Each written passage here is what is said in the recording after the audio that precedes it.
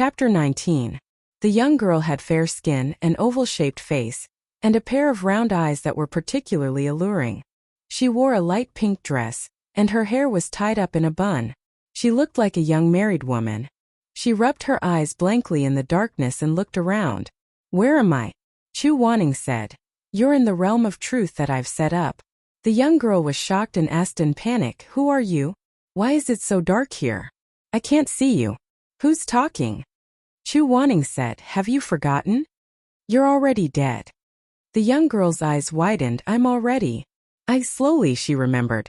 She lowered her head and crossed her arms in front of her chest. There was no sign of movement. She muttered softly and murmured, I'm already dead. Only souls can enter the realm of truth. Here, hatred and hatred will be eliminated. The dead, regardless of whether they become an evil ghost or an ordinary ghost, will retain their personality and appearance from when they were alive. This is called truth. The young girl was stunned for a moment, as though she was gradually recalling her past. Then she suddenly lowered her head and wept silently. Chu Wanning asked, Do you have any grievances?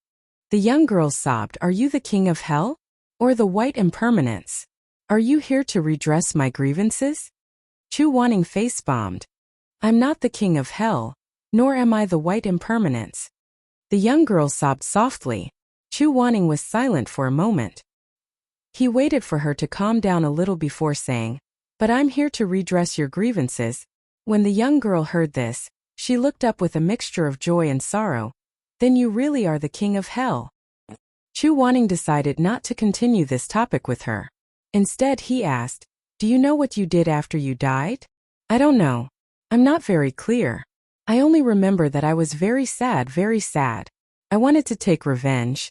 I wanted to find them, and I wanted to find him again." When one's soul had just been awakened, there were many things that could not be recalled, but it did not matter. Chu Wanning patiently asked her, "Who are you looking for?" The girl said softly, "My husband, Chan Bohuan."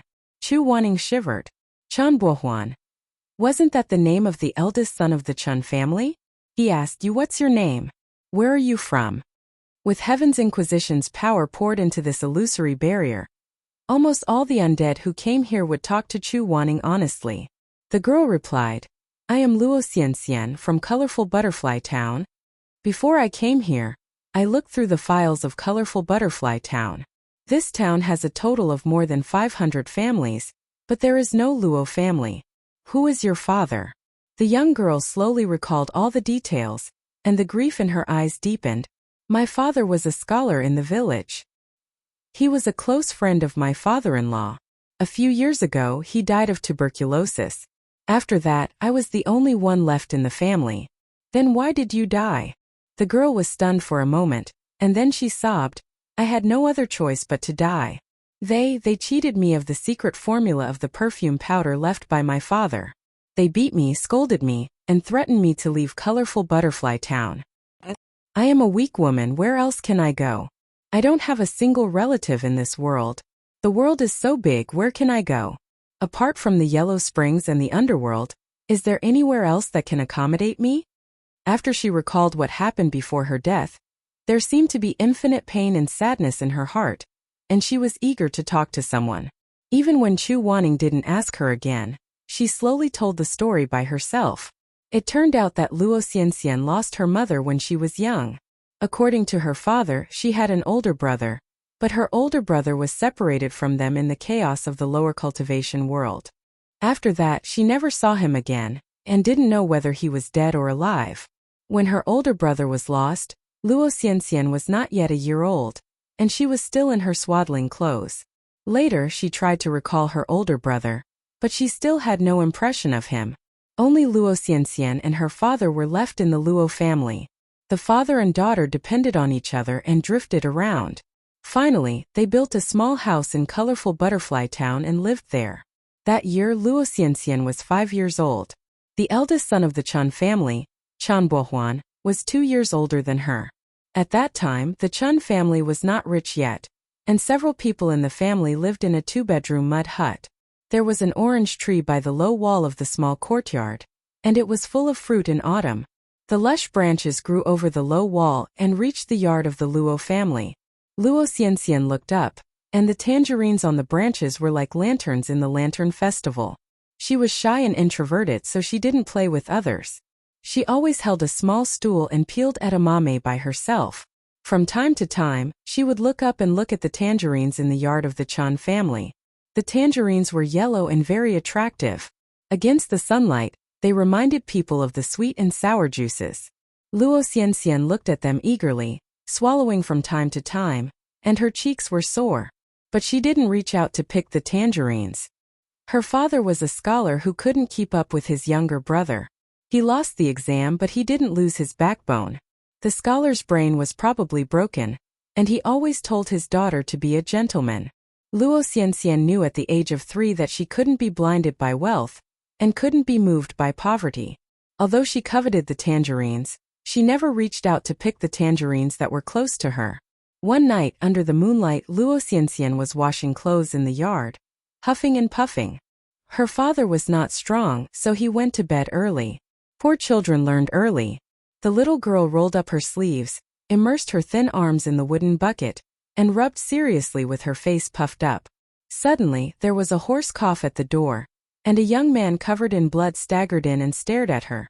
The little girl was so scared that she even forgot to scream. The young man's face was dirty and bloody, but he was very handsome. The two of them were in a stalemate for a long time. Finally, the young man couldn't stand it anymore, and sat down slowly against the wall. He gasped and said in a hoarse voice, "Give me some water."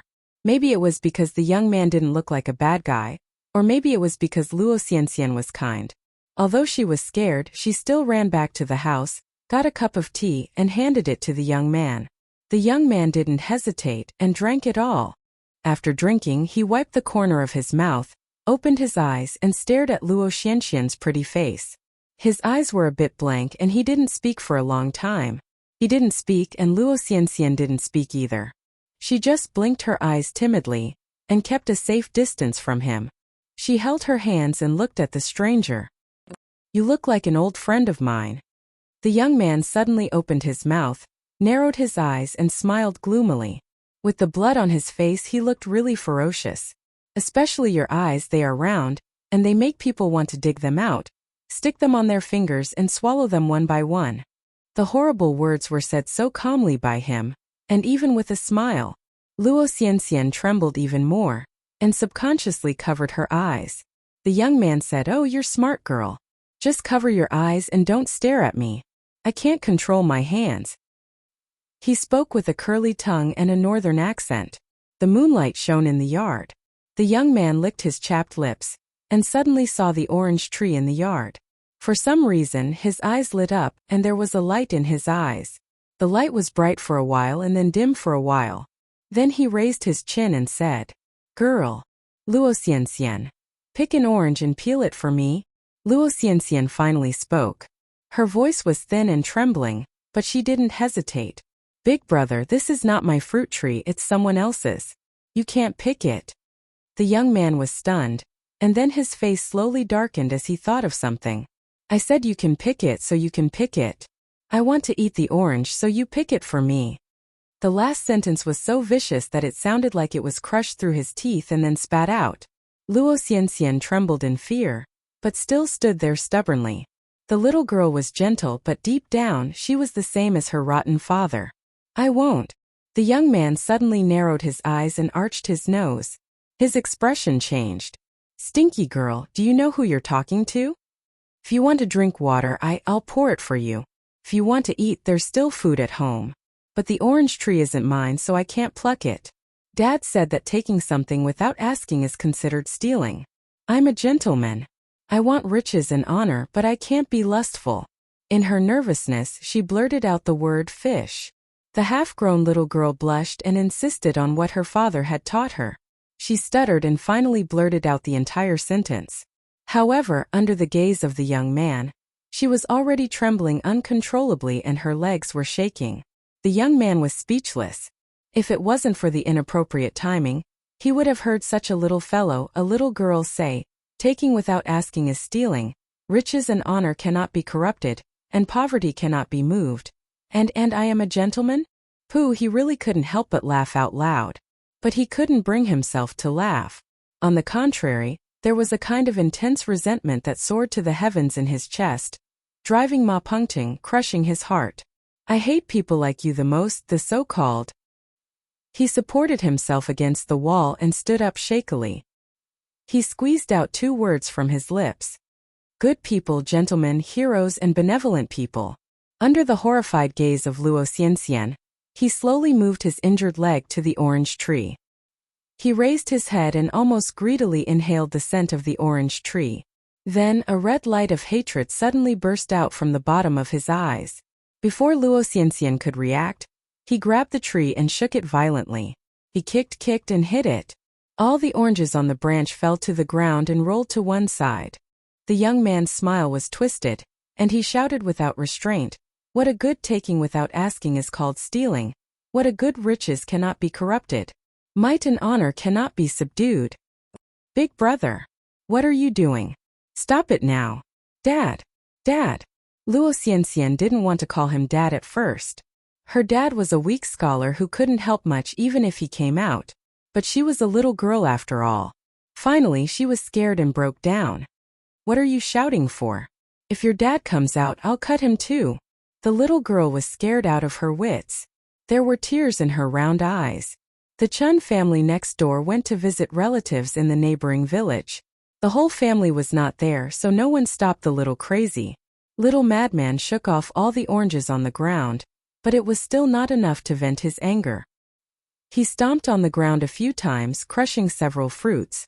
Suddenly, with a sudden burst of strength, he jumped up and flipped over to the Chun family's courtyard. He found an axe and chopped down the entire tree in a few moves. Then he flipped back and laughed. Suddenly he stopped laughing. He squatted on the ground and stared blankly.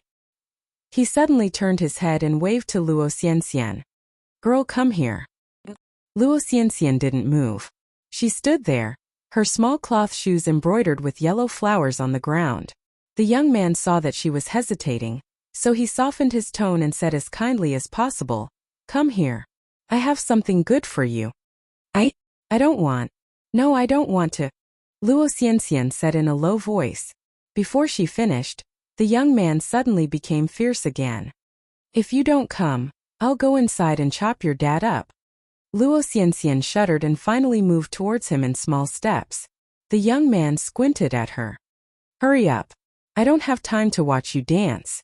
When Luo Xianxian was still a few steps away from him with her head lowered, he suddenly reached out and pulled her over.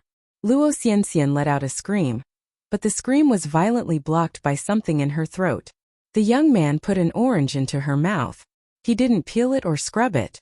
He just put it in her mouth with mud. How could Luo Xianxian eat an orange in one bite? The young man tried to force it into her mouth, and the orange cracked and rotted. Half of her face was smeared with the pulp of the fruit. However, the lunatic was still grinning, crushing the fruit in her face and stuffing it into her mouth that she was trying to close. "Aren't you a gentleman? You don't eat stolen food, right? Then what are you eating now? Huh? What are you eating now?" Oh, no. I don't want. Daddy. Daddy, swallow it." The young man narrowed his eyes and put the last bit of fruit into Luo Xianxian's mouth. His eyes were shining and he shuddered. "Swallow it." She watched as Luo Xianxian was forced to swallow the orange and called out "Daddy" in a choked voice. The young man was silent for a while and suddenly smiled. That smile was more terrible than his ferocious face. He touched Luo Xianxian's hair with satisfaction, squatted there and said gently, "Why are you calling me Daddy? Shouldn't you call me Big Brother? Is the orange I gave you sweet? Is it delicious?" Then he picked up another one from the ground. This time he did not force it into her mouth. He carefully peeled the orange peel and cleaned the sticky white strands little by little. Then he wiped his hands, broke off a piece, and brought it to Luo Xianxian's lips. He said softly, "If you like it, eat some more." Luo Xianxian knew that she had met a mentally deranged person today. She had no choice but to lower her head and silently eat the orange handed to her by the lunatic. The sweet and sour juice melted in her throat, and her stomach churned. The young man squatted there and fed her the orange piece by piece. Suddenly, he seemed to be in a good mood and even began to hum a song. His voice was rough and hoarse like a broken wind basket. She couldn't hear him clearly, and only a few words floated into Luo Xianxian's ears. 3 or 4 petals fall in the pond, 1 or 2 strings ring on the shore. It's best to be young and weak to see the end of the world. He suddenly said, "Little girl." Tisk. He curled his lips and held Luo Xianxian's little face. "Let me see your eyes." Luo Xianxian's hair trembled, and she couldn't resist. She could only let the young man look at her carefully. His bloody fingers touched her eyelids inch by inch. "You really look like them," he said. Luo Xianxian closed her eyes, sobbing. She was really afraid that this lunatic would pluck off her 2 ears on a whim like plucking fruits. But the young man didn't pick them. He just said to her coldly, "Didn't you teach me that I can't be corrupted by wealth and I can't be moved by poverty? Big brother also has something to say to you. Wu, open your eyes." Luo Xianxian closed her eyes tightly. The young man laughed and said hoarsely, "I'm not going to pick your eyes, open them." "Do you think I can't pick your eyes if you don't open them?" Luo Xianxian had no choice but to open her round eyes. Her long eyelashes trembled, and large drops of tears flowed down her cheeks. She didn't know how the frightened and pitiful expression on her face pleased this young man of unknown origin. He suddenly let go of the hand that was pinching her cheek. His hand hung in the air, and then he gently patted her head. He stared into her eyes, and a trembling smile appeared at the corner of his mouth. His smile was 7 parts twisted, 2 parts ferocious and 1 part sad. He said, "There are men in Lini, but their hearts are dead." After that he turned around and disappeared into the darkness. Only the mess on the ground showed that such a person had been here in the middle of the night, covered in blood. Chapter 20. The next morning, the Chens came back from a visit and saw that the orange tree in the yard had fallen and the oranges were all over the ground. There were not many other houses nearby, and only the Luo family lived close to them. Thinking of how Luo Xianxian looked at the oranges every day, the Chens were immediately sure. The unlucky Luo Xianxian must have stolen the oranges. Not only did she steal the oranges, but she also cut down their orange tree out of jealousy. The Chens immediately complained to Luo Shusheng. Luo Shusheng couldn't stand such humiliation. He immediately called his daughter over and asked her angrily if she stole the oranges. Luo Xianxian cried and said no. He asked her again if she cut the tree. Luo Xianxian still said no. He asked her again if she ate the oranges. Luo Xianxian didn't know how to lie, so she said yes. Before she could explain, she was ordered to kneel down by her angry father. In front of the Chens, her father beat her with a ruler and said, "An adopted daughter is worse than a man. How could you do such a thing at such a young age? What a joke. You disgraced your father. You have to face the wall for 3 days to reflect on yourself and turn over a new leaf. Dad, it wasn't me. It really wasn't me. How dare you talk back?" No one believed her. Although the lower cultivation world was chaotic, the colorful butterfly town was an exception. This town had always been simple and honest. They didn't close their doors at night. A crazy person covered in blood came in the middle of the night? Who would believe that? Luo Xianxian's small hands were beaten until the skin and flesh were broken. The few people from the Chun family looked on coldly. Only the oldest boy among them tugged at the corner of his mother's clothes, looking like he wanted to say something but stopped. His mother ignored him, and there was nothing he could do about it. His small face wrinkled, and he stood to the side, unwilling to continue watching. At night, Luo Xianxian didn't dare to go back to her room. She squatted under the eaves and stood as punishment. Her father was a scholar and couldn't tolerate stealing. He was also sour and stubborn. It was useless to talk to him because he didn't listen to her explanation. Luo Xianxian, who had been hungry all day, felt dizzy. Suddenly, someone called her in a low voice, "Sister Luo." Luo Xianxian turned around and saw a well-defined head sticking out from the edge of the mud wall. It was the eldest son of the Chun family, Chan Bohuan, who had tried to help her during the day. Chan Bohuan looked left and right to make sure there was no one around, so he quickly flipped over the wall. He had a hot steamed bun in his arms, and without any explanation, he stuffed it into her hands. "I see you've been standing under this wall all day, and haven't eaten anything." Here's a steamed bun for you, eat it quickly. Luo Xianxian was shy by nature. She had lived here for several months, but she hadn't talked much with her neighbor. Now that she suddenly looked at him so closely, she couldn't help but take 2 steps back and hit her head on the wall. But she still stuttered, I can't take it. Daddy won't let me. He said. He was incoherent for a long time, unable to form a complete sentence. Chen Buohuan said, Aya, your father only knows how to talk all day long. Why do you care so much about him? You'll get sick if you're hungry like this. Eat it or it'll get cold. The steamed bun was white and tender, and it was very soft with steam coming out. Luo Xianxian lowered her head and stared at it for a while, swallowing her saliva. He was really starving. She didn't care about being a gentleman. She grabbed the steamed bun, lowered her head and ate it. After a while she finished it. After eating, she raised her round eyes and said to Chen Buohuan, I didn't cut down the orange trees, and I didn't want to steal them. Chen Buohuan was stunned and slowly smiled, yes, but they don't believe me. Under such a disdainful gaze, Luo Xianxian's heart slowly melted, and her grievances melted like ice. She cried, opened her mouth and wiped her tears. They don't believe me. I didn't steal. I didn't steal. Chen Buohuan patted her in a hurry. I know you didn't steal. Aya, you stood under the tree every day and never took an orange. If you wanted to steal, you would have done it a long time ago. It wasn't me. It wasn't me. She cried even harder, and snot and tears fell together. Chen Buohuan patted her. It wasn't you, it wasn't you. The 2 children became familiar with each other just like that. Later, there was a murder case in a neighboring village. It was said that a few nights ago, a blood-soaked bandit had entered a house and wanted to sleep in one of the rooms. The owner of the house did not agree. So the bandit stabbed the whole family to death.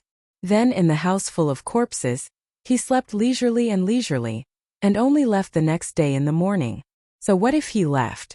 He even stained the wall with blood and wrote a long article about what he had done, as if he didn't want the world to not know about such a bad person. This news spread like wildfire and soon it spread to colorful Butterfly Town. It was the night when Luo Xianxian said she met Crazy Big Brother. Luo Shuxing and the Chun family were all speechless. After the misunderstanding was solved, the 2 families began to interact more frequently. The Chun couple saw that Luo Xianxian was very cute, a little beauty, and diligent and sensible. They thought that it would be difficult to find a better daughter-in-law with their family background, so they decided to arrange a marriage between Chen Buohuan and Luo Xianxian. When they reached marriageable age, they would officially hold a wedding banquet. Luo Shuxing saw that his daughter and Chen Buohuan were childhood sweethearts, so he gladly agreed. Days passed by. If it wasn't for Luo Shuxing's love for art and incense, the Chen and Luo families would have lived in poverty and peace like they had expected at the beginning. But the bad thing was that Luo Shuxing accidentally found 100 butterfly incense powder. Although the smell of this powder was not special, and it was not much different from the ordinary spices in town, it had an advantage that ordinary spices couldn't have. It would linger for 100 days and its fragrance would never fade away. The fragrance of 100 butterfly incense powder lasted for a long time, and the fragrance did not dissipate easily. It was a good and cheap thing that ordinary people wanted. Luo Shuxing said, everything is inferior, but studying is the best. Although he found the powder, he was not willing to sell it. He thought that it would lower his status. If he didn't sell it, there would naturally be others who wanted it. Mrs. Chun tried several times to get the recipe from Luo Shuxing and encourage him to open a shop, but she was rejected.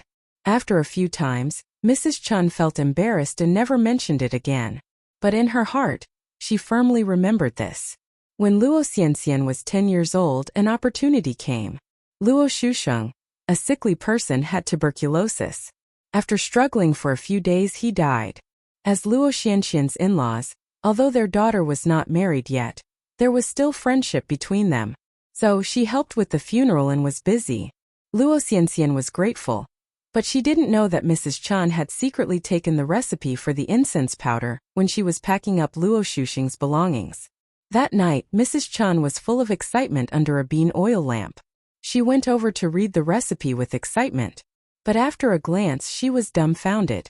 Luo Shuxing's calligraphy was elegant and graceful. She stared at it for a long time, but couldn't understand a single word. She had no choice but to quietly put the recipe back. After a few months, when Luo Xianxian calmed down, she called her daughter to the house for dinner.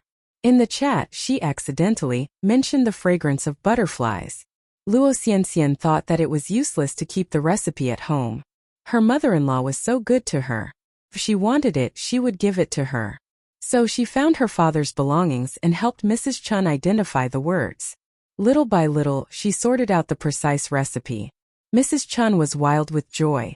After she got the recipe, she began to plan with her husband to open a shop. Of course, at that time, she still cherished this gentle and sensible daughter-in-law. Luo Xianxian was getting more and more beautiful. Although her family was unfortunate, her appearance was 1 in 100. Many young men in the town began to pay attention to her. A long night was fraught with problems. Mrs. Chun thought that she had to get this done quickly. However, Luo Xianxian had just lost her father. According to the custom of colorful butterfly town, if one's parents died, one could not marry for 3 years. How could Mrs. Chun wait 3 years? She racked her brains and thought of a solution. One day, Luo Xianxian was braiding the hair of the little sister of the Chun family. The little girl was very close to her. All day long, Luo Xianxian would follow her around like a little tail. Mrs. Chun walked into the courtyard and called Luo Xianxian into the inner hall. She said to her, "Xianxian, you and Bo Huan were childhood sweethearts. You were engaged to him. Now that your father is gone, you're all alone. It's not easy for you to live. Originally, you were supposed to marry into our family this year. But the rule of 3 years of mourning here is so tiring that you can't get married. Auntie was thinking, if you wait 3 years, how old will you be?" Luo Xianxian lowered her head and didn't say anything. But she was smart enough to guess Mrs. Chen's next words. Her cheeks turned slightly red. Sure enough, Mrs. Chun continued. "It's hard and tiring to live alone. How about this? You marry me first. We'll close the door and pray to heaven and earth. We won't tell outsiders first. If others ask, you can say that you are living with Auntie so that we can take care of each other. This way, you will complete the ritual and won't be criticized. It will also make your old father feel at ease. When the 3 years are up, we will hold a grand wedding for you too. What do you think?" Her words sounded like she was thinking for Luo Xianxian. Luo Xianxian was not a bad person. She didn't think badly of others, so she agreed. Later, the Chun family became rich by selling the 100 butterfly fragrance powder. They moved out of the old house and bought a large piece of land in town. They renovated the house and became a big family. Luo Xianxian became a person who hid in the shadows of the big family and rarely showed herself. People in town thought that Luo Xianxian was living in the Chun family because of Mrs. Chen's kindness. They didn't know that she and Chun Bohuan were married. Although she felt wronged, Luo Xianxian only thought that her mother-in-law was doing this for her own good, so she didn't complain. Plus, Chun Bohuan was sincere to her. So the couple lived a happy life. After 3 years, everything would return to normal. However, Luo Xianxian didn't get married officially. The Chun family's business was getting bigger and bigger. Plus, Chun Bohuan was handsome. Not only in colorful Butterfly Town, but also in several other towns, the daughters of the big family started to have ideas about young Master Chun. After a while, Mrs. Chen's mind became active. She set up this marriage because she thought that she couldn't find a good wife in a peasant family. So she was anxious to tie Luo Xianxian down. Who would have thought that the Chun family would one day prosper? At this time, when she looked back at Luo Xianxian again, she felt that this girl was not good-looking enough. She was not smart enough. She was as dumb as her dead-headed father. No matter how she looked at her, she did not like her. She regretted it a little. But the appearance of Miss Yao changed her a little to a lot. Miss Yao is the daughter of the county magistrate. She loves military attire. One day, she was riding a horse on her way back from hunting. When she passed by a fragrance powder shop, she picked out a few fragrant powders. Who would have thought that instead of the fragrance powder, she saw a handsome young man who was busy in the hall. That young man was none other than Luo Xianxian's husband, Chun Bohuan. Chapter 21. Miss Yao was a hot-tempered girl. When she got home, she didn't want to eat or drink. She kept pestering her father to ask about Chun Bohuan. Although Chun Bohuan was married, it was done behind closed doors. Who in the surrounding villages knew about it? Even the engagement between the Luo family and the Chun family was not clear about it. So Miss Yao learned that Child Chun was not married yet. After a few rounds of observation, the county magistrate felt that Xiao Chun was capable, had a gentle temperament, and had a good family background. Thus, he sent someone to talk to the Chun couple about the marriage. Lord Chun regretted it so much. They told the county magistrate that they needed to think about it first. After closing the door, the two old men started to quarrel. Lord Chun said, "Why are you so anxious? That poor scholar died early. His daughter was supposed to mourn for him for 3 years. If you didn't let them get married first, it's not too late for our son to regret it now. Look at what happened." Mrs. Chun was also anxious. "Blame me? Weren't you the one who wanted to arrange the engagement? Now it's the county magistrate's daughter. How can Luo Xianxian compare to her?" Behind closed doors, the two old bastards argued until their faces and ears turned red. In the end, they had no energy left and were panting heavily across the table. Lord Chen asked, "What should we do?" "Let's ask the county magistrate to go back." Mrs. Chun said, "We can't. Our Chun family is counting on Miss Yao to make a fortune." Lord Chun said angrily, "Can Miss Yao be a concubine? Can she? Our son already has one in his room. How can we get her in? Look at how lovey-dovey those two are." Mrs. Chun didn't say anything. After a while, her eyes suddenly lit up and she murmured, "Old Chun, I'm thinking about it. No one knows about Luo Xianxian and our son except for the people in our family." After a few moments of silence, Squire Chun was stunned for a while. He immediately understood his wife's intention. He was trembling, half out of fear, half out of excitement. You mean, if no one knows it's not a marriage?" Mrs. Chun said. "Let's find a way to drive her away. If the soft approach doesn't work, we'll use the hard approach. Everybody knows that our son is unmarried. Do you remember how she stole oranges when she was little? As long as all of us bite the bullet, even if she has 17 or 18 mouths, she won't be able to defend herself."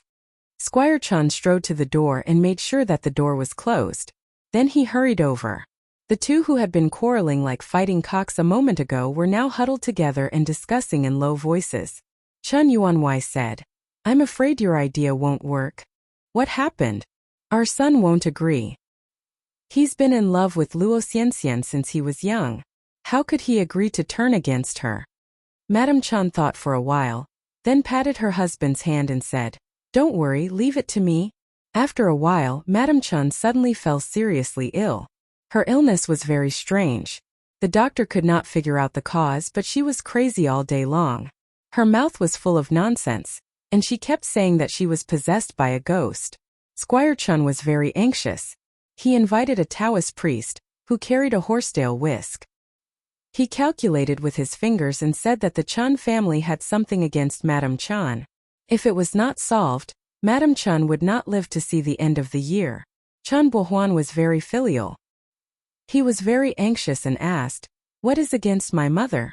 The Taoist priest pretended to be mysterious for a long time, and said that it was a hidden beauty. Everyone in the room was stunned. The sons of the Chun family all turned to look at Luo Xianxian, who was standing on the side. Luo Xianxian was also stunned. In fact, she had been told many times since she was a child. She was born to be a jinx and she killed her mother, then her brother and then her father. Now she was pointed at and said that she was going to kill her mother-in-law. The people of the Chun family were anxious. Several brothers took turns to persuade her to leave the Chun family. After all, no one outside knew that she was married and had a clean reputation. They would give her money and let her find another good family. Luo Xianxian was anxious and scared. She was really worried that she was the jinx of Madame Chun. She cried all day long. Chun Bohuan was heartbroken. He saw that his mother was getting more and more haggard. He was in a dilemma. He did not want Luo Xianxian to leave, but he could not bear to see his mother suffer. She lost a lot of weight quickly. The brothers of the Chun family could not accept it. One day, when their boss was not around, they went to find their sister-in-law. Luo Xianxian was mixing the 100 butterfly powder in the greenhouse. They rushed up and knocked over her utensils. The powder fell all over her. The strong smell seemed to have seeped into her bones and couldn't be washed away. The brothers surrounded her and said a lot of principles, such as wife's virtue and wife and daughter are inferior, parents are superior. But Luo Xianxian was very tough. Although she was timid, she was very stubborn. She cried and said that she did not want to leave.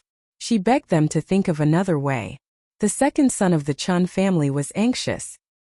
He went to her and slapped her. He said to her, "Our mother is going to die because of you. If there is another way, will your father die? Will your mother die? Will your brother's life be uncertain?" As soon as he slapped her, the others rushed to her. They surrounded Luo Xianxian and beat her. They shouted, "Get out of here! Jinx! Jinx!" These sons were of the same mind as their mother. In fact, they knew their mother's idea. At this time, when their boss was not around, they drove Luo Xianxian out of the house. They threatened her that if she dared to come back, they would beat her every day. Anyway, she did not have a family. Even if she was beaten to death, no one would speak for her. It was a big snowy night. Luo Xianxian was thrown into the snow with bruises all over her body. One of her embroidered shoes fell off. She crawled forward slowly. Her mouth made unclear sobs, like the low howl of a cub before its death. It was late at night. On such a snowy day, few people would go out. She crawled in the vast world. She did not know where she was going. She did not know where she could go. The brothers of the Chun family were right. She did not have a family. She did not have a father. She did not have a brother. No one could stand up for her. No one could take her in. In this vast world of white, there was no place for her to stay. Her body was not strong. When she was thrown out, she was wearing thin clothes. She shivered in the cold. Soon her legs and feet became numb. She could not feel anything. She crawled all the way to the outskirts of the city. She came to the temple where the ghost master of ceremonies was enshrined. She curled up in the temple to hide from the snow. Her lips were blue and purple from the cold. Her heart was even more sad. She looked up at the clay statue with bright red makeup. She could not stop her tears from rolling down her face. She remembered the rules of the lower cultivation world. When a couple got married, they should have a master of ceremonies as witness. But at that time she just had a red flower in her hair. She smiled sweetly and kowtowed to Chan Buahuan. Was this closed-door marriage really just a dream? Was the picturesque beauty in the bronze mirror that day really just the sound of greed in the depths of her drunken dream? She knelt in front of the ghost master of ceremonies. She dragged her body that was getting heavier and colder. She knelt 3 times and kowtowed 9 times. She cried and laughed. Married as husband and wife, loving each other without doubt. Pleasure in this evening. She gradually felt dizzy. Her vision was getting blurry. There seemed to be a thin layer of moonlight in front of her. In the small courtyard in the past, she cried and said, "I didn't steal it. I didn't steal it. I didn't steal the oranges." However, rumors were a fearful thing. No one would believe her one-sided story. Today, she knew that even if she went to someone and cried, saying that she was really Chun Buahuan's first wife, there would definitely be no one who would believe her. She was still that little girl by the mud wall, who had nowhere to redress her grievances. Nothing had changed. But there was someone who climbed over the wall and put a steaming white steamed bun into her palm. He said to her, "You must be hungry. Eat a steamed bun to fill your stomach." But now that person, where was he? He came back and couldn't find her. Would he be anxious? Or would he be relieved that her mother would finally not be cursed by her again? Luo Xianxian curled up in the mud temple. Her tears gradually dried up. She whispered, "Empress of the ceremony, I want to be with him. I am his first wife. When we went through the ceremony, there was no empress beside us. You are a ghost empress. You can't control a living person. But I can only tell you." She sobbed and made the last sound in her throat. "I'm not lying, I'm not lying." The snow was silent. The long night was silent. The next day, the townsfolk passing by the mud temple in the suburbs found Luo Xianxian's cold body. Chapter 22. When Chu Wanning heard this, she was enraged. She wished she could immediately remove the willow vines and whip the Chan couple. But he couldn't open his eyes to curse. Once he did, the pure reality illusion would disappear. The pure reality enchantment could only lock a ghost once. If it was interrupted, he wouldn't be able to hear what Luo Xianxian said next. Therefore, he could only suppress his anger and continue to listen to Luo Xianxian. After she died, her soul entered the netherworld first. She was muddle-headed and unconscious. The only impression she had was a woman wearing red and green clothes. She looked like the ghost master worshipped in the temple. The ghost master stood in front of her and asked her gently, "You and Chan Bohuan can't sleep in the same bed when you are alive, but do you want to sleep in the same cave when you die?" She answered in panic, "I do. I do."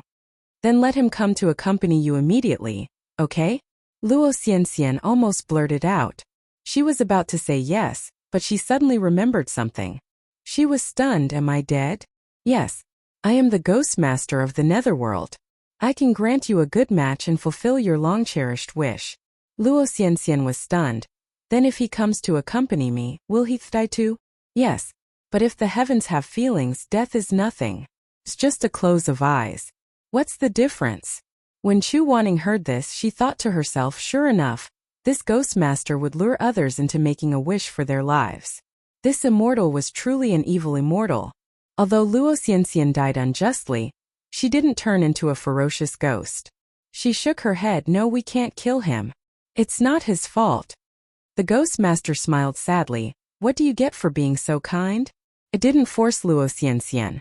As an immortal, it was okay to lure others to make a wish but not to force them. Its figure gradually faded and its voice became more and more vague. "Soul return in 7 days. When you return to the world of the living on the first 7 days, go and see the Chens.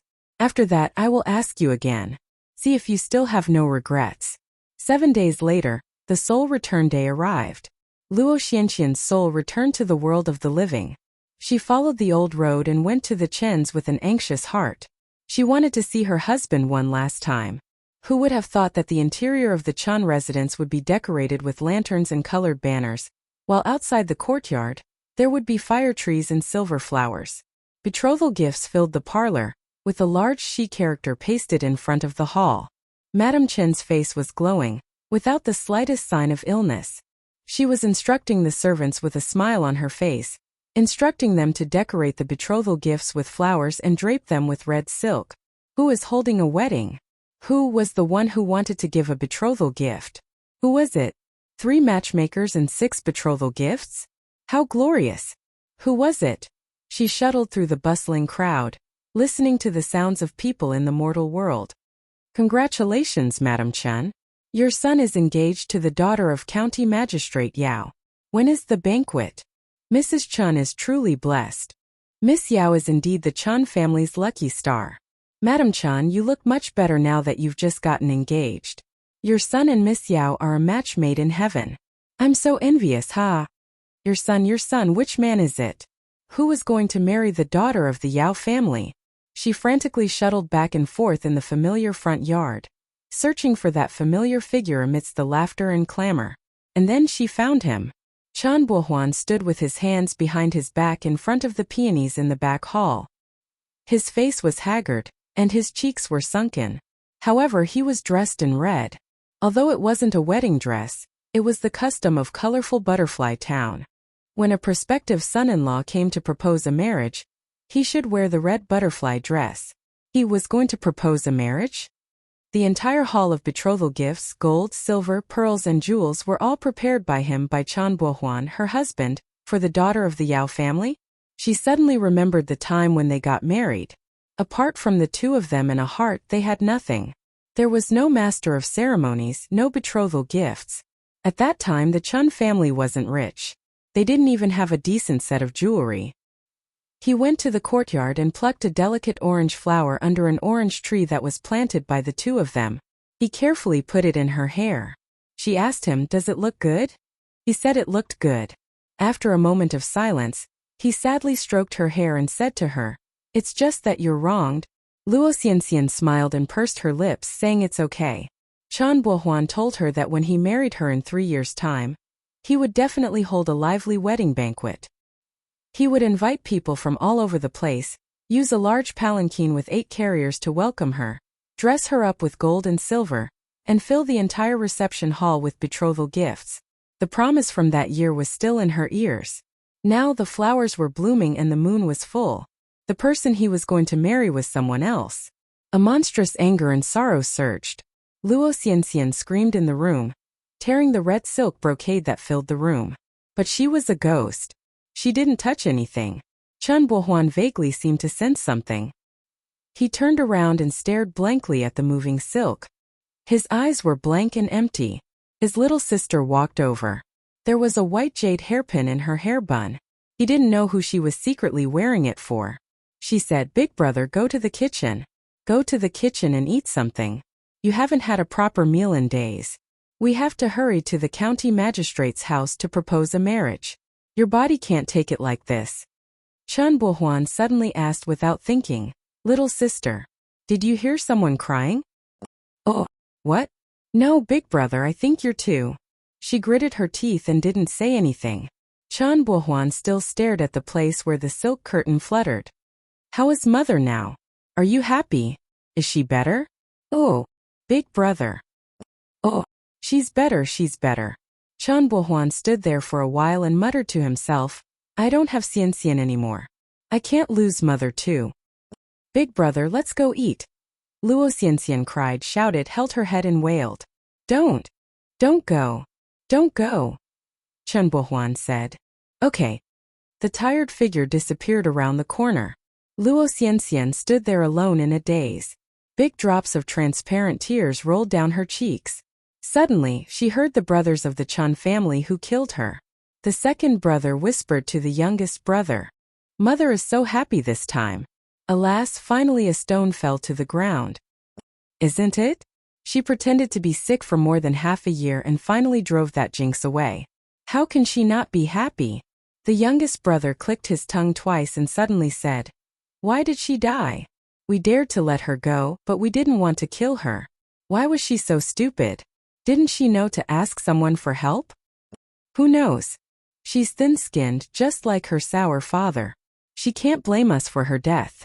Although we pretended to be sick to earn her, we have our own difficulties. Think about it.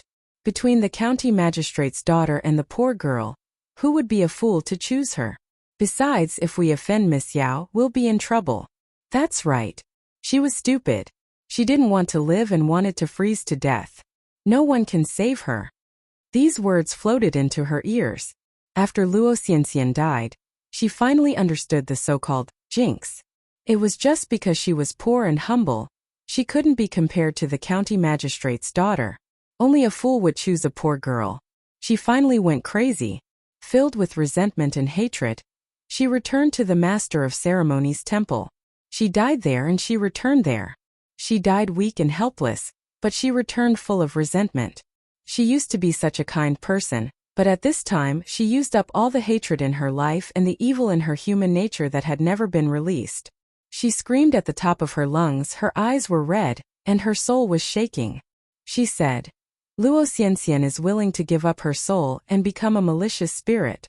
I only asked the master of ceremonies Empress to avenge me.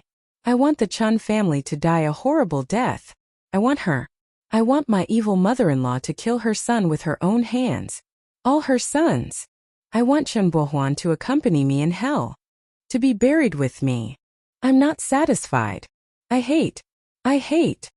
The eyes of the clay statue on the altar closed, and the corners of its mouth slowly raised. An empty voice echoed in the temple. "I accept you as my believer. As you wish, you will become a malicious spirit, kill, hateful person."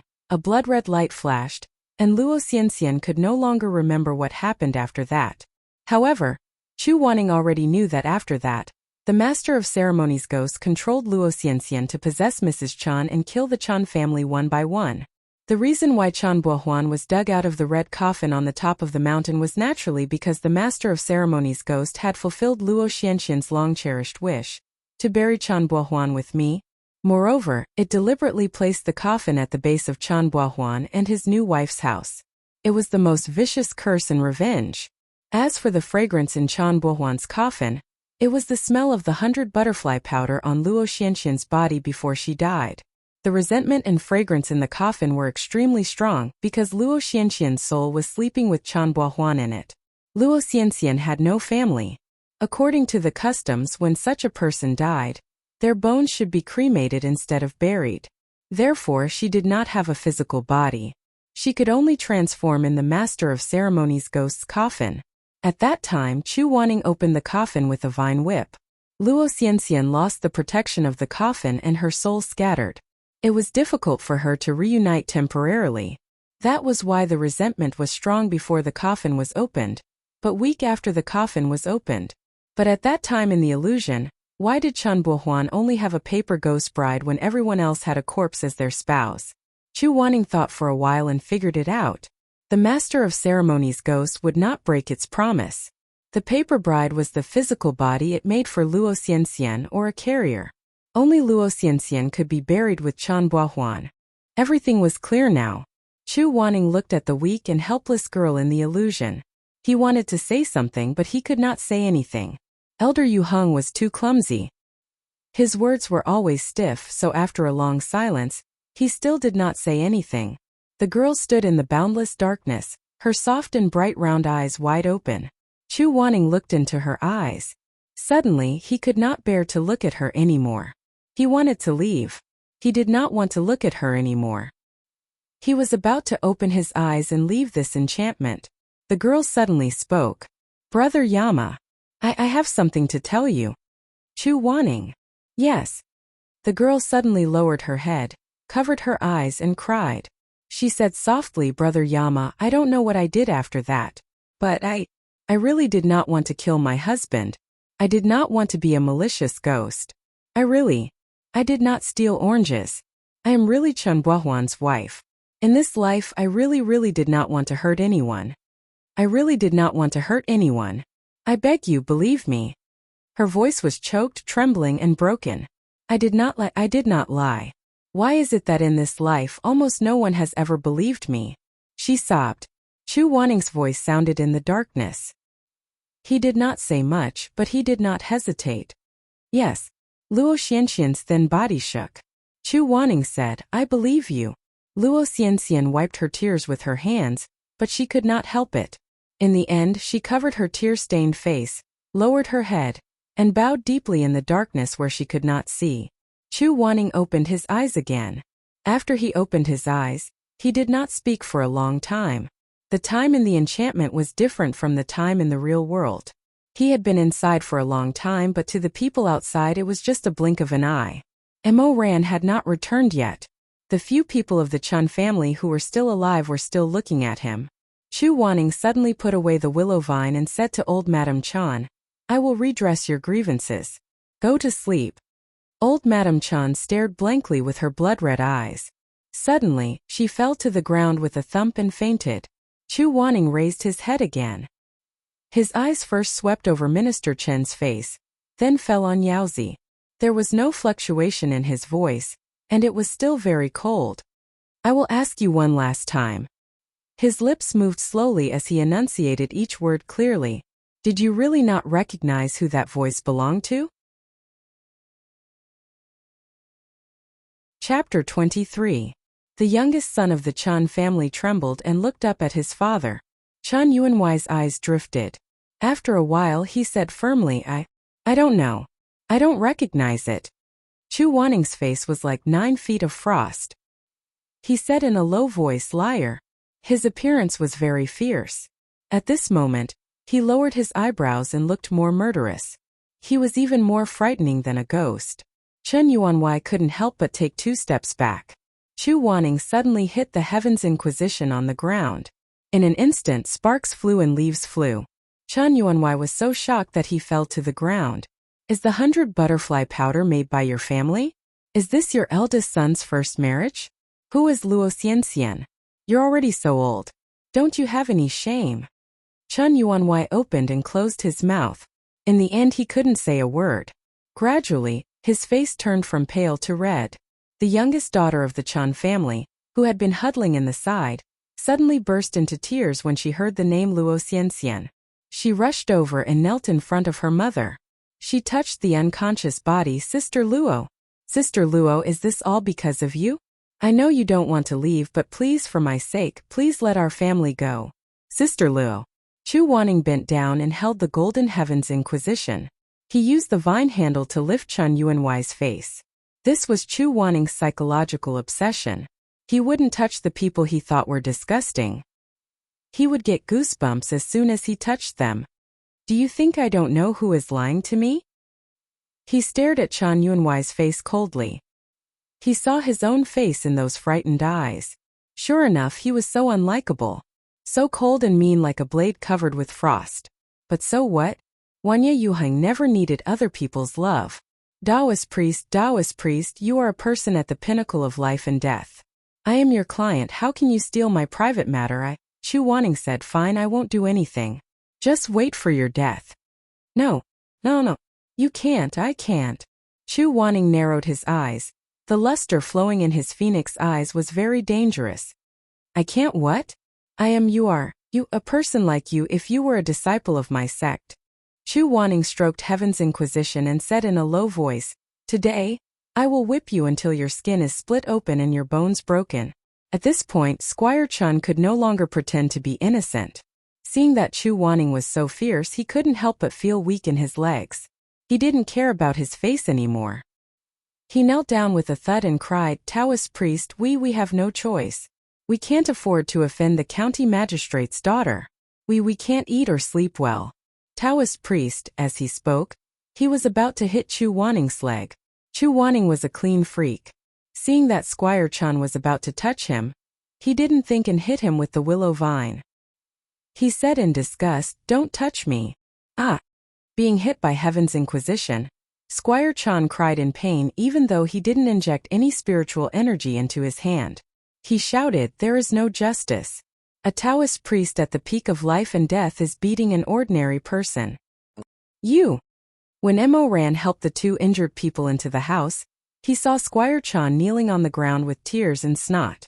He pointed at Chu Wanning with trembling hands and shouted, which sect does this?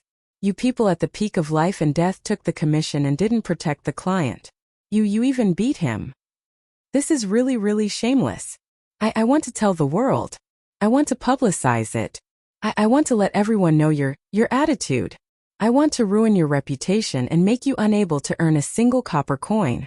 Chu Wanning said angrily, so what if we have money? Can we turn black and white upside down? Can we repay kindness with ingratitude? Can we do whatever we want with money? Can we break our promise? The youngest son of the Chun family said timidly, we didn't kill Luo Xianxian. We just hit her lightly and kicked her out of the house. She didn't want to live. She didn't even find a place to hide in the snow. How can we be blamed for that? We didn't kill anyone. Even if you're an immortal, you can't just blame us like that. His words were extremely sharp. According to the law, the Chun family had not done anything that was out of line. Even if Chu Weining sent them to the court, the Yamen would at most blame the Chun family for being fickle and untrustworthy, but they would not be able to convict any of them. I didn't kill Bo Ren, but Bo Ren died because of me. You guys are really innocent. Chu Wanning's hand that was holding onto Lu Tung was trembling slightly because of her anger. Chen Yuanhuai was old and cunning. He had recovered from the initial panic. He was worried that Chu Wanning would leave them alone before the evil ghosts were completely eliminated. But on second thought, this fierce Taoist was sent by the Peak of Life and Death. The Peak of Life and Death was the biggest sect in the lower cultivation world. Since they had accepted the commission, the Taoists must complete the task. This was a well-known fact in the world. After thinking this through, he was not so scared anymore. He held his hoof, which had a small cut, and cried until his nose was full of snot and tears, clean it? Our Chun family has never done anything evil. We didn't kill anyone or set a fire. Luo Xianxian didn't want to live. How can you blame us for it? If you don't get rid of this evil ghost today, I'll report you to the Peak of Life and Death. How can you be like this? You take people's money and you have to eliminate them. You don't even understand this and you... Before he finished, Chu Wanning took his money bag and threw it in front of Chen Yuanhuai without blinking. The sect took your money, and I'll return it to you today. As for the report, you can report it if you want. Tianwen's light shone and the willow leaves were like knives. Chen Yuanhuai was caught off guard. He screamed and ran away with his hands covering his head. In a panic, he even pulled his little daughter to block the willow vines for him. Fortunately, Chu Wanning was used to slapping people and Tianwen was one with his mind. He immediately stopped and avoided the little daughter of the Chen family.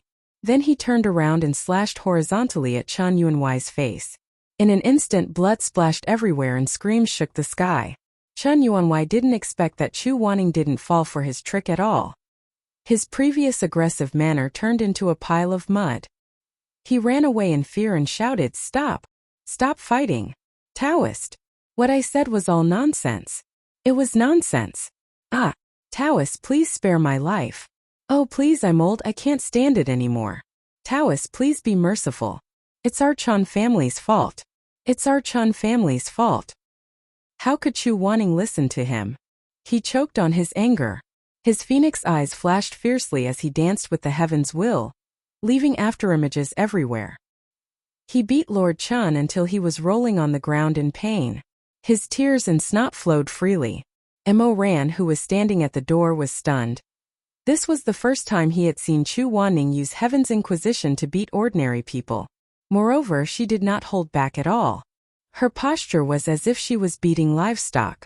She swung the vine so hard that it almost turned into a shadow. How could this be? The client actually hit the client. Regardless of whether it was in the upper cultivation world or the lower cultivation world, this matter was enough to sweep that immortal's reputation to the ground. No matter how fierce Chu Wanning's temper was, no matter how impulsive she was, she wouldn't make such a big mistake, right? This was even more serious than his crime of theft and sexual intercourse. Shimei was also scared pale. He pulled Mo Ran and said, "Quick, go and stop Shizun." Mo Ran handed the unconscious Chen Yaoshi, who was the daughter of the Yao family, to Shimei. He went forward and grabbed Chu Wanning's wrist. He was shocked and anxious. "Shizun, what are you doing?" Chu Wanning was angry. He raised his eyebrows and shouted, "Let go." "Shizun, you're breaking the commandments. Do I need you to say that? Do you think I don't know the 750 commandments of the peak of life and death better than you? Let go." Mo Ran raised his voice. "Then why are you hitting him?" Chu Wanning didn't want to waste time with him. He suddenly swung his sleeve and whipped Chen Yuanhui with another vine. "Shizun!" Chu Wanning shouted angrily in a low voice, "Get lost." Seeing this, Chen Yuanhui felt that Mo Ran was handsome and amiable. He must be a good person. He quickly crawled over and hid behind Mo Ran. He grabbed Mo Ran's sleeve and said, "Taoist priest, please talk to your Shizun. I'm an old man. Even if I did something wrong, I can't take this kind of beating." Who would have thought that when Mo Ran turned his head, he would see his face full of tears and snot. This guy did not pity him at all. Instead, he felt disgusted. He quickly moved away and said with disdain, "Don't touch me." Seeing that this person was unreliable, Lord Chen's gaze shifted to Shimei, who was helping Chen Yaoshi sit down on the armchair. He held onto his last ray of hope and crawled over to Shimei. As he crawled, he cried loudly, Taoist priest, please have mercy. I know I did something wrong. It's my fault. I beg you, please help me talk to your Shizun. I know I did something wrong. I'll do whatever you want me to do. Just don't hit me anymore. I'm old, my body can't take it anymore. I can't take it anymore," he cried sadly. He wanted to live, so naturally he was very sincere. He crawled over to Shimei and reached out to grab Shimei's sleeve. Shimei saw how pitiful he was and looked up at Chu Wanning. "Shizun, since the old man knows he did something wrong, please be merciful and let him go." Chu Wanning said, "Get out of my way." "Shimei." Chu Wanning said sternly, "You still won't move?" Shimei was so scared that he trembled and moved out of the way. With a whoosh, the heaven's wrath cut through the air and went straight for Chen Yuanhui's head. Chen Yuanhui covered his head with his hands and screamed at the top of his lungs. His scream was so shrill that Shimei, who was standing beside him, couldn't help but move back and block the heaven's wrath for Chen Yuan. Swoosh! Shimei dodged too quickly. Chu Wanning wanted to stop, but it was too late. Blood splattered everywhere. Shimei's body was very weak. After being hit by the heaven's wrath, he suddenly knelt on the ground and covered his fair and tender cheek. The blood couldn't stop flowing and flowed through the gaps between his fingers. Chapter 24. For a moment no one in the hall spoke. Only the sound of Minister Chen's sobbing could be heard. Shimei lowered his head and covered his cheek. When he looked up at Chu Wanning, his eyes were full of sincerity. Shizun, please don't hit me anymore. If you continue to hit me like this, I will be the one to bear the responsibility. Mo Ran was scared out of his wits. Although he was a bastard, he was stubborn and infatuated with Shimei. In this life he swore to himself that he would cherish and protect Shimei. But in just a few days Shimei was seriously injured by the willow vines. What the hell was going on? He didn't have time to settle accounts with Chu Wanning. He hurried to Shimei's side and checked the wound on his face. Shimei said softly, I'm fine. Let me see. I'm really fine. Even though he resisted, Mo Ran pulled down his hand that was covering the wound. His pupils suddenly shrank. There was a deep and hideous wound. His skin and flesh were exposed. Blood kept flowing out until it reached his neck. Mo Ran's eyes couldn't help but turn red. He bit his lip and stared for a long time. Suddenly, he turned to Chu Wanning and shouted angrily, Are you done? Chu Wanning's face was gloomy. He didn't say anything. He didn't apologize and didn't come forward. He stood straight in the same place, still holding Heaven's Inquisition in his hand. Mo Ran seemed to have countless demons and monsters crazily gathering in his heart. Who could bear to see his sweetheart who died once in his previous life being wronged again and again? He and Chu Wanning just stared at each other like that. Neither of them gave in.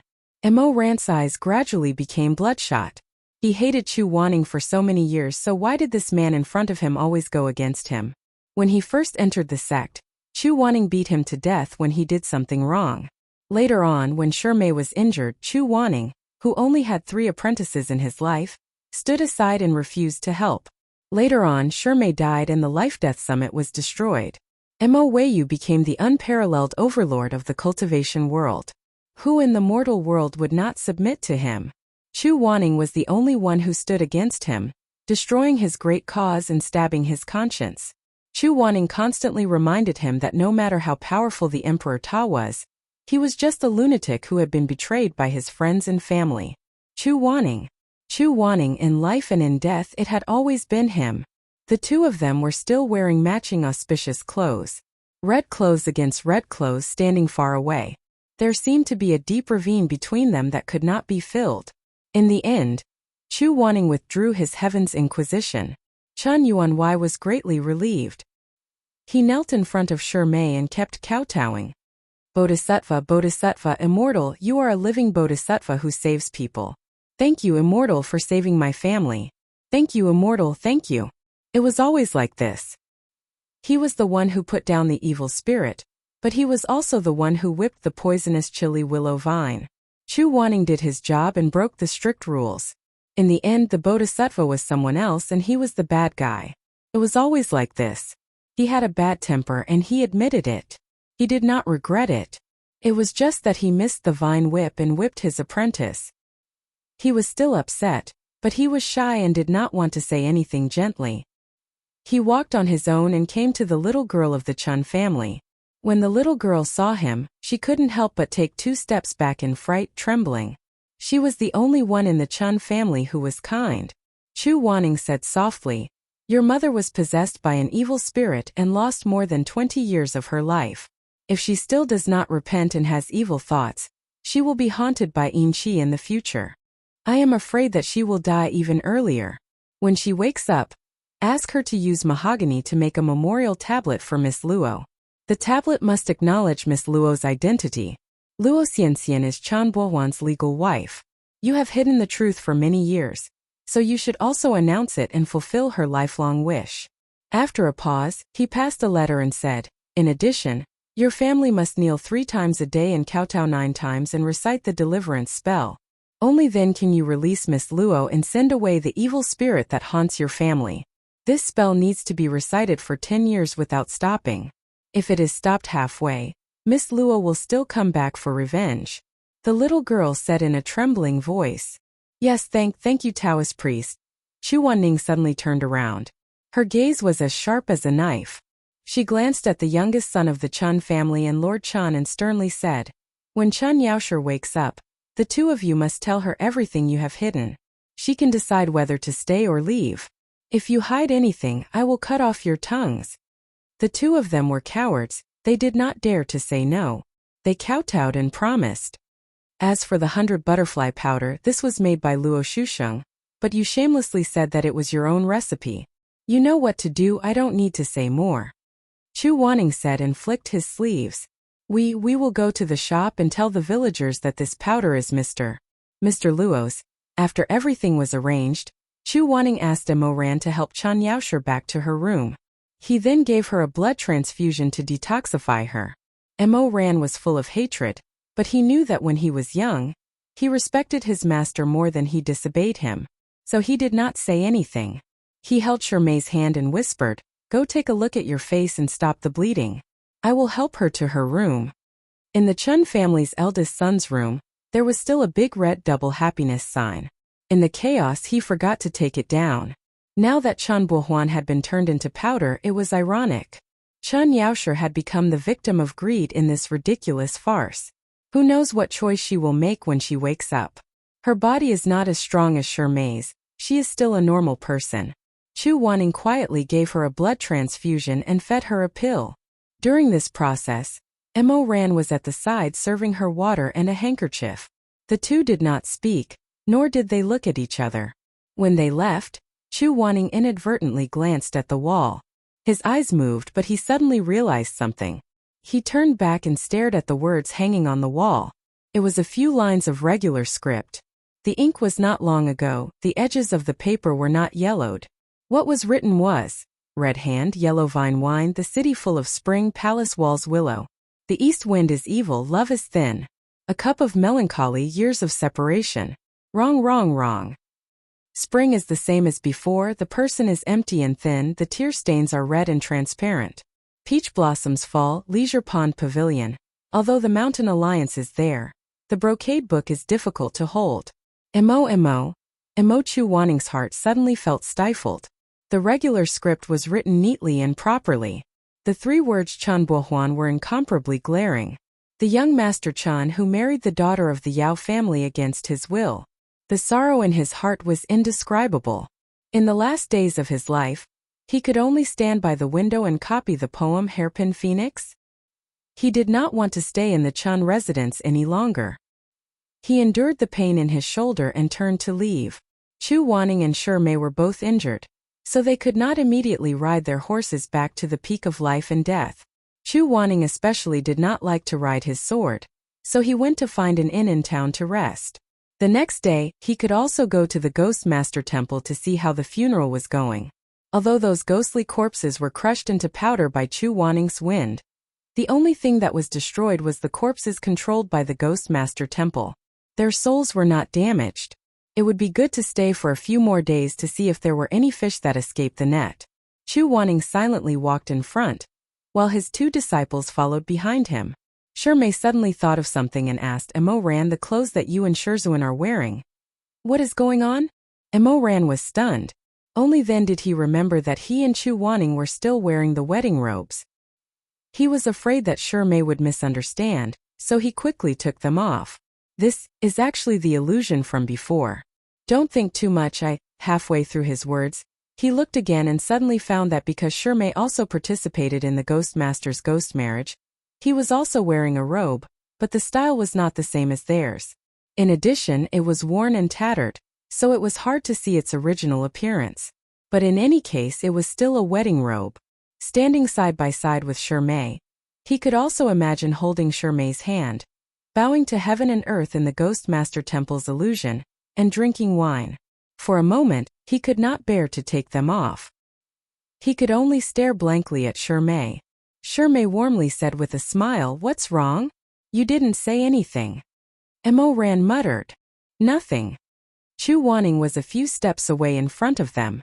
It was unknown how much of their conversation he had heard, but at this time he stopped and turned around. The first glimmer of dawn had already appeared in the sky. After a night of ups and downs, the twilight faded away, and a glimmer of dawn suddenly appeared on the horizon. The bright red rising sun was like a broken and bleeding heart, struggling out of the abyss of the dark night, revealing a touch of gorgeous splendor. Chu Wanning stood against the light, standing at the end of the long night that was getting brighter and brighter, standing in the midst of the rising sun that filled the sky. His wedding robes were as red as blood, standing sideways. The rising sun painted a blurry golden line on the side of his face, making it impossible to see the expression on his face. Suddenly, with a burst of spiritual power, the wedding robes were shattered by a strong force.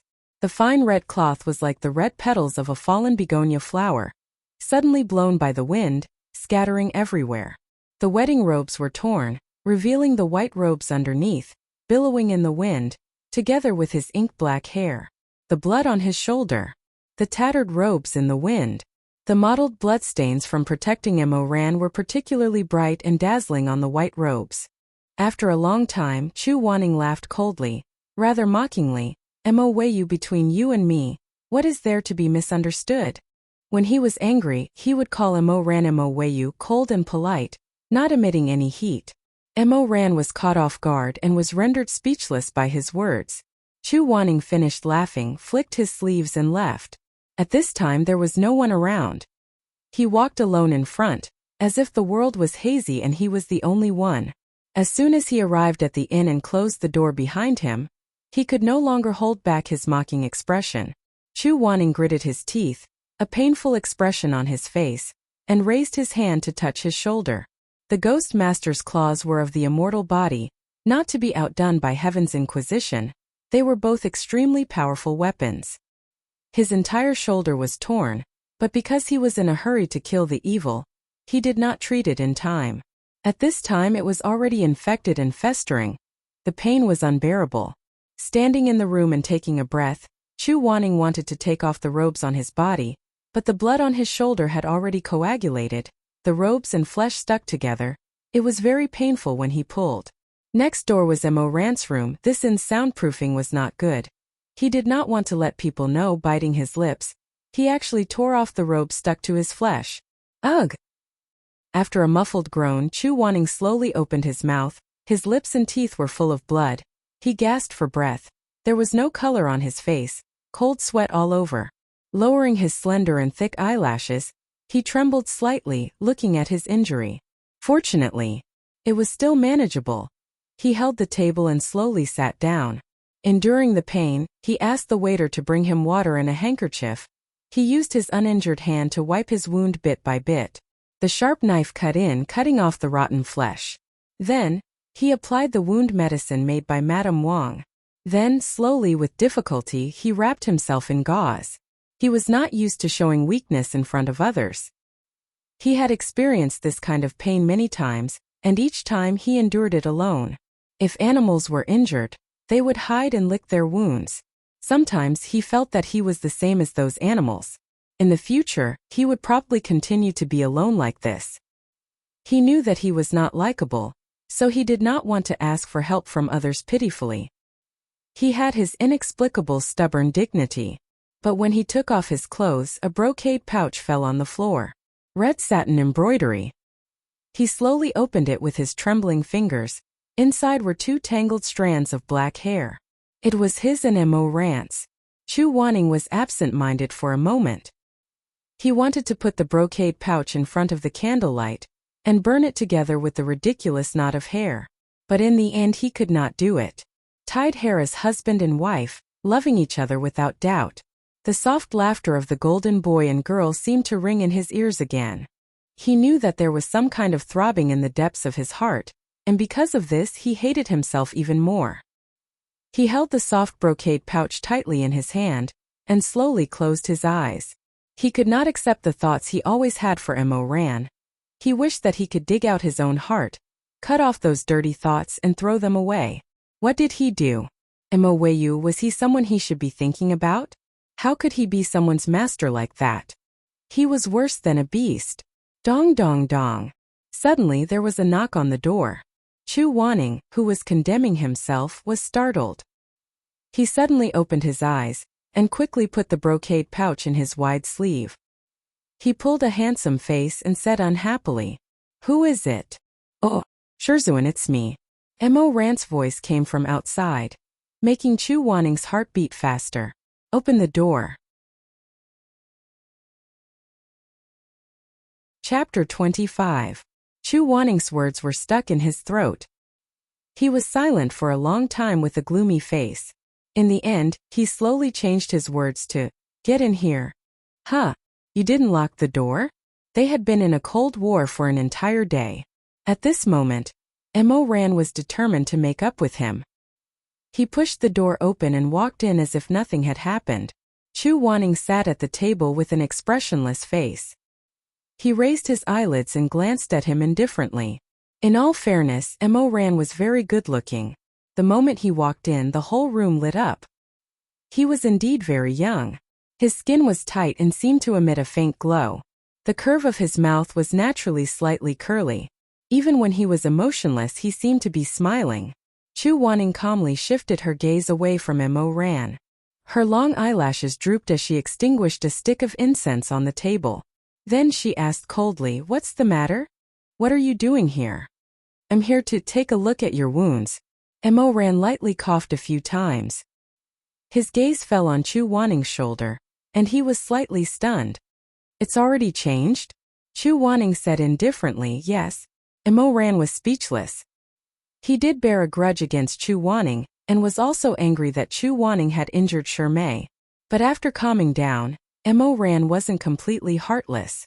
Hatred was hatred, but he didn't forget how Chu Wanning's shoulder was injured. In that suffocating coffin, it was Chu Wanning who was tightly hugging himself. He used his own body to block the sharp claws of the Ghost Master. He was in so much pain that his entire body was trembling, but he didn't let go. Mo Ran loathed Chu Wanning. However, other than disgust, for some reason there were also some very complicated emotions mixed in. He was a boorish person. He didn't study when he was young. Although he learned some literature later on, he still couldn't understand many delicate things, especially when it came to relationships. For example, regarding Chu Wanning, Mo Ran scratched his head and pondered for a long time. The back of his head was about to go bald, but he still couldn't figure out what this feeling was. He could only recognize one emotion, like dislike, hatred, pleasure, displeasure. If he mixed all these emotions together, the wise and mighty Emperor Ta would see stars and become completely dizzy. I don't understand, I don't know. Help, my head hurts." Therefore, Mo Ran was too lazy to think about it anymore. After all, he didn't have the time to study anyone other than Shirmei. In his heart, he secretly recorded a bad debt with Chu Wanning. On the one hand, he secretly planned that if there was a chance in the future, he would definitely pay back double. On the other hand, he felt guilty and conflicted. In the end, he still knocked on Chu Wanning's door. He didn't want to owe Chu Wanning anything. But this person, Chu Wanning, was even more stubborn and ruthless than he thought. Mo Ran stared at the pile of blood-stained cotton gauze on the table.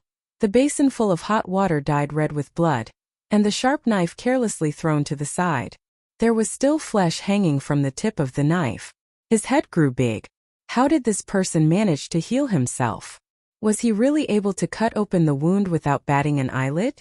Just imagining that scene made his scalp go numb. Was this guy still human?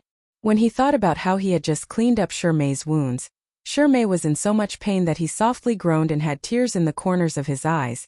Even if Mo Ran didn't like Chu Wanning, he couldn't help but to repeatedly bow to him in his heart. Elder Yu Heng really was a domineering and pure man. He was convinced. After standing in place for a while, Mo Ran broke the silence. He lightly coughed twice and rubbed the tips of his feet on the floor. He said awkwardly, "Just now at the Chan residence. Shizun, I'm sorry." Chu Wanning didn't say anything. Mo Ran secretly glanced at him. "I shouldn't have yelled at you." Chu Wanning still didn't pay attention to him. This person's face was indifferent and expressionless as usual, but he felt wronged in his heart, so he didn't say anything. Mo Ran walked over. When he got closer, he saw that Chu Wanning had wrapped his shoulders in cotton gauze and tied himself up like a crab. Well, a person who didn't even know how to wash clothes, how could he expect him to tie himself up nicely? Mo Ran sighed and said, "Shizun, don't be angry." "Which eye of yours saw that I was angry?" Chu Wanning said angrily. Mo Ran. After a while, "Shizun, that's not how you wrap a wound." He rudely retorted, "Do I need you to teach me?" Mo Ran. He raised his hand, wanting to help Chu Wanning untie the gauze and rewrap it. However, after observing his expression, he felt that if he dared to touch him, he would probably get a big slap. He couldn't help but hesitate. He raised his hand and put it down and raised it up again. After repeating this several times, Chu Wanning became angry. He glared at him. "What are you doing? Do you still want to hit me?" Oh, he really did want to hit him, but not now. Mo Ran was so angry that he laughed. He didn't care about anything else and suddenly reached out to hold his shoulder. A dimple appeared at the corner of his mouth. "Shizun, I'll help you rebandage it." Chu Wanning originally wanted to refuse, but Mo Ran's warm fingers had already covered his. He suddenly felt that his mouth was dry and he couldn't speak. Thus, his lips moved slightly, but he still let him do as he pleased. The gauze was removed layer by layer, soaking in blood. When it was completely removed, 5 glaring holes could be seen. Just looking at them made one shudder. They were many times more serious than the wounds on Shirmei's face. Mo Ran also didn't know why. He stared blankly for a while, then suddenly asked in a soft voice, "Does it hurt?" Chu Wanning lowered his long eyelashes and only lightly said, "It's okay." Mo Ran said, "I'll be a bit gentler." Chu Wanning didn't know what to think, but suddenly his ears turned a bit red. In the end, he got angry at himself and felt that he was really crazy. He didn't know what he was thinking about all day. Thus, his expression became even stiffer and his temper worse. He dryly said, "Up to you." The candlelight in the guest room flickered. Under the dim yellow light, one could see that some places weren't covered with ointment at all. Mo Ran was really speechless. He felt that it was a miracle that Chu Wanning could live to this day healthily. "Shizun." "Yes. What happened to you at the Chun house today? Why did you suddenly hit people?" While applying the ointment, he asked. Chu Wanning was silent for a while, then said, "I just couldn't stand it." Mo Ran asked, "What made you so angry?" At this time, Chu Wanning didn't want to argue with the younger generation, so he concisely told Mo Ran about Luo Xianxian. After hearing this, Mo Ran shook his head. "You're too stupid. Even if you couldn't stand it, you shouldn't have confronted them directly. If it were me, I would have made up a messy spell and lied to them that the evil spirit had been eliminated. Then I would have patted my ass and left them to fend for themselves. Look at you. For such a rotten person, you made such a fuss. You're not flexible at all. You even accidentally injured Shirmei." Halfway through his words, Mo Ran suddenly stopped. His 2 eyes stared at Chu Wanning, and he didn't make a sound. He was very careful with the bandages, and for a moment he forgot himself. The tone he used to talk to Chu Wanning had unknowingly turned into that of a 32-year-old, impudent and rude. Chu Wanning obviously also noticed. He was looking at Mo Ran coldly from the corner of his eyes. His eyes said a familiar sentence, "See if I don't beat you to death." Before he could think of a way to deal with it, Chu Wanning had already opened his mouth. He said very coldly, "Is Shirmingjing someone I want to hit?" At the mention of Shirmei, Mo Ran's originally sober mind began to go haywire. His tone also hardened. "Weren't you the one who hit that person?" Chu Wanning also regretted that slap, but he couldn't keep his face. At this time his face was sullen and he didn't say a word. Chu Wanning was the stubborn type, and Mo Ran was the infatuated type. When the two people's gazes met, sparks flew. The atmosphere that had just eased up a little was once again irredeemably deadlocked. Mo Ran said, "Shirmei didn't do anything wrong. Shizun, you accidentally hurt him.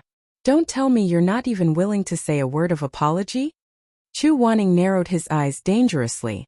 "Are you questioning me?" "Oh, I'm not." Mo Ran paused. "I just feel bad for him." He was innocently implicated, but he didn't get an apology from Shizun. Under the candlelight, the handsome and youthful youth wrapped the last bandage around Chu Wanning's wound and carefully wrapped it. It still looked like a rather warm scene from a moment ago, but the two people's moods had changed. Especially Chu Wanning. It was like a jar of vinegar had exploded in his chest. A sour taste kept surging up, and he was angry and annoyed. "Apologize? How do you spell the word apologize? Who's going to teach him?" Mo Ran said again. "The wound on his face needs at least half a year to heal completely. When I was just applying medicine to him, he told me that he didn't blame you. Shizun, he doesn't blame you, but do you think you're in the right?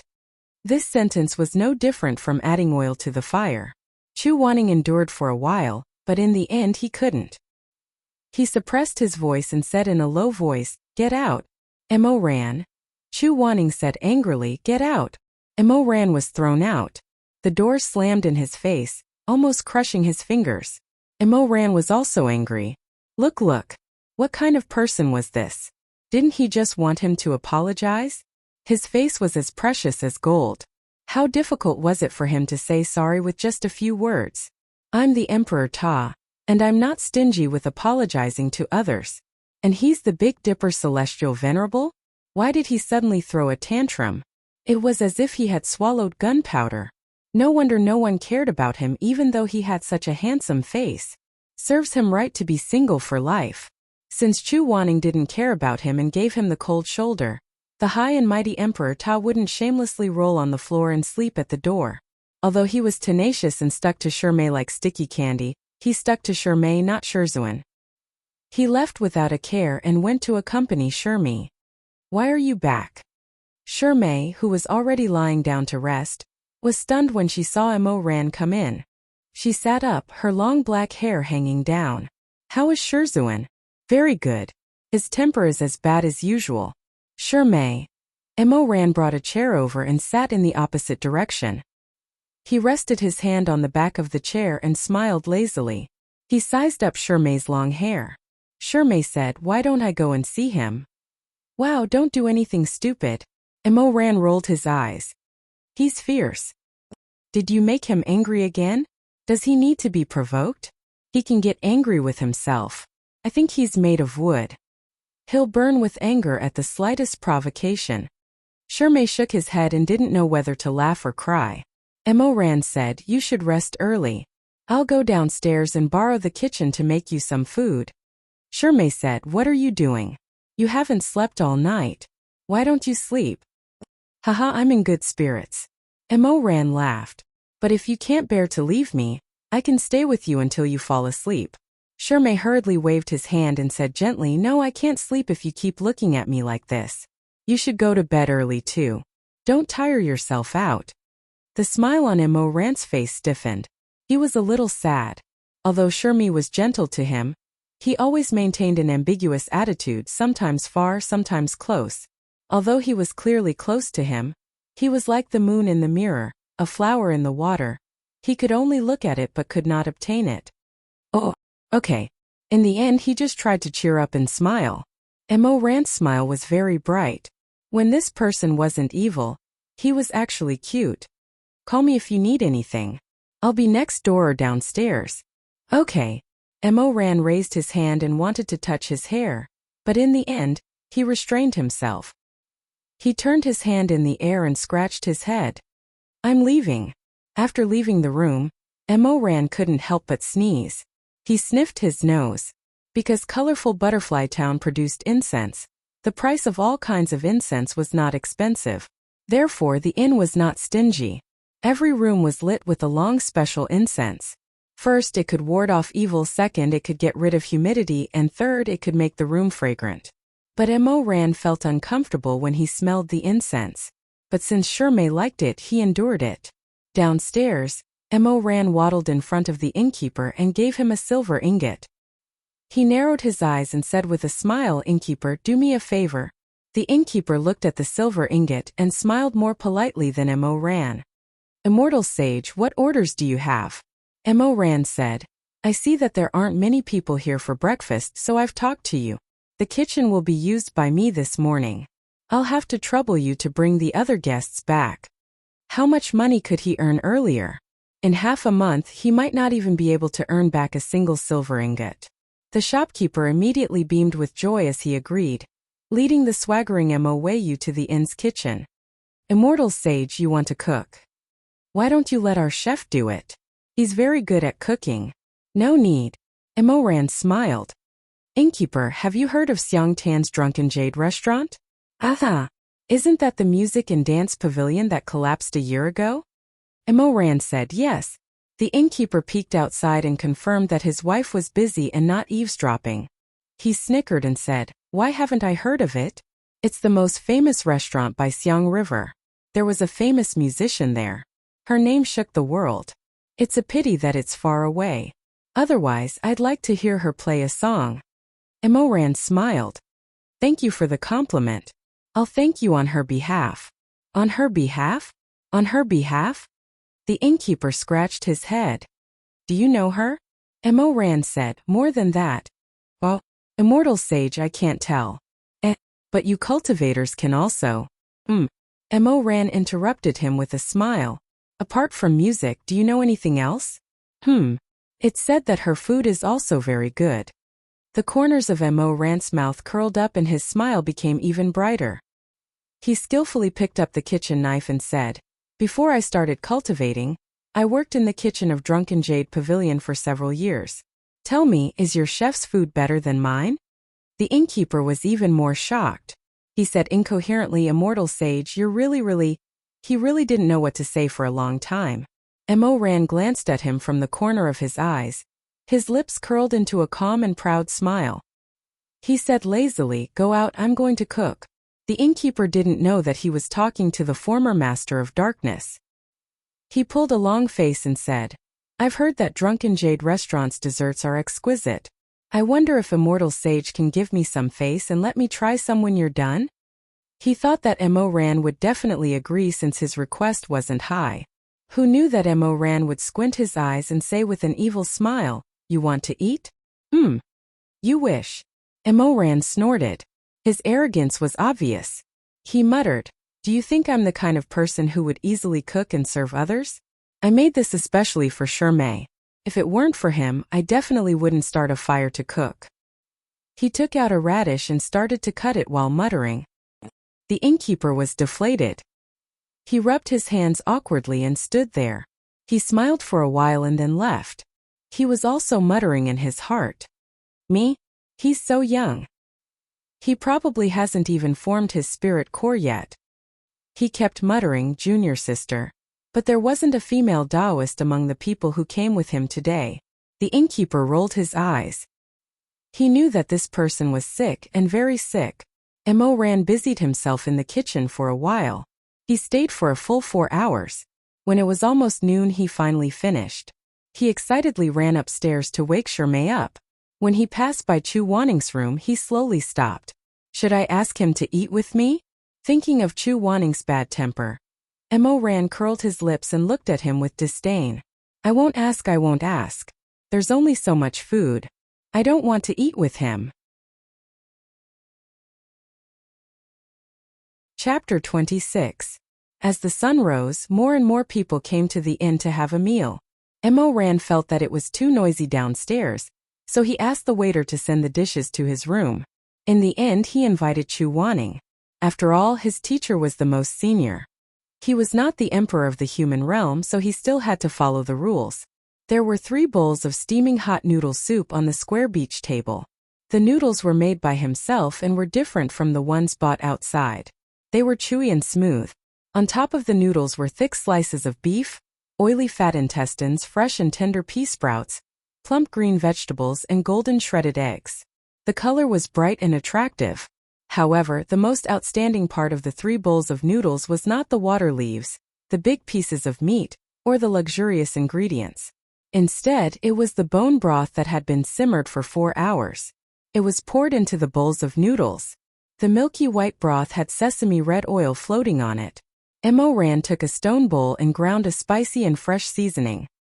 He boiled it in the broth, which was fragrant and full of flavor. He thought that Shirmei liked to eat spicy food, so he put a lot of red oil and chili oil in the bowl. Seeing that Shirmei was engrossed in eating, Emoran's smile became more and more relaxed. He stole a few glances and could not help but ask, Is it delicious? Shirmei said, It's very delicious. Chu Wanning did not speak. He still had a gloomy expression as if God owed him 100 mountains of gold and silver. Emoran showed a proud expression. Then when you want to eat, tell me and I'll make it. Shirmei's eyes were covered with a thin layer of mist because of the spiciness. He looked up at Emoran with a smile. There was gentleness between his eyebrows. In front of a beauty, Mo Ran was not sure whether he should eat Shirmei or eat the noodles in the bowl if it was not for Chu Wanning sitting next to him. Shirmei did not eat much of the pea sprouts and intestines, but he soon finished the beef and vegetables. Mo Ran, who had been quietly observing from the side, reached out with his chopsticks and put the bean sprouts and pig intestines into his bowl. He also picked up a few pieces of beef from his bowl to fill the empty space. The disciples of Life and Death Summit all ate at the Mingpa lobby and would often swap dishes with each other. Thus, Shirmei did not find it strange. He smiled and said, Mo Ran doesn't eat beef? Yes, I love eating pea sprouts. After saying that, he buried his head and started snoring. The tips of her ears were slightly red. Chu Wanning expressionlessly picked up the bean sprouts in his bowl with his chopsticks and threw them all into Mo Ran's bowl. I don't eat bean sprouts. Then, he threw all the beef in his bowl to Shirmei. I don't eat beef either. Then he frowned and stared at the remaining things in the bowl. He pursed his lips and remained silent. Shirmei asked cautiously, Master, is it not to your liking? Chu Wanning. He did not answer. Instead, he lowered his head and silently picked up a piece of vegetable. After taking a small bite, his expression became even uglier. With a paw sound, he put down his chopsticks. Mo Weiyu, did you spill the jar of chili sauce in the soup? Mo Ran did not expect that the breakfast he had painstakingly made would be reprimanded like this. He was stunned and raised his head. There was still a strand of noodles hanging from the corner of his mouth. He blinked innocently at Chu Wanning. He could not believe his ears. Thus, he slurped down the noodles and said, What? Chu Wanning did not give him any face this time. Is this something that humans eat? How can humans eat this? Mo Ran blinked a few more times. He was finally sure that this guy Chu Wanning was scolding him. He said indignantly, How is it not for humans to eat? Chu Wanning's eyebrows twitched. He said sternly, It's really hard to swallow. Mo Ran choked. In any case, he had secretly learned this skill from the Drunken Jade Pavilion. Master Rudupiki. Shirmei also said, Master, you haven't eaten for a day. Even if you don't like it, you should at least eat some. Chu Wanning stood up and said coldly, I don't eat spicy food. He turned and left. The two people left at the table fell into an awkward silence. Shirmei was a little surprised. Master doesn't eat spicy food? How come I didn't know? Mo Ran, you didn't know either? Mo Ran looked at the noodles Chu Wanning left on the table. He did not eat a single bite. After a while he nodded. I don't know. This was a lie. Mo Ran knew that Chu Wanning did not eat spicy food. But he had forgotten. After all, he had been entangled with this person for most of his life. He knew what Chu Wanning liked to eat and what he did not. But he did not care, so he did not remember. Returning to his room alone, Chu Wanning lay down with his clothes on. He faced the wall. His eyes were open, but he could not sleep. He had lost a lot of blood and used a lot of spiritual power. He had not eaten a single grain of rice in the morning. In fact, his stomach had been empty for a long time. It was very uncomfortable. This person did not know how to take care of himself. When he was in a bad mood, he simply did not eat. It was as if he thought that being angry would fill his stomach. He did not know what he was angry about. Or rather, he did not want to know. But in the silence, a face appeared vaguely in front of him. It was smiling brightly. The corners of the mouth were slightly curled. A pair of eyes were black and shining. They were a somewhat gentle deep purple. It looked warm and a little lazy. Chu Wanning clutched the mattress tightly because she was using too much force. His knuckles were slightly white. He was not willing to fall into this. He closed his eyes, wanting to get rid of this smiling face. But after he closed his eyes, the past became more and more turbulent. Like a tide, it surged into his heart. The first time he saw Mo Ran was in front of the Tong Tian Tower at the peak of life and death. That day, the sun was shining brightly. All 20 elders were gathered together and were whispering to each other. Elder Yu Heng was naturally an exception. He was not so stupid as to be willing to stand there and bask in the sun. Instead, he had long hidden under a flowering tree. He absent-mindedly raised his finger and looked at his newly made black iron nail cover to see if it could be extended and retracted freely. Of course, he did not need to use a nail cover. This bent iron nail cover was specially made for the low-level disciples at the peak of life and death. The lower cultivation world was adjacent to the ghost world. It was often dangerous. It was not rare for low-level disciples to be injured and lose their lives. Chu Wanning saw this. Although he did not say anything, he had been thinking hard about a solution. He wanted to make a light and flexible weapon that was easy to use. The others were discussing enthusiastically at the side. Did you hear? The High Lord's long-lost nephew was saved from the sea of fire. Everyone else in the building that caught fire died. If the Lord was a step later, I'm afraid that little nephew would have turned into ashes. He's really lucky. It must be his father who is secretly protecting him. It's a pity that he was separated from when he was young and suffered so much. Sight. That child is called Mo Ran? He's about 15 years old, right? It's time for him to choose a name. Does he have a name? Elder Xuanji, you don't know. This child grew up in a brothel. It's good enough that he has a name. How can he have a name? I heard that the Lord wrote a few words for him and is choosing. I don't know which one he will choose in the end. The Lord really values little nephew. Isn't that so? Not to mention the Lord, even the madam feels sorry for him. I think the only one who is not happy at the peak of life and death is probably our God's favored one. Elder Tanlang. You can't say that. Haha. A slip of the tongue, a slip of the tongue. However, our God's favored one is arrogant because of his talent. He doesn't respect his elders and spends his days fighting cocks and running dogs as if he was born rich. He's indeed out of control. Elder Tanlang, you drank a little too much today. The people beside him kept giving him looks. They pointed their chin at Chu Wanning, who was standing in the distance. Their meaning couldn't be more obvious. The God's favored one, Xuemeng, was Chu Wanning's disciple. Saying that Xuemeng was out of control was equivalent to mocking Chu Wanning for not teaching well. This elder Yu Heng, don't be fooled by his usual leisurely and otherworldly demeanor. It was as if he was above the world and had the style of an expert. However, everyone knew that his temper was extremely bad. If anyone accidentally touched his reverse scale, then they should wash their neck clean and wait to be beaten to death. Chu Wanning had heard their words long ago. However, he was too lazy to care. He was probably less interested in how others evaluated him than the patterns on his fingernails. Speaking of which, this set of armor was good, but its durability was not high enough. If he encountered a thick-skinned demon, he might not be able to tear through their flesh in one strike. If he added some dragon bone powder when he returned, the effect should be better. When the elders saw that Chu Wanning had no reaction, they let out a sigh of relief and began to discuss in low voices. My lord summoned us here today to choose a master for that young master Mo, right? That's strange. Why doesn't the High Lord teach it himself? It seems that the little nephew's bone structure is not suitable for practicing the supremacy's mental cultivation method. Someone muttered. But that's not to the extent of gathering all the elders and letting the young master pick one by one, right? Elder Lutsuan sighed gloomily.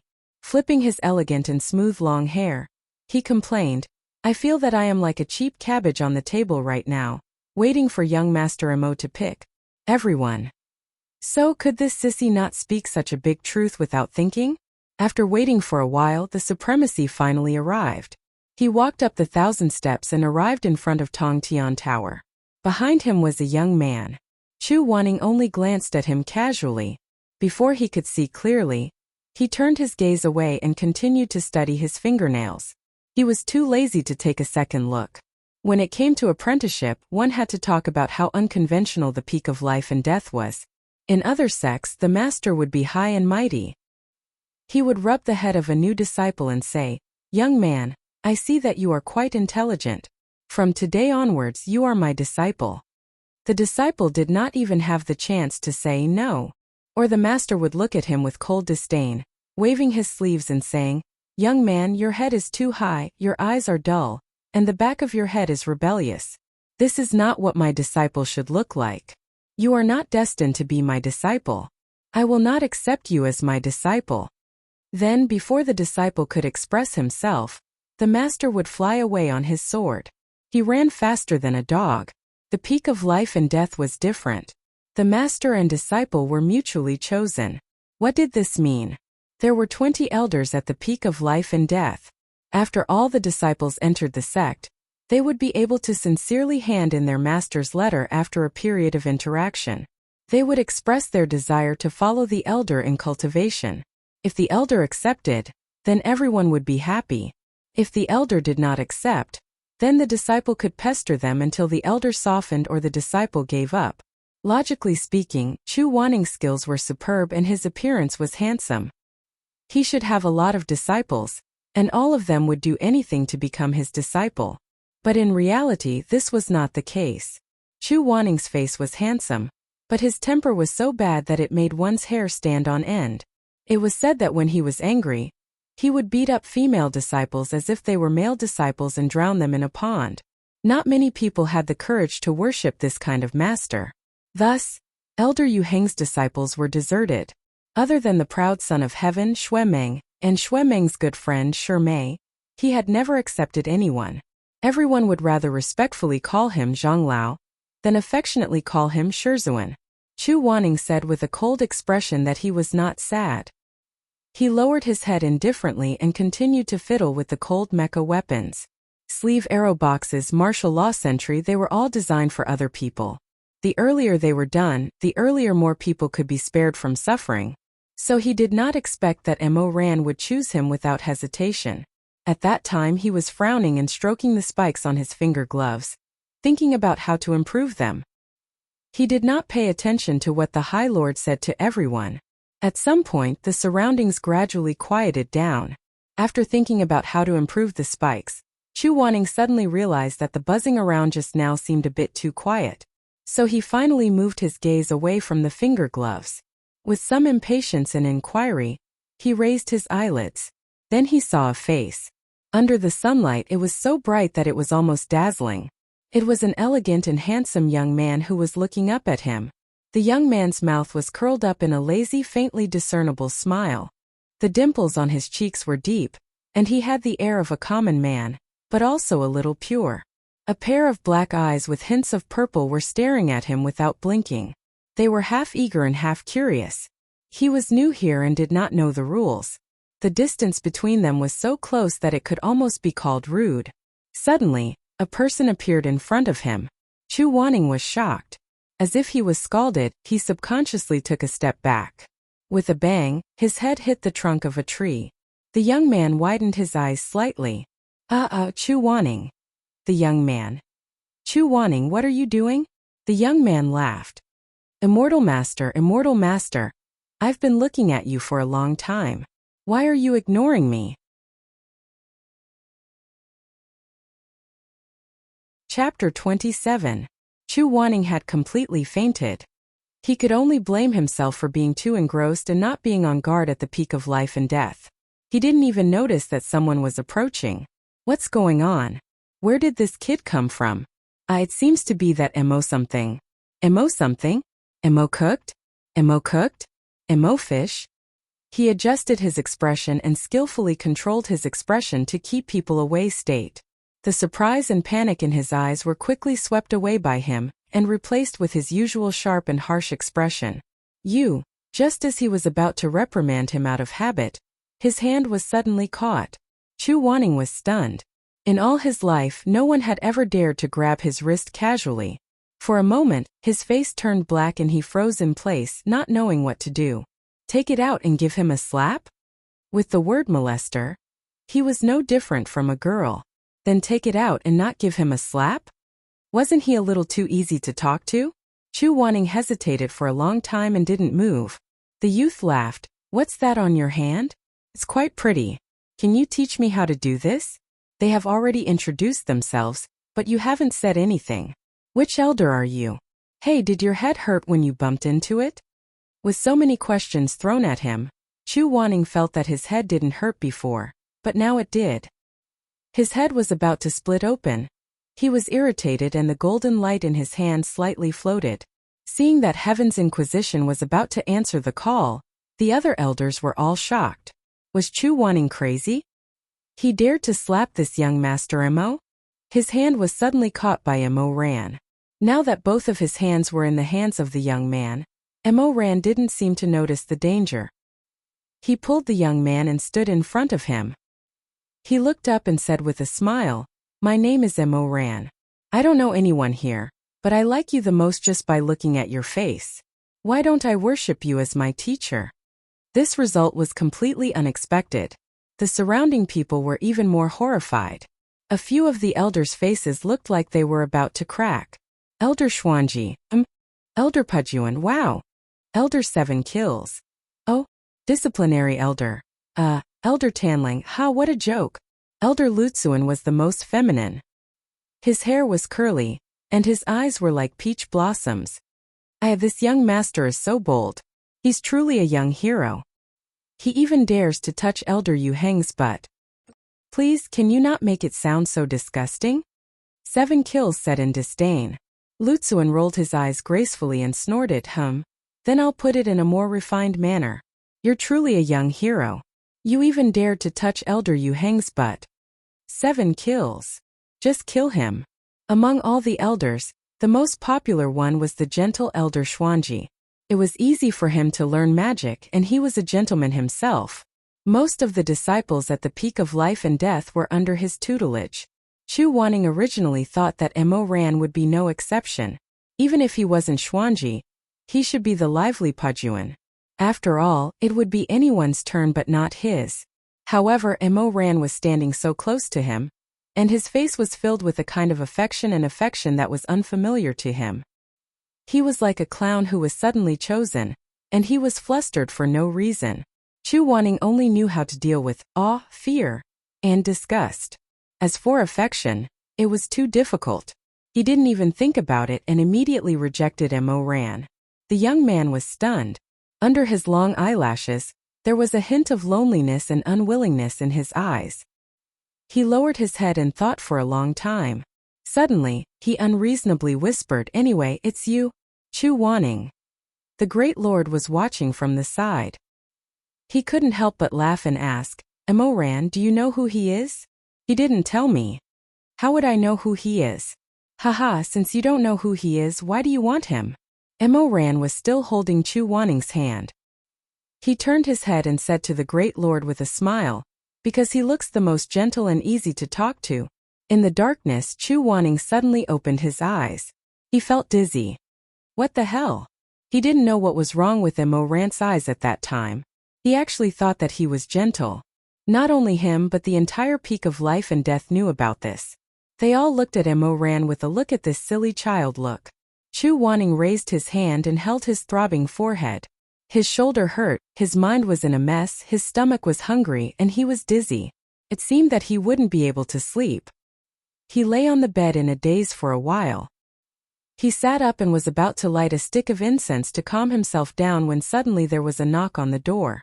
It was Mo Ran outside again. Chu Wanning. He didn't answer. He didn't say get in or get out. But this time the door opened by itself. Chu Wanning looked up gloomily. The match in his hand hovered in midair. It didn't touch the incense. After a while it went out. Chu Wanning said, "Get out." Mo Ran rolled in. He was holding a bowl of steaming hot noodles that had just come out of the pot. It was simpler this time. There weren't as many fancy noodles. The pure white noodle soup was sprinkled with chopped green onions and white sesame seeds. There were small pieces of pork ribs, green vegetables, and a slightly browned poached egg. Chu Wanning was very hungry, but his face was still expressionless. He looked at the noodles, then looked at Mo Ran. He turned his face away and didn't say anything. Mo Ran put the noodles on the table and said softly, "I asked the chef in the shop to make another bowl." Chu Wanning lowered his eyes. Sure enough, Mo Ran wouldn't be the one to make it. "Eat some," Mo Ran said.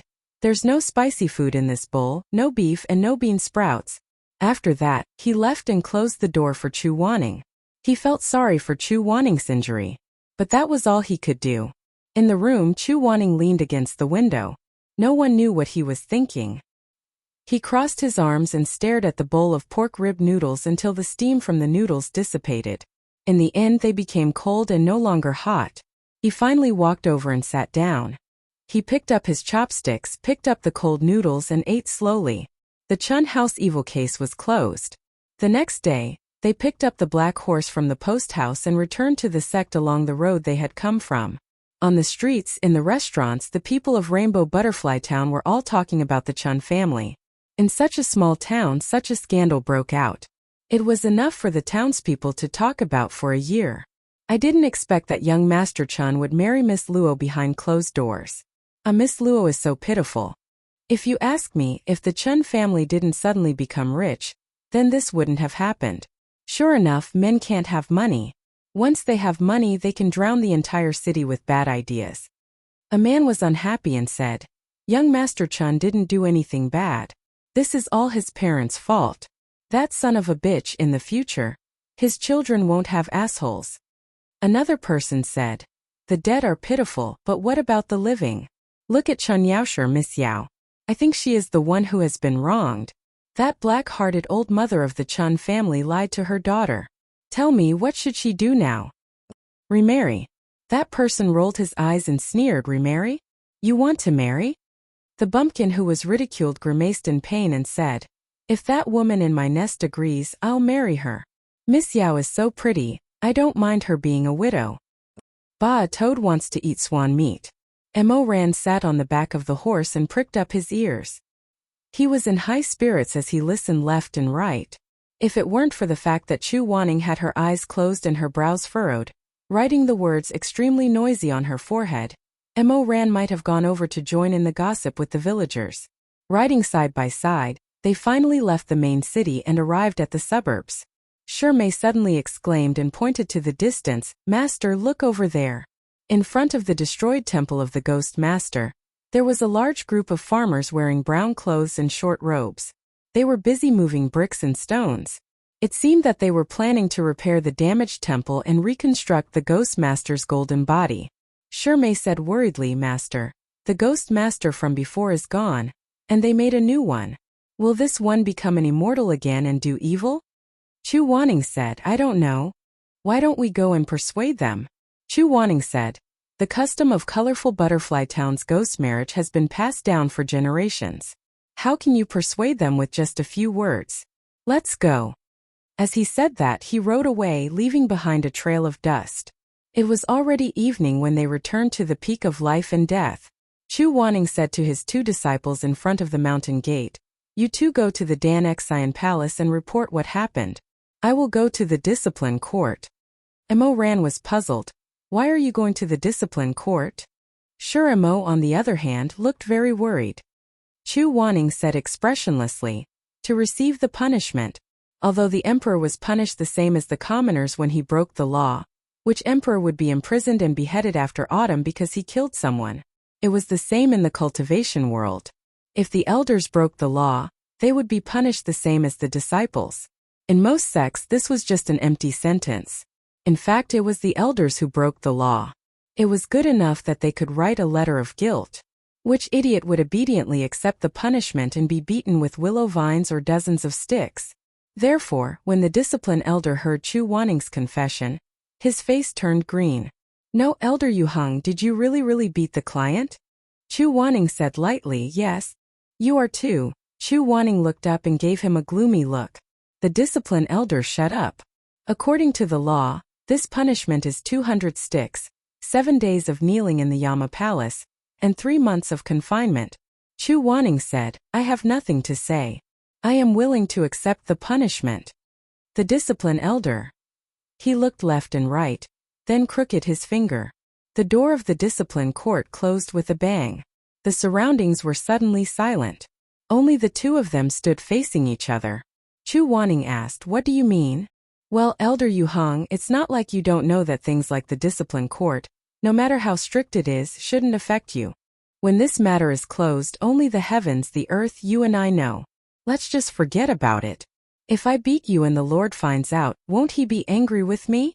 Chu Wanning couldn't be bothered to talk nonsense with him. He simply said, "If I punish others according to the law, I should also punish myself according to the law." As he said this, he knelt in front of the discipline court and faced the plaque. "You can punish me." Chapter 28. Elder Yu Heng's punishment for breaking the precepts spread like wildfire. There was no need to wait until the next morning.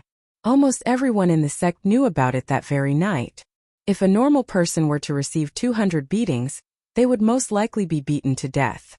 Even if they were cultivators, it would be enough to make them suffer. When Xuemeng heard this, he jumped up. What? Master went to the discipline court? Young master, you should go and talk to the sect leader. Master was already injured. How could he withstand 200 beatings? Xuemeng was about to go crazy. My father. No, my father is still in the treading in Snow Palace. Even if he sent a messenger pigeon, it would take at least the next day to arrive. Why didn't you stop master? Mo Ran and Shimei glanced at each other. Stop Chu Wanning? Who in this world could stop him? No, I'll go find him now. Xuemeng anxiously ran toward the discipline court. Before he entered the courtyard, he saw a group of discipline elders' disciples blocking the entrance to the main hall. They were whispering to each other. What are you all standing there for? Get out of my way. Get out of my way. Young master. The young master is here. Make way, the young master is here.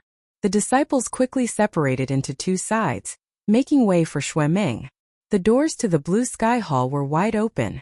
Chu Wanning was kneeling inside. His body was straight and his eyes were closed. The discipline elder held his iron staff and recited the precepts of the peak of life and death.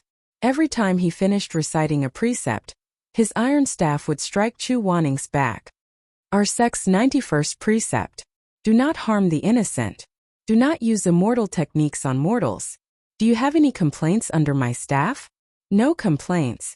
Our sect's 92nd precept. Do not act rashly. Do you have any complaints under my staff? No complaints. The discipline elder did not dare to be soft. He could only carry out his orders impartially. After more than 90 strikes, Chu Wanning's white robes were completely soaked in blood. Xuemeng respected Chu Wanning the most. Seeing this, his eyes turned bloodshot. He shouted, Shizun. Chu Wanning turned a deaf ear to him. His eyes were still closed, and his brows were slightly furrowed. The disciplinary elder looked at the door and said in a low voice, Elder Yu Hong, the young master is here. I'm not deaf. I heard it. Chu Wanning's mouth was bleeding, but he didn't look up.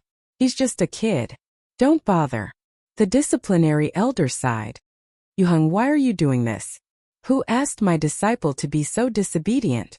Chu Wanning said indifferently, if I don't accept my punishment today, how will I have the face to discipline others in the future? You may continue. Sigh. The disciplinary elder looked at his pale and slender neck that peeked out from the wide collar. It hung down softly like smoke. He couldn't help but say, then at least be gentler? What's the difference between this and deception? Chu Wanning said, don't worry. It's only 200 strikes. I can take it. Elder Yu Hong, discipline you don't need to say anymore. Continue. The iron staff finally fell again. Xuemeng's voice was distorted. Disciplinary elder. You still won't fucking stop? What do you think of this young master? You're hitting my Shizun. My Shizun. The disciplinary elder could only brace himself and pretend he didn't hear. Xuemeng was so angry that his lungs were about to explode. Damn old man, did you not hear me? This young master orders you to stop. If you dare to hit him again, He stammered for a long time but couldn't think of anything to say. After all, he was only a 15-year-old boy. No matter how blessed by the heavens he was, his strength and experience were far inferior to the elders. He could only force out an unreasonable sentence with a red face. I'll tell my father. Disciplinary elder. Chu Wanning sighed imperceptibly. 97 strikes. 98 strikes. 99 strikes. 100 strikes. His clothes were torn and the blood was glaring. Xuemeng couldn't hold it in anymore. He was so anxious that his eyes turned red. He was about to charge in recklessly. Chu Wanning suddenly opened his eyes and waved his hand.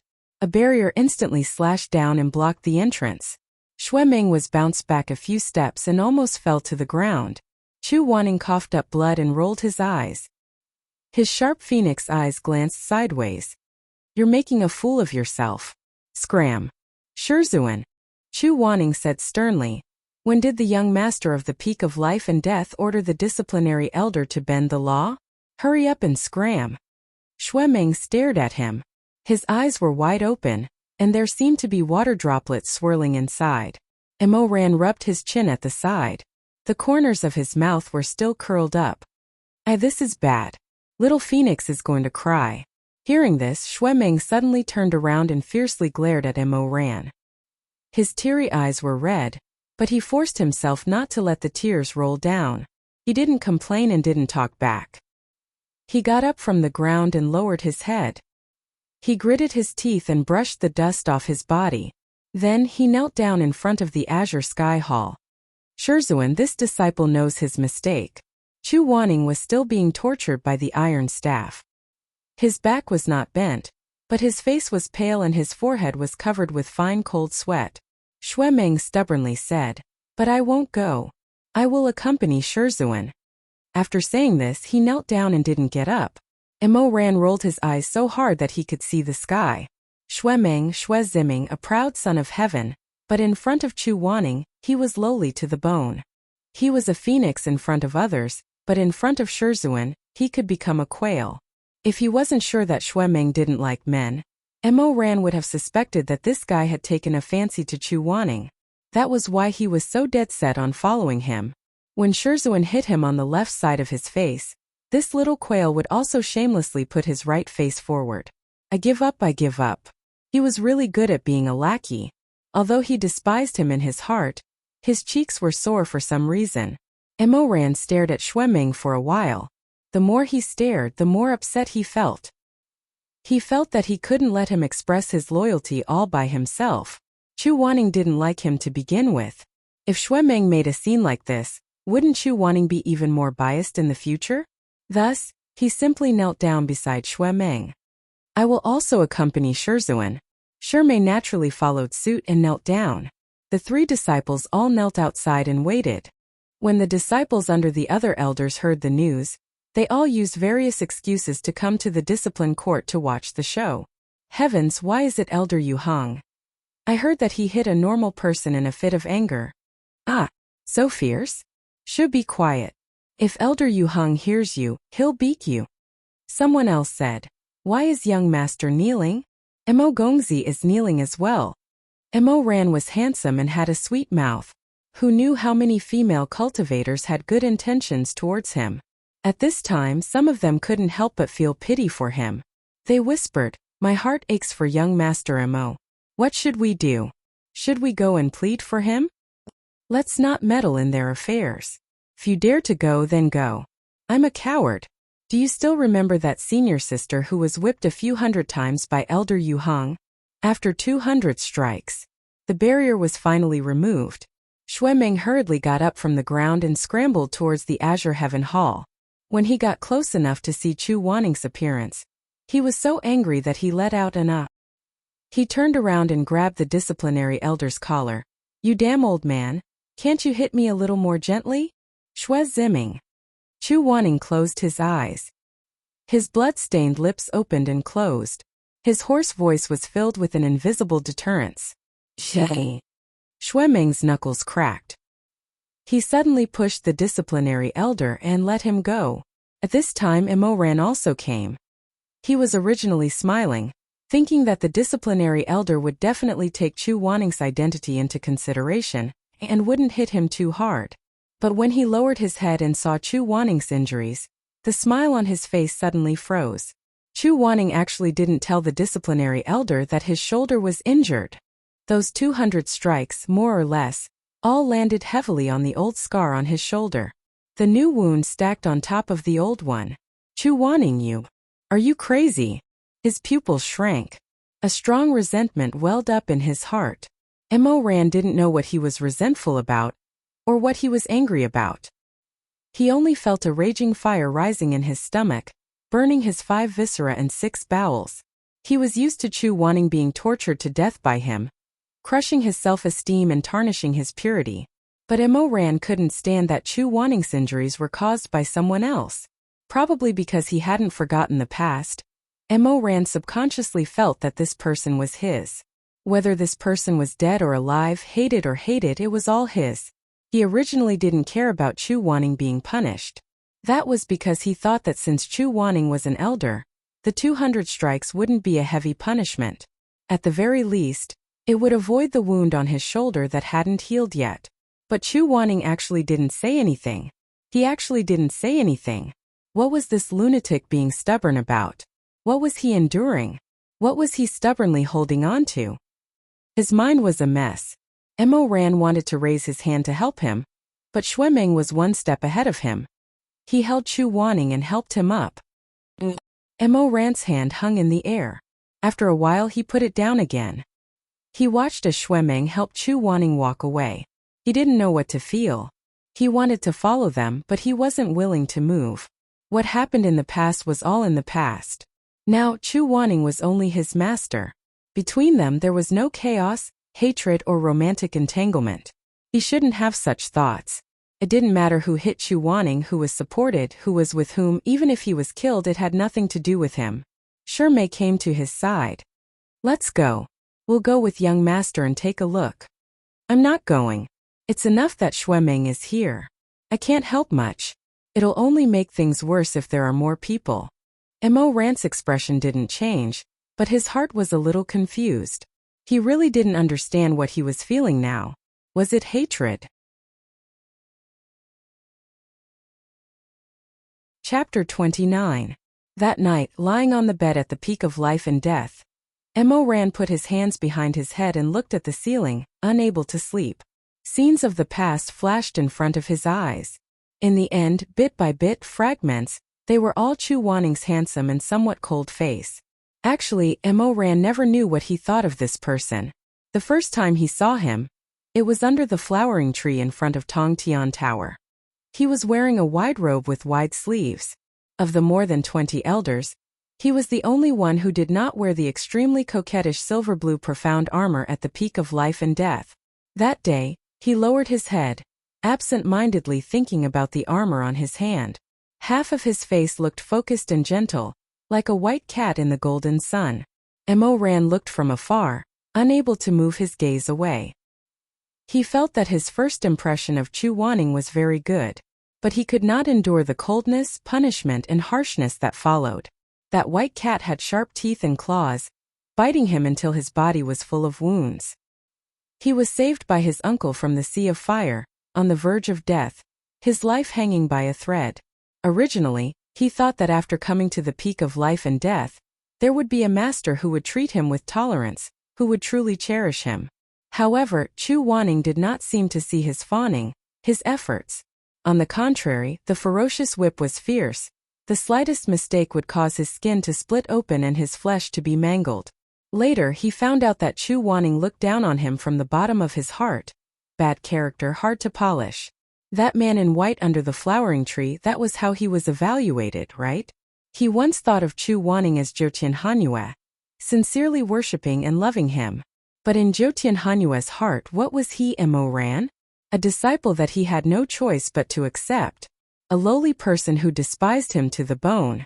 A hooligan who grew up in a restaurant and was tainted with a filthy aura. Although Mo Ran was always laughing and joking, looking like he did not care, he slowly hated Chu Wanning.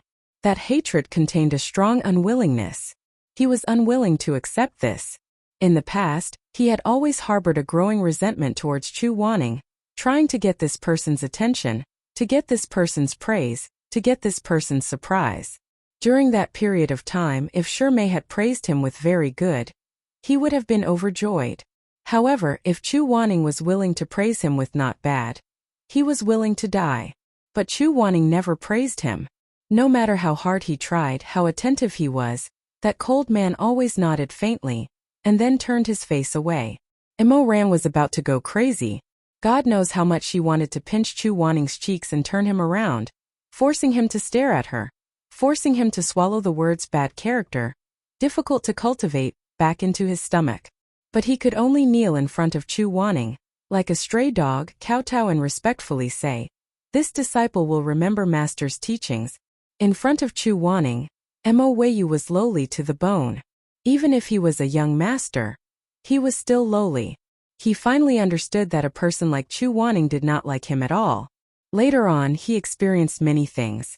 Mo Ran held power at the peak of life and death, and then strove to reach the peak of the cultivation world, becoming an unprecedented overlord. Under his dark subordinates, everyone trembled, everyone was afraid. Everyone mentioned his name softly like a mosquito. Who still remembered his stains, who still remembered his lowly background. From then on, there was no more Mo Weiyu in the world, only the Emperor Ta. Emperor Ta. People hated him to the extreme. The heinous Mo Weiyu could not be saved even after 1,000 times of the art of rebirth, could not be reincarnated. Emperor Ta Mo Weiyu. Emperor Ta Mo Weiyu. Emperor Ta. Ta Xianjun. But even if they were afraid, what could they do?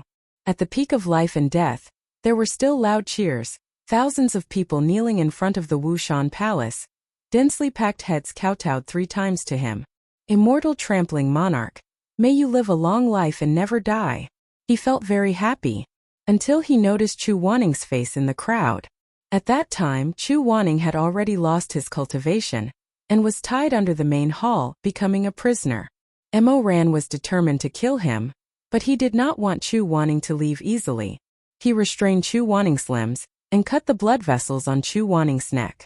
The wound was not big, and he cast a spell to prevent the wound from clotting. Blood flowed out little by little, and his life was drained away little by little. The sun was hot, and the coronation ceremony had been going on for half a day. Chu Wanning's blood should have been drained. When this person died, Mo Ran would completely cut off his past, so he purposely arranged for Chu Wanning to bleed during his coronation ceremony. When he became the 3/9 Supremes of the cultivation world, Chu Wanning would become a lifeless corpse. Everything that happened yesterday would disappear like smoke. It was great, but this person was about to die, so why was he still so indifferent? He was so handsome that he was somewhat fickle. His face was pale, but his expression was indifferent. When he looked at the Emperor Ta, there was neither praise nor fear. There was only disgust, disdain, and Mo Ran felt that he must be crazy. Either that or Chu Wanning had gone mad. There was also a trace of pity. Chu Wanning pitied himself, a person who was about to die, a defeated opponent. He actually pitied a person who had reached the pinnacle of the human realm, an overlord who could call the wind and summon the rain. He actually would. He actually dared. The anger that had accumulated for more than 10 years made Mo Ran crazy. He was in the Danxian Palace, of course at that time it was called the Wu Mountain Palace. He suddenly stood up in front of several thousand people, and amidst those people's flattery and praises, his black robe billowed as he walked down the stairs. In front of everyone he pinched Chu Wanning's chin. His face was distorted, and his smile was sweet and ferocious. "Master, today is your disciple's big day. Why are you still unhappy?" The thousands of people were silent in an instant. Chu Wanning was neither servile nor overbearing. With a cold expression he said, "I don't have a disciple like you." Mo Ran laughed unrestrainedly. His voice was like vultures circling the corridors of the Golden Palace Hall, frightening the wild geese. "Master, you're so heartless, it really makes my heart cold." He laughed and said loudly, "You don't have a disciple like me? Who taught me my mental cultivation method? Who taught me how to fight like this? Who taught me my cruelty and cold-bloodedness? I still have the whip all over my body. Let me ask you, who beat me?" He stopped laughing. His voice suddenly became fierce, and his eyes were cold. "Chu Wanning, do you think it's embarrassing to have a disciple like me? Am I cheap in my bones, or the filth in my blood can't be washed away? Let me ask you, Chu Wanning, let me ask you. What do you mean by bad character, hard to cultivate?" In the end he was also a little crazy. He shouted with a distorted voice. "You've never treated me as a disciple. You've never looked up to me. But I really treated you as my master, I really respected you, I really loved you, and you treat me like this? Why are you never willing to praise me? Why is it that no matter what I do, I can't get half a good from you?" Chu Wanning's whole body shook. His face gradually paled. He opened his phoenix eyes slightly and looked at Mo Ran like that. His lips moved as if he wanted to say something, but in the end he didn't say anything. At the peak of life and death, the only 2 people who were still in the same place faced each other like that. In this awkward silence, Mo Ran seemed to have finally calmed down. He closed his eyes.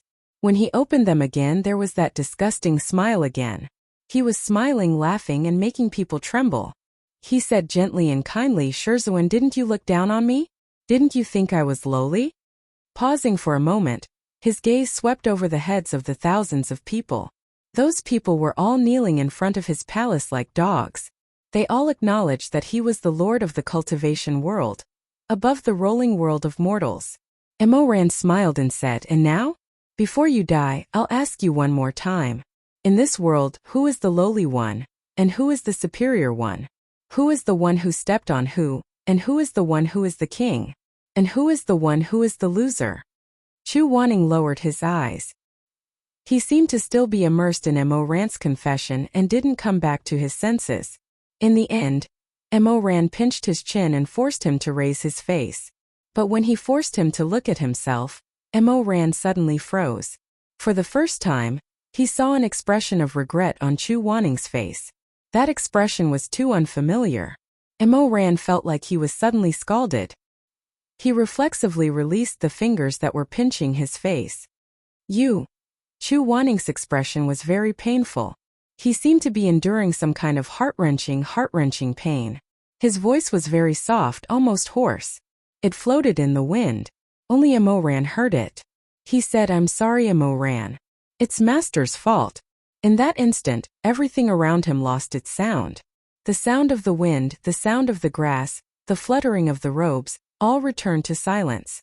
Only Chu Wanning's face, which was staring at him, was the only clear thing in the world. It was the only thing he could see. At that time he should have many thoughts. Happy, proud, ecstatic. But it wasn't. At that time the thoughts were strange. Speaking of which, there was only one. He didn't know when. He was already so much taller than Chu Wanning. Time had really passed for a long time. Many things in the past had changed. Emoran's lips trembled.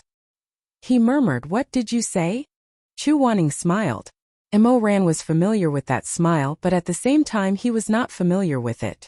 Emoran saw his own twisted expression in that pair of phoenix eyes.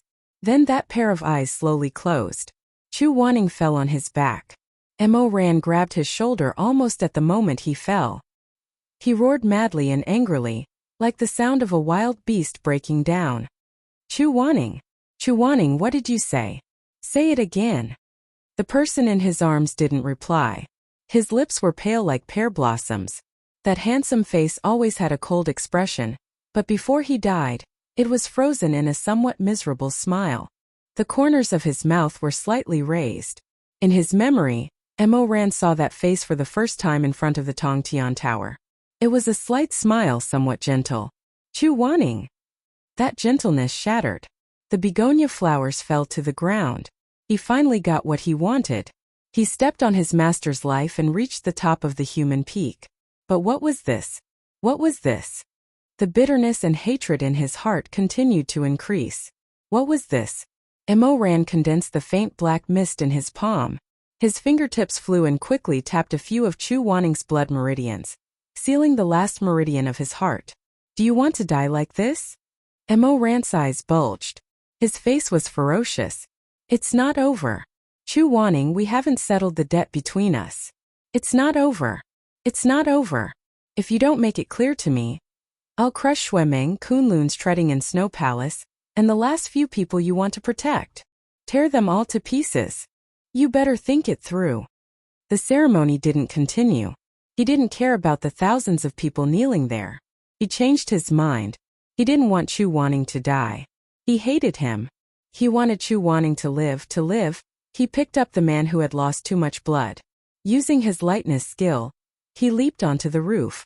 His robes fluttered like the wings of a lone eagle.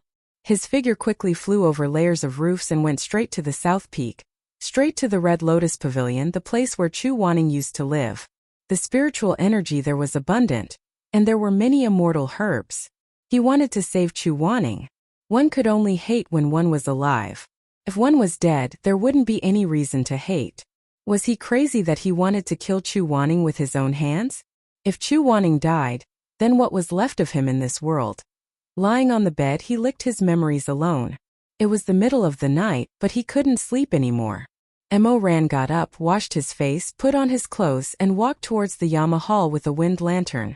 Chu Wanning must have just casually bandaged his wounds, and then went there to kneel as punishment.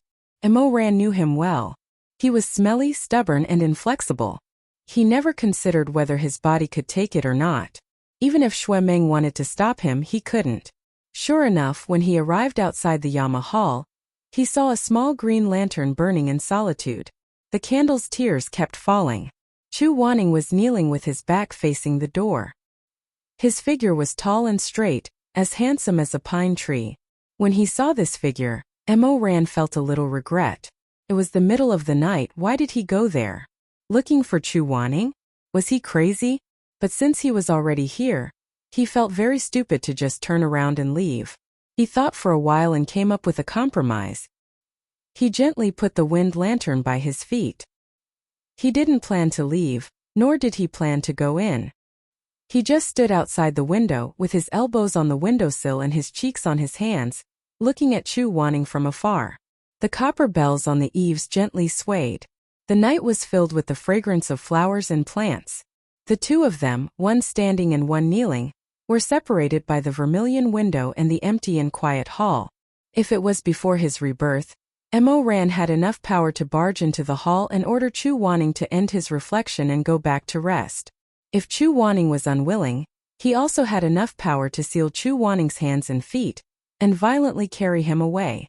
But now he had neither the power nor the position. He wasn't even as tall as Chu Wanning. Mo Ran's mood was complicated. He looked at the person inside from outside the window, but the person inside didn't notice. He couldn't see Chu Wanning's face and Chu Wanning also couldn't see his face. So the white cat knelt all night without turning back. So the silly dog also stood all night without going far.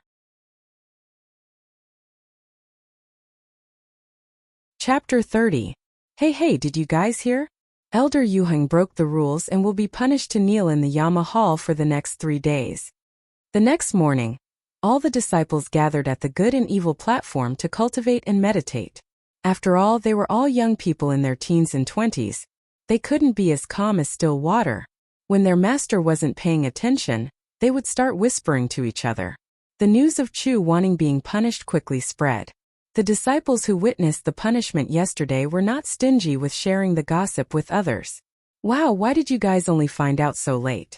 Oh, so Elder Lutsuan brought you guys to the mountain to pick night dew flowers yesterday? Alright, then you guys missed out on too much. Yesterday evening in the Green Heaven Hall, blood and flesh flew everywhere. It was too horrible to look at. Elder Yuheng was beaten more than 200 times. More than 200 times. The rod hit his vitals. Merciless. Every time that disciple said a sentence, he would put on a particularly exaggerated expression, accompanied by the exclamations of the surrounding junior brothers and sisters. He was extremely proud. Do you guys know what happened to more than 200 times? Even a burly man was beaten to death, not to mention Elder Yuheng. At that time he couldn't take it and fainted. This made our young master so anxious that he rushed up and fought with the disciplinary elder. No matter what, he wouldn't let anyone touch Elder Yuheng at all. That scene. His face wrinkled like a bun and winked for a while. In the end, he stretched out a finger and shook it left and right, concluding with 3 words. TSK, TSK, TSK. Immediately, a junior sister's face turned pale. What? Elder Yuheng fainted? Young master and the disciplinary elder fought? No wonder I didn't see Elder Yuheng in the morning class today. So pitiful. What did he break? I heard that he beat the client in a fit of anger. Such gossip floated into Shui Meng's ears from time to time. The young master's temper at the peak of life and death had completely inherited his master's. He was extremely irritable. Unfortunately, there was more than one person discussing this matter. The good and evil platforms were in groups of 3 to 5, and they were all muttering Elder Yuheng is being punished and so on. It made him feel very noisy, but there was nothing he could do. While the veins on Shui Meng's forehead were bulging, Mo Ran had not slept the entire night and kept yawning.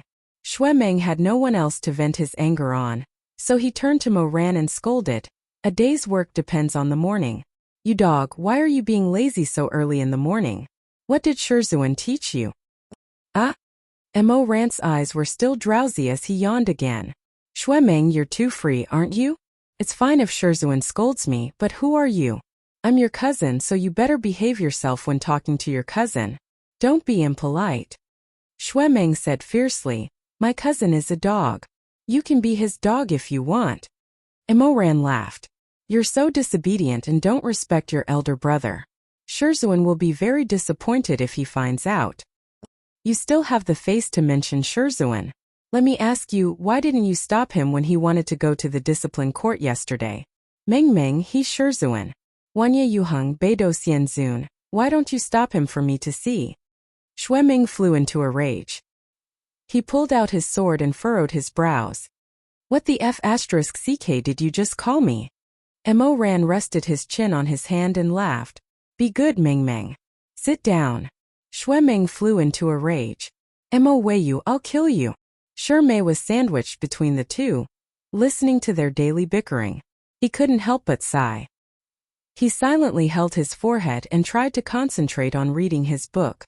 When the sun and moon pot is filled, when the spiritual core is first formed, the Tao of heaven cannot see through it, and life and death participate in the business. 3 days passed in the blink of an eye. Chu Wanning finished his reflection. According to the rules, he would be grounded for 3 months. During this time he couldn't leave the peak of life and death. He also had to go to the Mengpa lobby to do odd jobs, clean the pillars of the Bridge of Helplessness, clean the steps in front of the mountain gate and so on. The discipline elder was deeply worried. Elder Yuheng, to be honest, I feel that you shouldn't do these things. You're a grandmaster. Doing things like washing dishes and wiping floors is really unfair. There was still half a sentence he didn't say. The main thing is that I really doubt whether you know how to sweep floors, cook, and wash clothes. Chu Wanning didn't doubt himself at all. He obediently reported to the Mengpa lobby. The Mengpa lobby, from the manager to the servants, were shocked to hear that Chu Wanning was coming to do odd jobs. They all turned pale with fright, as if they were facing a great enemy. Chu Wanning's white robes fluttered as he floated over. His handsome face was cold and calm, without any expression. If a cloud was added to his feet and a horsetail whisk was added to his arm, he probably wouldn't be any different from an immortal. The Mengpa lobby manager felt very ashamed and uneasy. He actually had to order such a handsome man to wash vegetables and cook. Chu Wanning didn't have the self-awareness of being a handsome man. He walked into the kitchen and coldly glanced at everyone. Everyone couldn't help but take a step back. Chu Wanning went straight to the point. What should I do? The manager bashfully pinched his clothes and thought for a while. He carefully said, Elder, what do you think about washing vegetables? Chu Wanning said, okay. The manager let out a big sigh of relief. He originally thought that Chu Wanning's 10 fingers didn't do any household chores, and might not be willing to do such a simple thing. However, other chores were either dirty or required some skill. He was worried that Chu Wanning wouldn't be able to do it well. Since Chu Wanning straightforwardly agreed to wash vegetables, he didn't need to worry anymore. Reality proved that the manager was really too naive. There was a clear stream in front of the Mengpa lobby. Chu Wanning carried a basket of dark green vegetables and came to the stream. He rolled up his sleeves and began to wash the vegetables. This area was under the jurisdiction of Elder Xuanji. Occasionally, there would be disciples of Xuanji who passed by. When they saw that Chu Wanning was actually washing vegetables, they were so scared that they couldn't speak a complete sentence. They rubbed their eyes 3 or 4 times to make sure that they didn't see wrongly. Only then did they say in shock, Elder Xuanji. Morning. Chu Wanning looked up. Morning. Elder Xuanji's disciple trembled in fear as he fled. Chu Wanning was too lazy to be long-winded with them. He continued to peel the vegetables, wash them, and throw them back into the basket. He washed them very seriously. He peeled every single vegetable leaf and brushed them back and forth repeatedly. The result of this was that it was already noon, but he still hadn't finished washing the basket of vegetables. The waiter in the kitchen was anxious from waiting. He kept walking back and forth in circles. What should we do? Why isn't the elder back yet? If he doesn't come back, then the vegetables won't come back. How should we cook beef with vegetables? The head steward looked at the sun and said, forget it, let's not wait anymore. Let's change it to braised beef. Thus, when Chu Wanning returned, the beef from the Mengpa lobby was already out of the pot. It was stewed until it was tender. There was no need for vegetables at all. Chu Wanning frowned. He hugged his vegetables and was rather unhappy. He said coldly, "Why don't you want the vegetables and make me wash them?" The head steward's hair stood on end. He wiped the cold sweat on his forehead with a handkerchief and said something that he regretted. "Isn't this because I hope that the elder will personally make a pot of stewed tofu with vegetables?" Chu Wanning didn't have any expression. He still hugged his vegetables and tilted his head in thought. The head steward hurriedly said, "If the elder is unwilling, then it's fine." Before he could say anything, Chu Wanning asked, "Where's the tofu?" The head steward was speechless. "Elder Yu Hung, do you know the way of the kitchen?" Chu Wanning said, "It's not that I don't know anything. I can give it a try." At noon that day, the disciples entered the Meng Palabi happily as usual. They found seats in groups of 3 to 5 and went to the counter to get food and rice. The food at the Life and Death Summit was always sumptuous, and today was no exception. The braised beef had the right amount of fat and lean, the shredded pork was fresh and rich, the farmhouse meat was golden and crispy, and the fish with chopped chili was red and attractive. The disciples hurriedly fought for their favorite food, lining up all the way, asking the chef to add an extra spoonful of sweet and sour pork ribs, some gravy on the rice or some oil and chili. The fastest ones were always the disciples of Elder Lutsuan. The little guy at the front of the line had a big pimple on his nose, but he was still thinking about the mapo tofu. He skillfully carried the wooden tray to the last counter and said without looking up, "Master, I want a bowl of tofu." The master's fingers were long and slender, and he handed him a plate full of tofu. However, it wasn't the mapo tofu he was familiar with. Instead, it was a plate of strange food that was black in color, and the ingredients were indistinguishable. The disciple was shocked. "What is this?" "Boiled tofu with vegetables." The Meng Palabi was noisy, so the disciple didn't pay attention to the person who answered. Instead, he angrily said, "Do you refine pills? How can this be boiled tofu with vegetables? I don't want it, take it back." As he scolded, he glared at the chef. In the end, when he saw the person standing behind the counter, the disciple was so frightened that he screamed and almost knocked over the tray. Elder Yu Hung." "Yes." The disciple was about to cry. "No, I didn't mean it like that. Since you don't want to eat it, take it back." Chu Wanning said expressionlessly, "Don't waste it." The disciple stiffly picked up the plate and stiffly handed it to Chu Wanning. Then he left with the same hand and foot. After a while, everyone knew that the person standing in front of the last counter was Elder Yu Hung. Thus, the originally lively Meng Palabi was instantly silenced.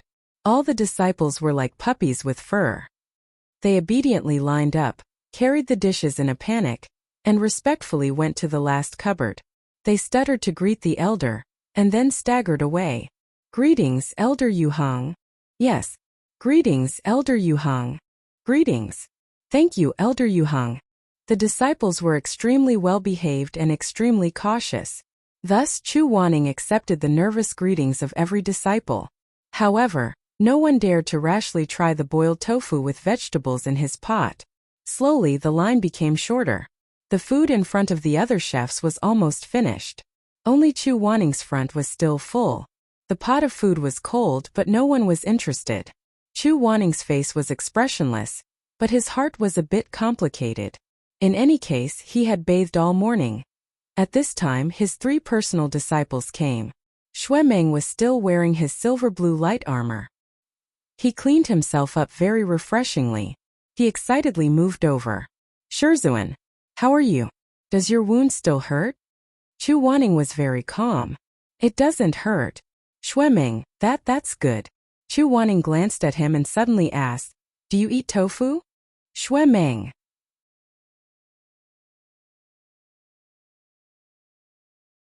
Chapter 31. In order to show his sincerity in front of his master, the young master prepared 3 plates of charred tofu and promised that he would not throw away a single piece. He would eat all of them. Chu Wanning was very satisfied and revealed a rare look of admiration. Mo Ran, who was following behind them, was unhappy when he saw this. The Emperor Ta had an inexplicable obsession with Chu Wanning's approval, so he immediately ordered 3 servings of tofu. Chu Wanning glanced at him. "Aren't you full after eating so much?" Mo Ran and Xue Meng said excitedly, Even if you give me 3 more servings, I can still eat them, let alone 3. Chu Wanning said indifferently. Okay. Then he gave Mo Ran 6 portions of tofu and said, you too. Don't waste it. Mo Ran. Since the other 2 had already ordered, Shimei was no exception. He smiled and said, then, Shizun, I want 3 plates too. Thus, on the first day after Elder Yu Heng's confinement ended, his 3 disciples all had stomachaches because they ate something bad. The next day, the disciplinary elder found Chu Wanning and tactfully expressed that the Mengpa lobby did not lack helpers. He asked Chu Wanning to move to the Bridge of Helplessness and help sweep the fallen leaves and clean the pillars. The Bridge of Helplessness was a bridge that connected the main area of the Bridge of Life and Death to the disciples' resting area. It could allow 5 horse carriages to pass side by side. The pillars of the bridge had 9 white jade beasts, each representing the 9 sons of the dragon. There were also 360 short pillars with lion heads. Chu Wanning silently swept the floor. After he was done, he carefully wiped the jade beast. After working for most of the day, when the sky gradually darkened, it began to rain. After class, most of the disciples didn't bring their umbrellas, so they ran back to their residences while wading through the puddles. Raindrops splashed on the stone steps.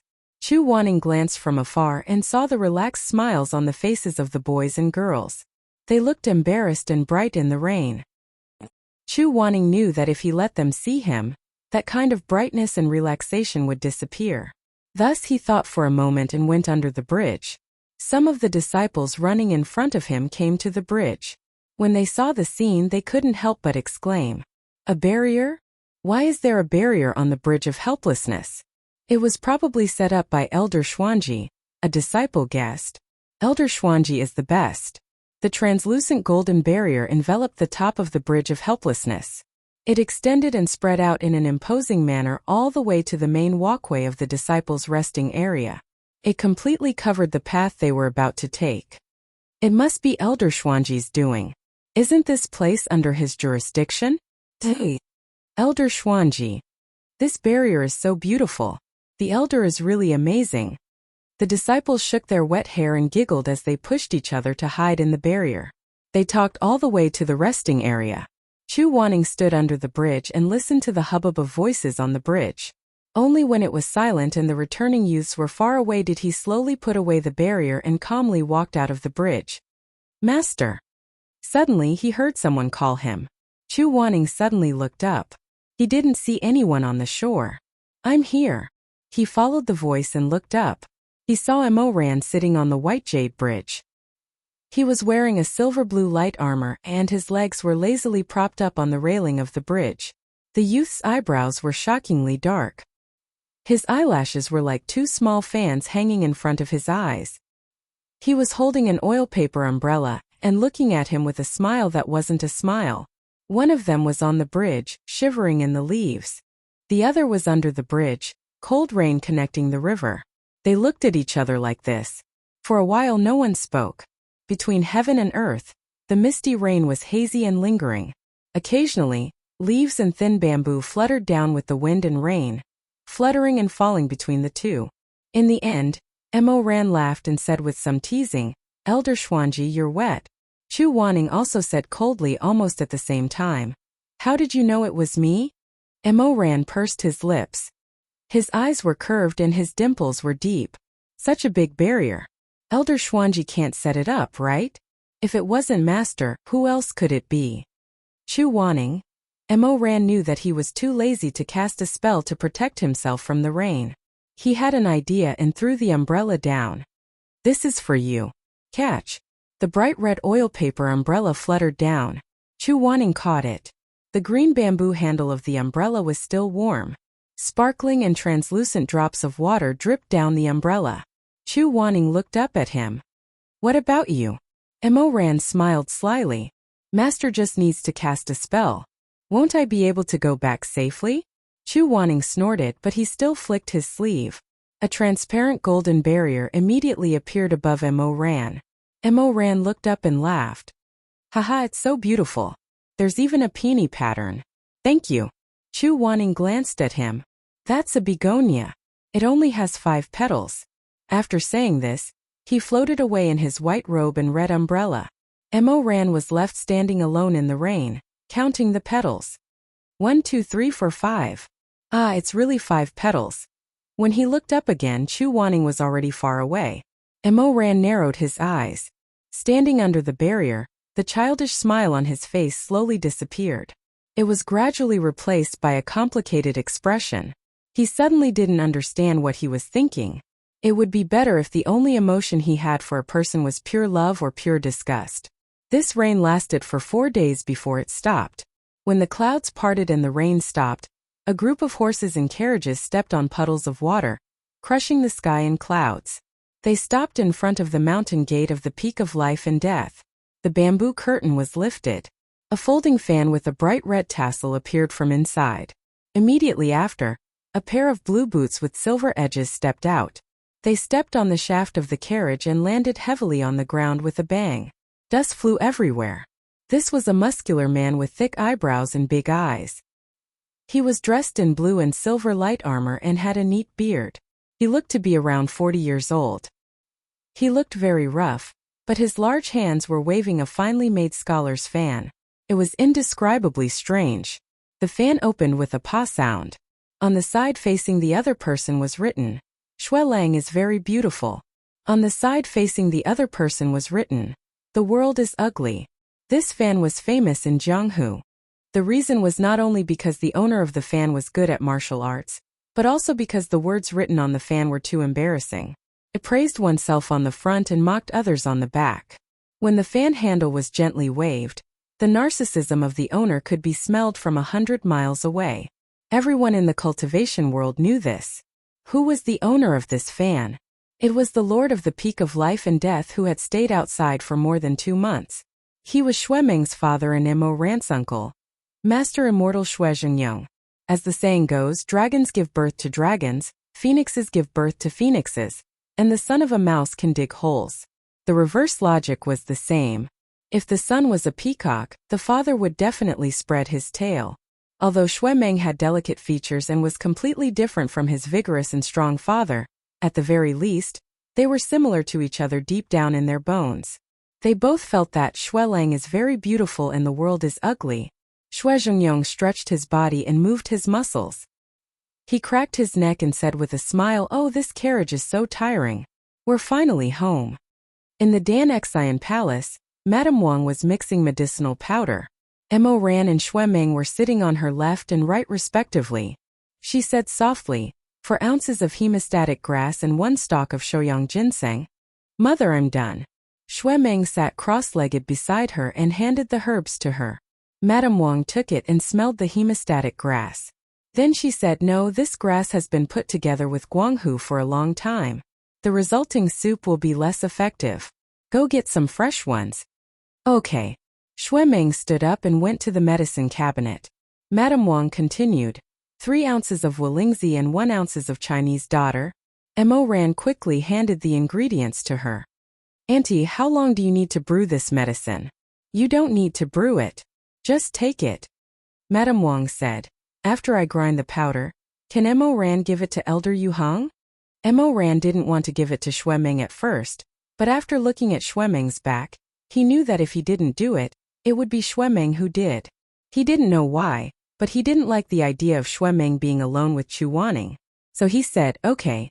After a pause he asked, "Oh right, Auntie, is this medicine bitter?" "It's a little bitter." "What's wrong?" Mo Ran smiled and said, "Nothing."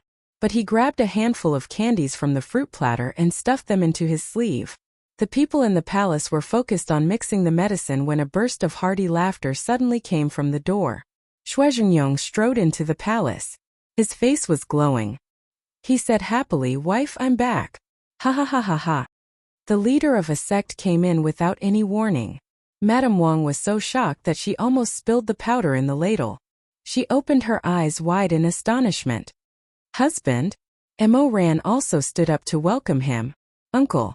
"Ah, Ranner is here too." Shui Zhengyong was tall and sturdy, but his speech was very kind. He patted Mo Ran's shoulder. "Good boy, I haven't seen you for a while. You seem to have grown a little taller. How was it? Did the trip to Colored Butterfly Town go smoothly?" Mo Ran smiled. It went smoothly. Good, good, good. With Chu Wanning there, I knew that there wouldn't be any problems. Ha ha ha ha. Right, where's your master? Is he playing with his little toys in the mountains again? Mo Ran heard this and was a little embarrassed. Shizun, this uncle of his had a fiery temper and was easily impulsive. In his previous life, his uncle's death was largely due to this kind of personality. Mo Ran naturally didn't want to directly tell him that Chu Wanning suffered 200 blows and was grounded for 3 months. Just as he was thinking about how to tell him, an odd sound came from behind him. Shui Meng walked out in a daze with a pile of hemostatic grass. When he saw his father, he couldn't help but be happy. Father! Menger! Mo Ran was secretly relieved. When this father and son met, they would definitely flatter each other and praise each other. He was thinking about how to tell them that Chu Wanning was punished. Sure enough, the peacock father and son were praising each other with their tails up. After not seeing you for 2 months, my son has become more handsome. You look more and more like your father. Shui Meng didn't look like his father at all. He only looked like his mother, but he agreed and said, Father's body has also become more sturdy. Shui Zhengyong waved his hand and laughed. During this period of time in Kunlun's Treading and Snow Palace, I increasingly feel that all the young people in the world can't compare to my son and nephew. That group of sissy people really annoys me. Meng do you still remember Mei Hanxue? Shui Meng immediately showed a look of disdain. That little fatty who has been training in seclusion for more than 10 years. I heard that he's the Treading and Snow Palace's eldest martial brother? He's come out? Ha ha, my son's memory is really good. That's him. When he was young, he came to our house to stay for a while. He even slept with you. How could I not remember? He was as fat as a dog. He even kicked people in his sleep. I was kicked down by him many times. Father, did you see him? I saw him. Shui Zhengyong twirled his beard as if he was reminiscing. Shui Meng was a proud son of the heavens. He was naturally competitive, so he impatiently asked, how was it? Shui Zhengyong laughed. If I had to say, he's not as good as you. He's just a boy, but his master taught him to play the zither and dance. He even used lightness skill and threw flower petals. Your father is going to die from laughter. Ha ha ha ha. Shui Meng's nose twitched. He seemed to be disgusted. A little fatty with baby fat playing the zither, dancing and throwing flower petals, then what's his cultivation? After all, Mei Hanxue had been in seclusion for more than 10 years. He had just come out of seclusion a few months ago and had not shown his sword in Jianghu. Since appearance had already defeated him, Shui Meng wanted to compare cultivation. This time Shui Zhengyong did not immediately answer. He thought for a while and said, it's okay to see that he doesn't fight much. Anyway, when the Spiritual Mountain Sword Conference comes, I'll naturally have a chance to compete with him. Shui Meng's eyebrows twitched. Humph, that fatty. I don't even know if he'll have a chance to compete with me. Madame Wang had already added the last of the powder. She stood up and smiled as she patted Shui Meng's head. Menger, don't be arrogant. You have to be humble and always have a heart of respect. Shui Meng said, what's the use of being humble? That's what incompetent people do. I want to be as straightforward as my father. Shui Zhengyong laughed. See, how can a tiger father have a dog son? Madame Wang was displeased. You don't teach him the good things, but you teach him the bad things. What are you talking about? Shui Zhengyong saw the slight anger on her face and knew that she was indeed unhappy. He stopped smiling and scratched his head. My wife, I was wrong. I'll teach you whatever you say. You're always right. Don't be unhappy. Mo Ran. Shui Meng. Madame Wang was Lonman's disciple in her early years. It was said that she was kidnapped by Shui Zhengyong. No one knew if this rumor was true, but Mo Ran knew very well that his uncle was very affectionate towards his aunt. Madame Wang, on the other hand, was not that passionate towards her husband. She was an extremely gentle person, but she would always throw tantrums at Shui Zhengyong. After all these years of stumbling, anyone with a discerning eye could tell who was more devoted to the other between husband and wife. Shui Meng naturally could not be bothered to watch his parents flirt. He was a little disgusted. He clicked his tongue and impatiently turned to leave. Madame Wang was quite embarrassed. She quickly said, Meng, Meng waved his hand and strode out. Mo Ran did not want to disturb the couple's reunion. He could also avoid his uncle's questioning. It was better to leave Chu Waning's punishment to Madame Wang. He would not be able to handle it himself. Thus, he tidied up the medicine on the table and left with a smile. He even closed the door for them. Holding the medicine, he wobbled to the Red Lotus Pavilion. Chu Waning was injured and his body was a little weak these few days. The barrier around the pavilion had been removed, so he did not know that someone had come. Thus, Mo Ran coincidentally saw this scene. Chu Waning was currently bathing in the lotus pond. It was fine if he was bathing by himself, but the main thing was, there were actually 2 other people in the lotus pond used by Elder Yu Hong.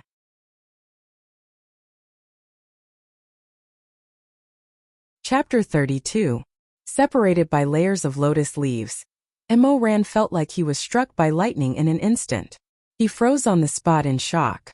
The bottle of mixed feelings in his heart shattered completely. His face was about to crack.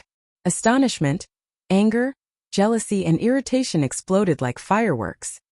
He moved his lips, but he was so angry that he couldn't say a word. He didn't realize what he was angry about. There was only one thought in his mind. How can you touch the person I've slept with? Chu Waning, you extravagant and lascivious man. You actually he didn't react at all. In this life, Chu Waning didn't have the slightest emotional entanglement with him. In just an instant the string in his head snapped. After all, more than 10 years, a lifetime from birth to death.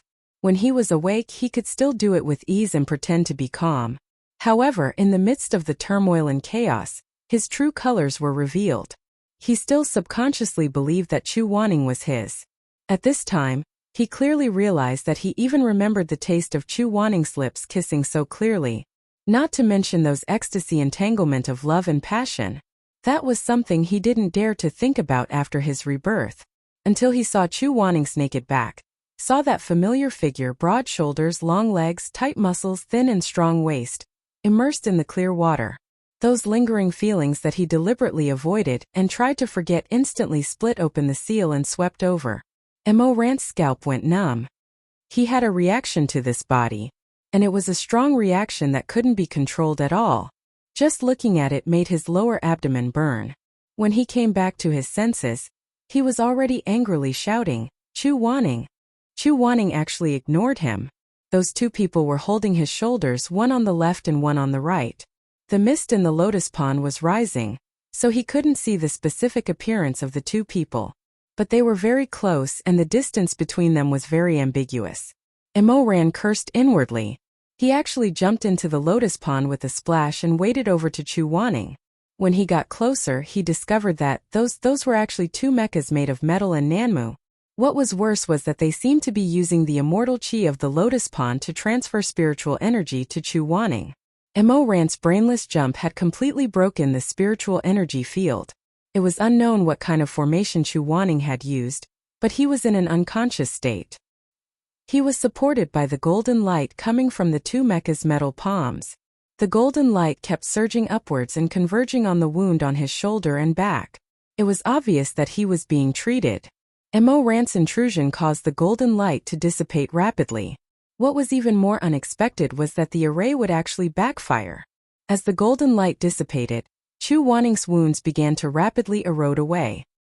He frowned, groaned, and coughed out a mouthful of blood. Then the scars all over his body began to tear apart. His blood was like a mist, instantly soaking the flower pond. Mo Ran was stunned. This was Chu Waning's flower soul sacrifice technique. He realized that he might have gotten himself into trouble. Chu Waning's spiritual energy was dual element metal and wood. The metal spiritual energy was like Heaven's Inquisition, focusing on attack and defense. The wood spiritual energy was used for healing. The flower soul sacrifice technique was one of them. Chu Waning could mobilize the spirits of 100 flowers to heal his wounds. However, during the process no one could enter the array. Otherwise, the spirits of the plants would disperse. Not only would it not have any healing effect, it would also worsen the injury. In the worst case, Chu Waning's spiritual energy core could be completely devoured by the spirits of the 100 flowers. Fortunately, Mo Ran had dabbled in the flower soul sacrifice technique in his previous life. He immediately cut off the spiritual energy flow. Chu Wanning, who had lost the support of the array, immediately collapsed. Mo Ran firmly supported him. The unconscious Shizun's face was pale, his lips were blue, and his body was as cold as ice. Mo Ran carried him to the shore. He didn't have time to look at him. He half-carried and half-dragged Chu Wanning back to the bedroom and placed him on the bed. Shizun? Shizun! He called out a few times, but Chu Wanning's eyelashes didn't even flutter. Other than the slight rise and fall of his chest, he looked no different from a dead person. This Chu Wanning made Mo Ran think of his previous life. He inexplicably felt his throat dry up, and his heart panicked. In his previous life, 2 people had died in Mo Ran's arms. Shirmei, Chu Wanning. Of the 2 of them, one was the lover of his dreams, and the other was the enemy of his life. After Shirmei left, there was no more Mo Weiyu in this world. What about Chu Wanning? Mo Ran didn't know. He only remembered that day. He held the person in his arms bit by bit, cold. He didn't cry, nor did he laugh. Both joy and sorrow became distant and unreachable. After Chu Wanning left, Mo Weiyu didn't know what was in this world anymore. The candles were bright, illuminating Chu Wanning's naked upper body. Wanya Yuheng usually wore very tight clothes. His collar was folded tight and high, and his waist was wrapped in 3 bands. He was upright and restrained. Because of this, no one had ever seen the extent of his injuries after 200 beatings. Although Mo Ran had personally seen Chu Wanning's back when he was punished at the discipline court that day, he only knew that it was bloody and extremely tragic. But later on, he saw Chu Wanning wandering around as if nothing had happened. He thought that he probably didn't hurt his muscles or bones. Only now did he realize that Chu Wanning's injuries were much more serious than he had imagined. The 5 wounds left by the Ghost Master had all opened up. In the deepest part, one could clearly see the eerie white bone. Chu Wanning probably didn't ask anyone to help him change the dressing. He did it himself. The ointment was not evenly applied. Some places that couldn't be reached had already become inflamed and festered. Not to mention the blue and purple marks from the beatings covered the entire back. There was almost no intact skin or flesh. In addition to the backlash from the formation just now, Chu Wanning's wounds were all torn open. Blood gurgled and quickly dyed the blanket under his body mottled. If he hadn't seen it with his own eyes, Mo Ran wouldn't have believed that the person who insisted on wiping the pillars of the bridge and opening the huge rain-blocking barrier for the disciples was the person in front of him. The person who could be classified as old, disabled, sick, and weak. If it weren't for the fact that Chu Wanning was unconscious, Mo Ran would have grabbed him by the collar and questioned him. Chu Wanning, do you have an ego problem? Just lower your head and give in. Who will stop you? Why do you have to be so stubborn? You're an adult. Why don't you know how to take care of yourself and treat yourself better? Why don't you ask others to help you apply the ointment? Why would you rather let 2 mechas help you cast the healing formation than ask others for help? Chu Wanning, are you stupid? Are you stubborn to death? He cursed in his heart as he quickly pressed the acupoints to stop the bleeding. Then he fetched some hot water and helped Chu Wanning wipe the blood on his back. The sharp knife quenched the fire and cut off the completely rotten flesh. The first time, Chu Wanning groaned in pain. His body instinctively bounced up. Mo Ran held him down and said unhappily, "What are you groaning for? Do you want to be F***ed? If you groan again, I'll stab you in the chest. Once you're dead, it won't hurt anymore." It was only at times like this that Mo Ran could reveal his ferocious nature and shout at him like he did in his previous life. However, there were too many white and rotten wounds. Chu Wanning kept gasping for breath as the wounds were cleaned up bit by bit. Even if this person was unconscious, he would try to suppress his pain and endure it. He wouldn't shout in pain, but his whole body was covered in cold sweat. His body that had just been cleaned was soaked in sweat again. After busying himself for more than an hour, he finally finished applying the ointment and bandaging the wounds. Mo Ran helped Chu Wanning put on his underwear and carried a thick quilt to cover his teacher who was burning hot. Only then did he heave a sigh of relief. He remembered that the medicine that Madame Wang mixed was still sealed in the oil paper bag. He took some water to make a bowl of medicine and brought it to Chu Wanning's bedside. "Here, drink the medicine." He picked up the unconscious person with one hand and let him rest on his shoulder. He scooped up the medicine and blew on it, then tried to take a sip. Mo Ran immediately frowned. His face scrunched up like a bun. What the hell? Why is it so bitter? However, he still let it cool down and fed it to Chu Wanning. In the end, after just half a spoonful, Chu Wanning couldn't take it anymore and spat out the medicine. Most of it splashed onto Mo Ran's clothes. Mo Ran was speechless. He knew that Chu Wanning didn't like bitter food and was even afraid of it. However, if he was awake, the stubborn elder Yu Heng would definitely hold back his disgust and drink the medicine in one gulp. At most, he would put on a straight face and secretly eat a piece of candy afterwards. Unfortunately, Chu Wanning was currently unconscious. Mo Ran had no choice.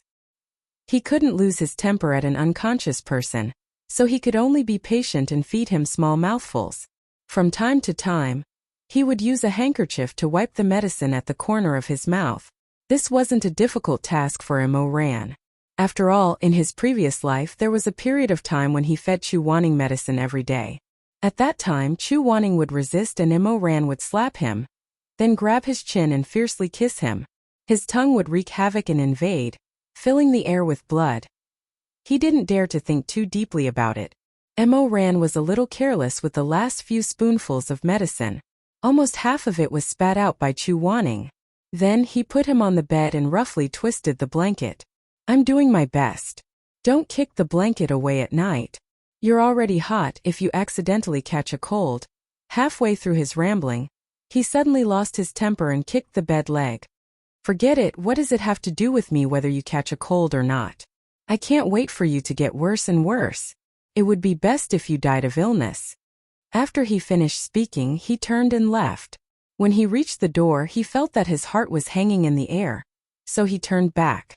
After thinking for a while, he helped him extinguish the candle. Then he left again. This time he walked to the Red Lotus Pond and looked at the water lilies that had become more beautiful after absorbing Chu Wanning's blood. The irritation in his chest only increased. He flew into a rage out of humiliation, but he returned to the bedroom with the same hand and foot. Like a rusty and old robot, he walked around the room in a circle. In the end, he reluctantly stood beside Chu Wanning's bed. The moonlight scattered through the bamboo window that was half open. The silver light soaked Chu Wanning's handsome face.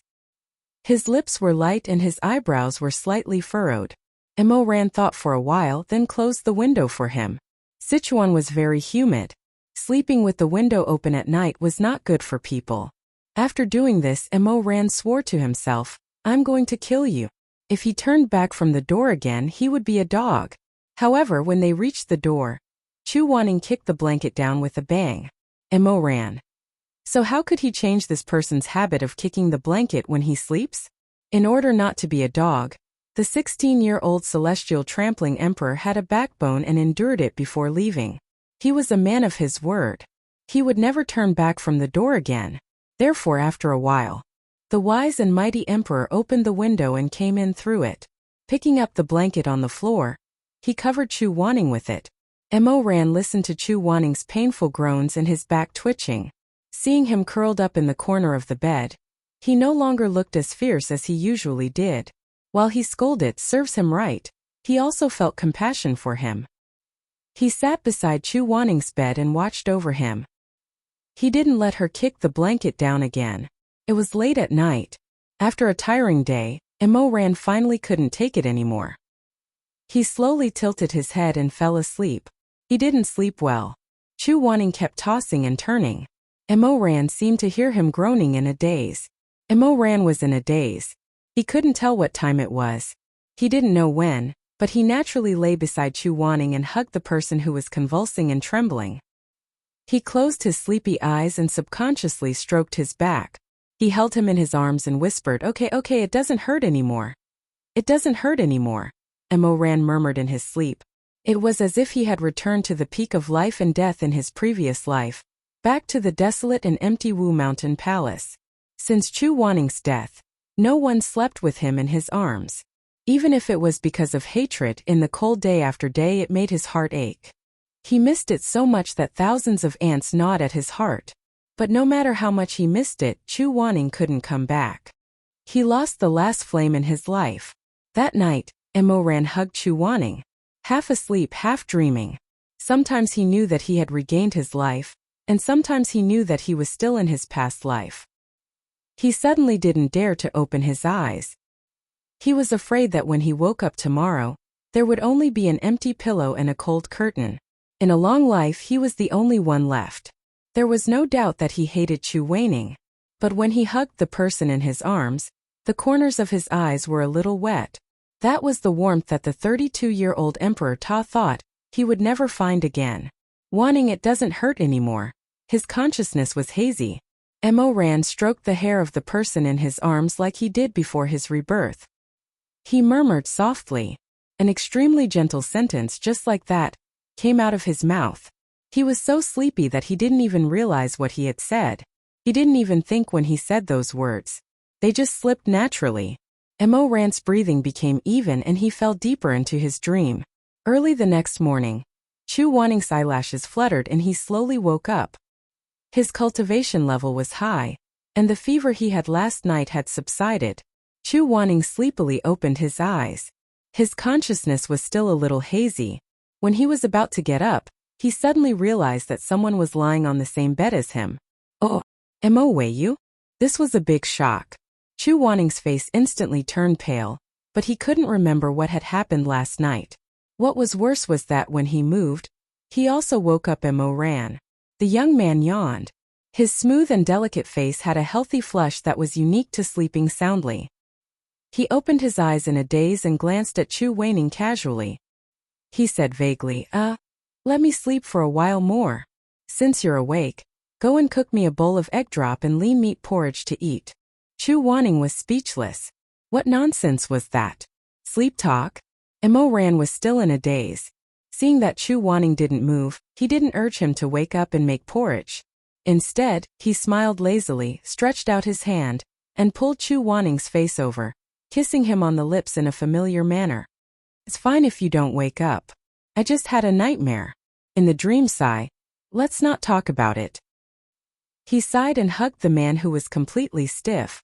He rubbed his chin against the top of the man's head and muttered, "Chu Wanning, let me hug you again."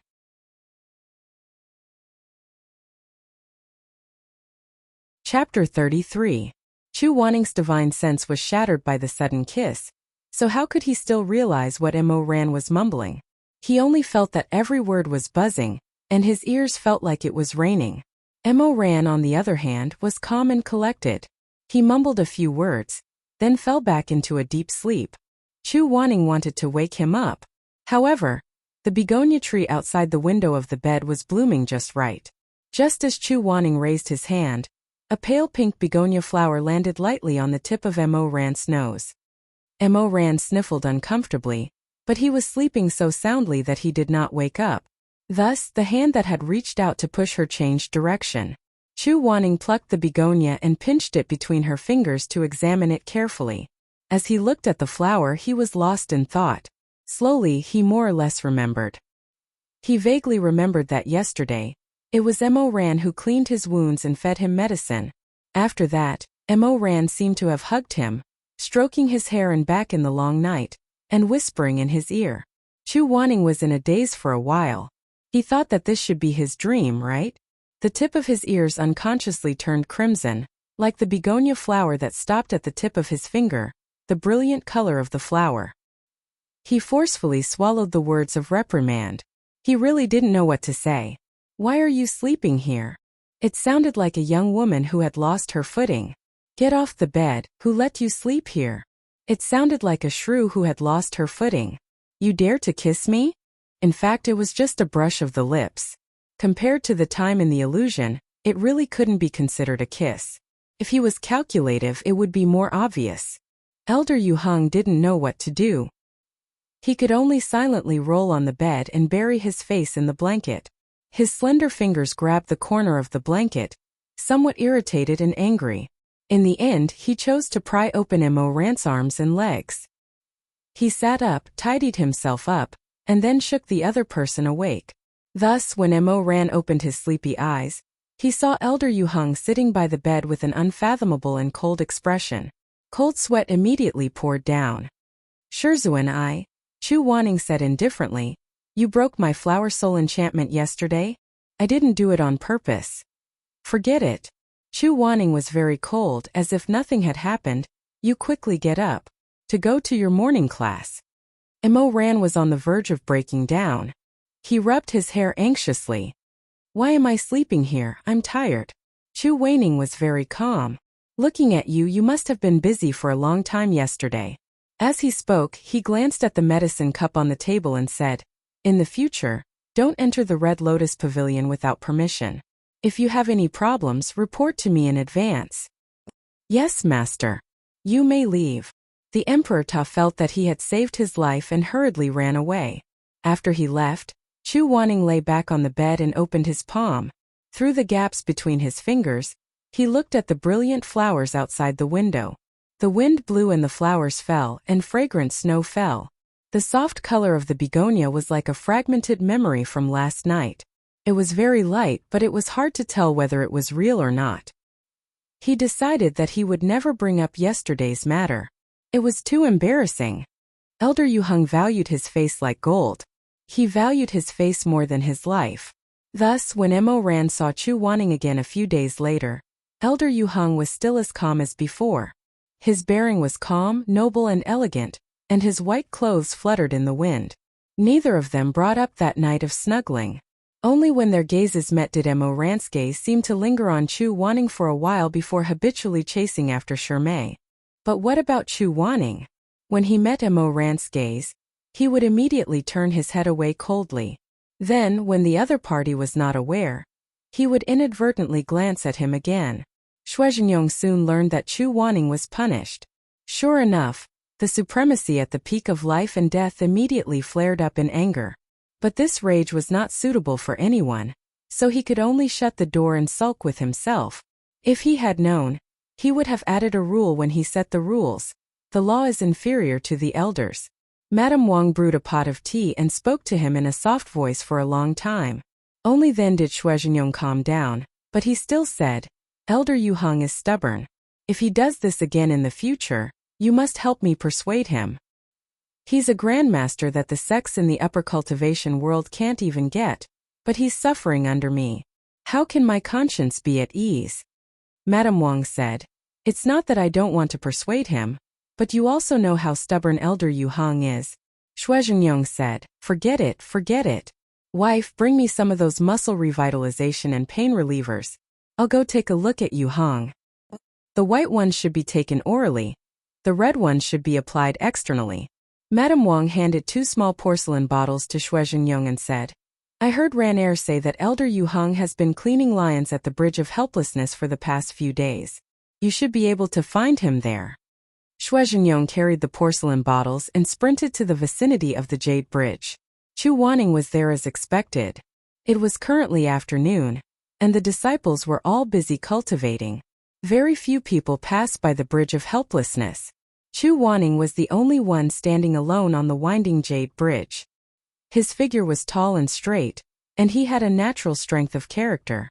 The leaves on both sides of the bridge rustled. His white robes were trimmed with bamboo, and he looked like a gentleman. Shizun walked over and laughed heartily.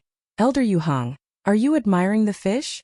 Chu Wanning turned his face. My lord is joking. This river is connected to the yellow springs of the ghost world. How can there be fish here? Haha, I'm just joking with you.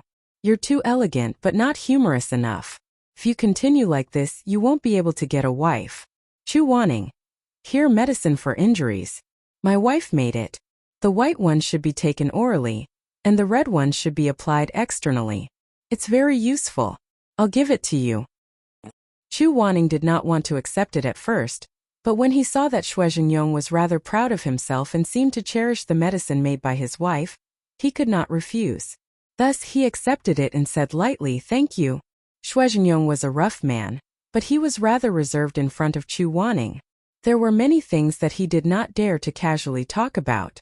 After thinking for a while, he picked a topic. Yu Hung, the Spiritual Mountain Sword Conference will be held in 3 years. At that time, the young talents of various sects will gather and compete. What do you think Meng and Ran Er's chances of winning?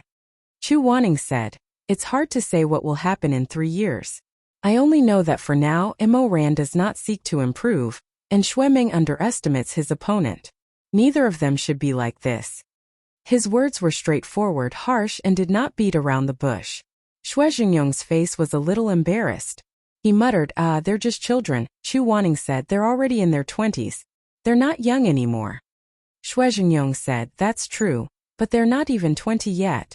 As their father and uncle, I can't help but be biased. Haha. Chu Wanning said, it's the father's fault if the son doesn't teach. It's the teacher's fault if the son doesn't teach strictly. If these two go on the wrong path in the future, it's our responsibility. How can we be biased? Chu Wanning said again, my lord. Do you still remember that Lini Confucian Wen sect also had 2 geniuses back then? When he mentioned this, Xue Jingyong's heart could not help but sink. More than 20 years ago, Lini Confucian Wen sect, the biggest sect in the upper cultivation world, had a pair of brothers. Both of them were young and talented. They could subdue a 100-year-old demon on their own at the age of 10. At the age of 15, they could already create their own spells and establish their own sect. However, 2 tigers could not live on one mountain. Because both of them were outstanding, in the end the brothers fought against each other. During the Spirited Mountain Sword Conference, the younger brother was despised by all sects and elders because he spied on his elder brother's spells in Tantric Buddhism. After the conference, the younger brother was immediately punished by his father. He was proud and arrogant and could not take setbacks.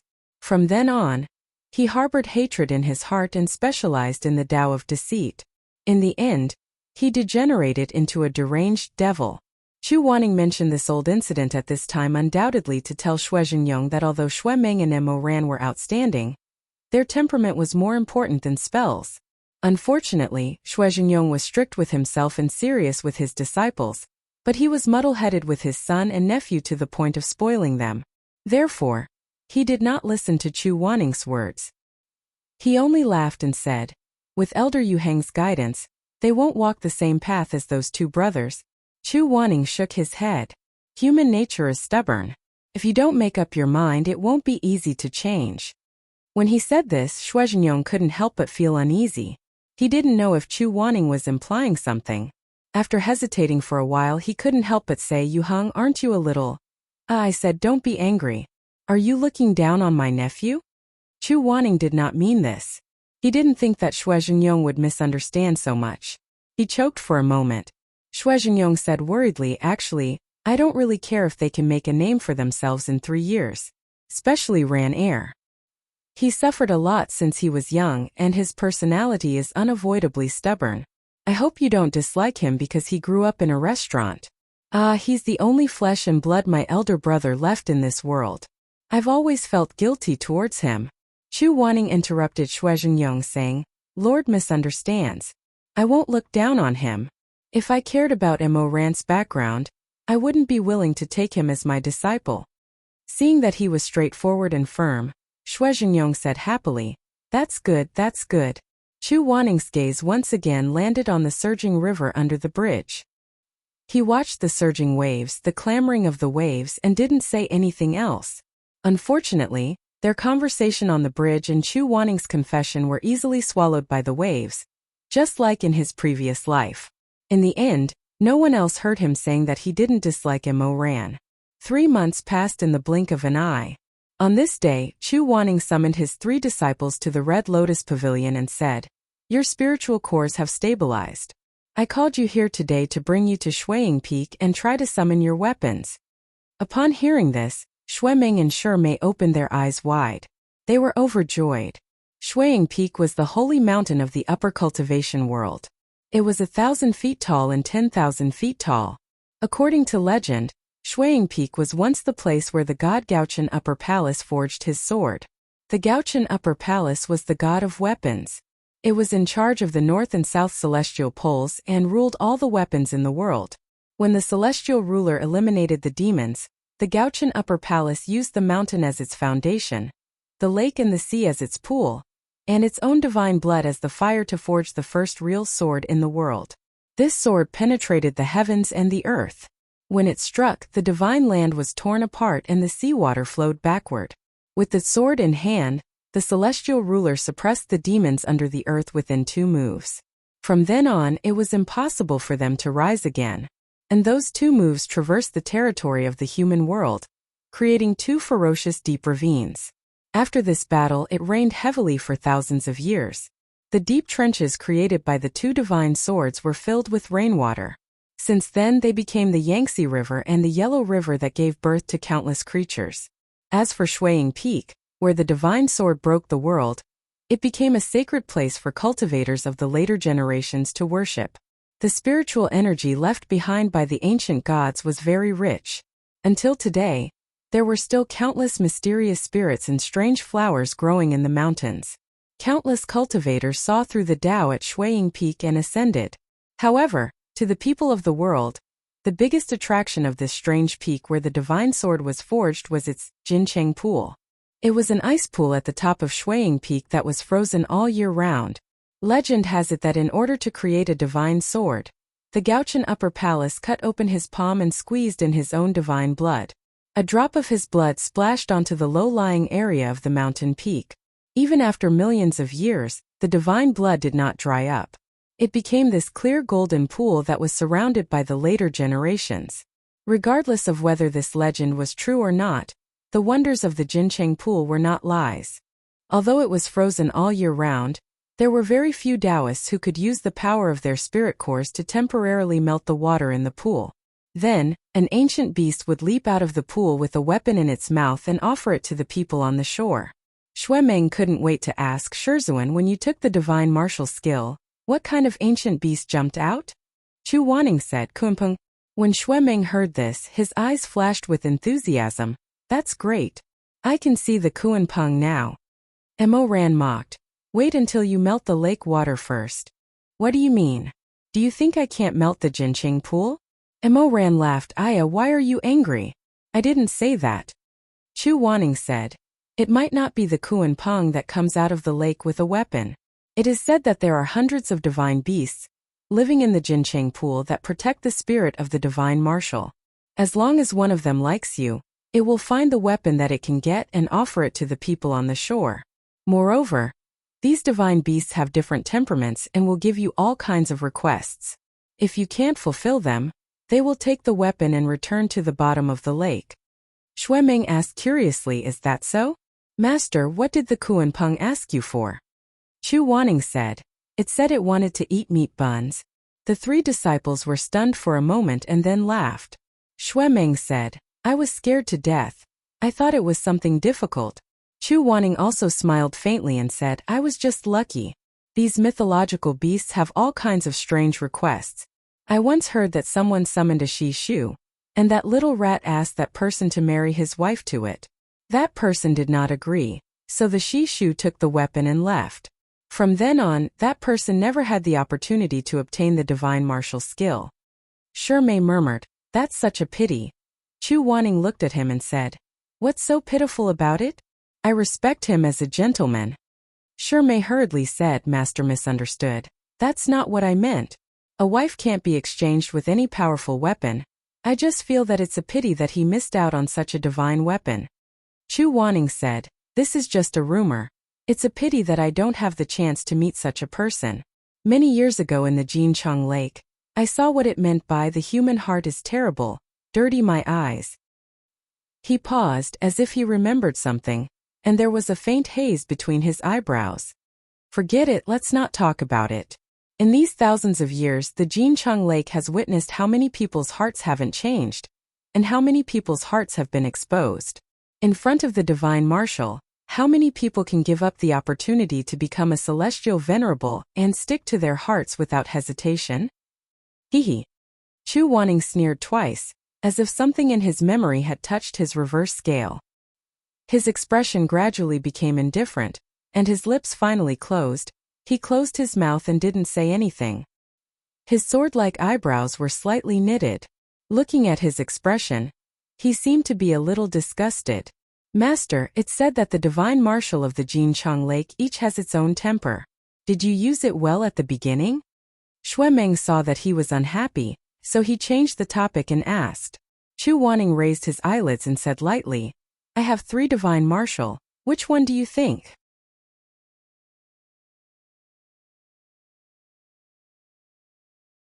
Chapter 34. Only Chu Wanning could calmly recite such a heaven-shaking, earth-shattering sentence. When the three disciples heard this, they all had different feelings in their hearts.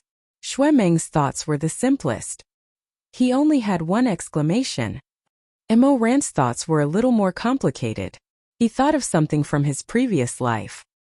He pinched his chin and thought that he did not want to see Chu Wanning's third weapon in this life. As for Shimei, he tilted his head. His pair of apricot eyes flashed with a faint light, as if he was admiring and fascinated. Did you get Heaven's Inquisition from the Jinqing pool? Chu Wanning, yes. Then the other two, Chu Wanning. One is, the other isn't. Weapons are usually not too fierce and can be controlled. You don't have to worry too much. Xue Meng sighed with some envy. I really want to see Shizun's other two divine weapons, Chu Wanning said. Heaven's Inquisition is enough to deal with ordinary matters. As for the other two, I would rather they never have a chance to use their skills. Xue Meng reluctantly agreed, but his eyes still flashed. Chu Wanning saw it and knew that Xue Meng's love for martial arts was hard to suppress. Fortunately, Xue Meng was not a bad person. With a little guidance, there was no need to worry too much. Mo Ran rubbed his chin at the side and smiled faintly. He knew that weapons were lethal weapons and saints had no choice but to use them. Chu Wanning, no matter in his previous life, he had lost because of his righteousness. It was written in the books that evil could not prevail over good, but this fool took it seriously. He deserved to be so talented and powerful, but he still became a prisoner and a skeleton in a grave. Shizun. Shimei's voice interrupted Mo Ran's reverie. I heard that every year, hundreds and thousands of people go to Sunrise Peak to learn martial arts, but only 1 or 2 people have the opportunity to melt the Jinqing pool. It has even been years since the pool has been frozen. Disciples' cultivation base is too shallow. It is truly impossible for me to meet a good match.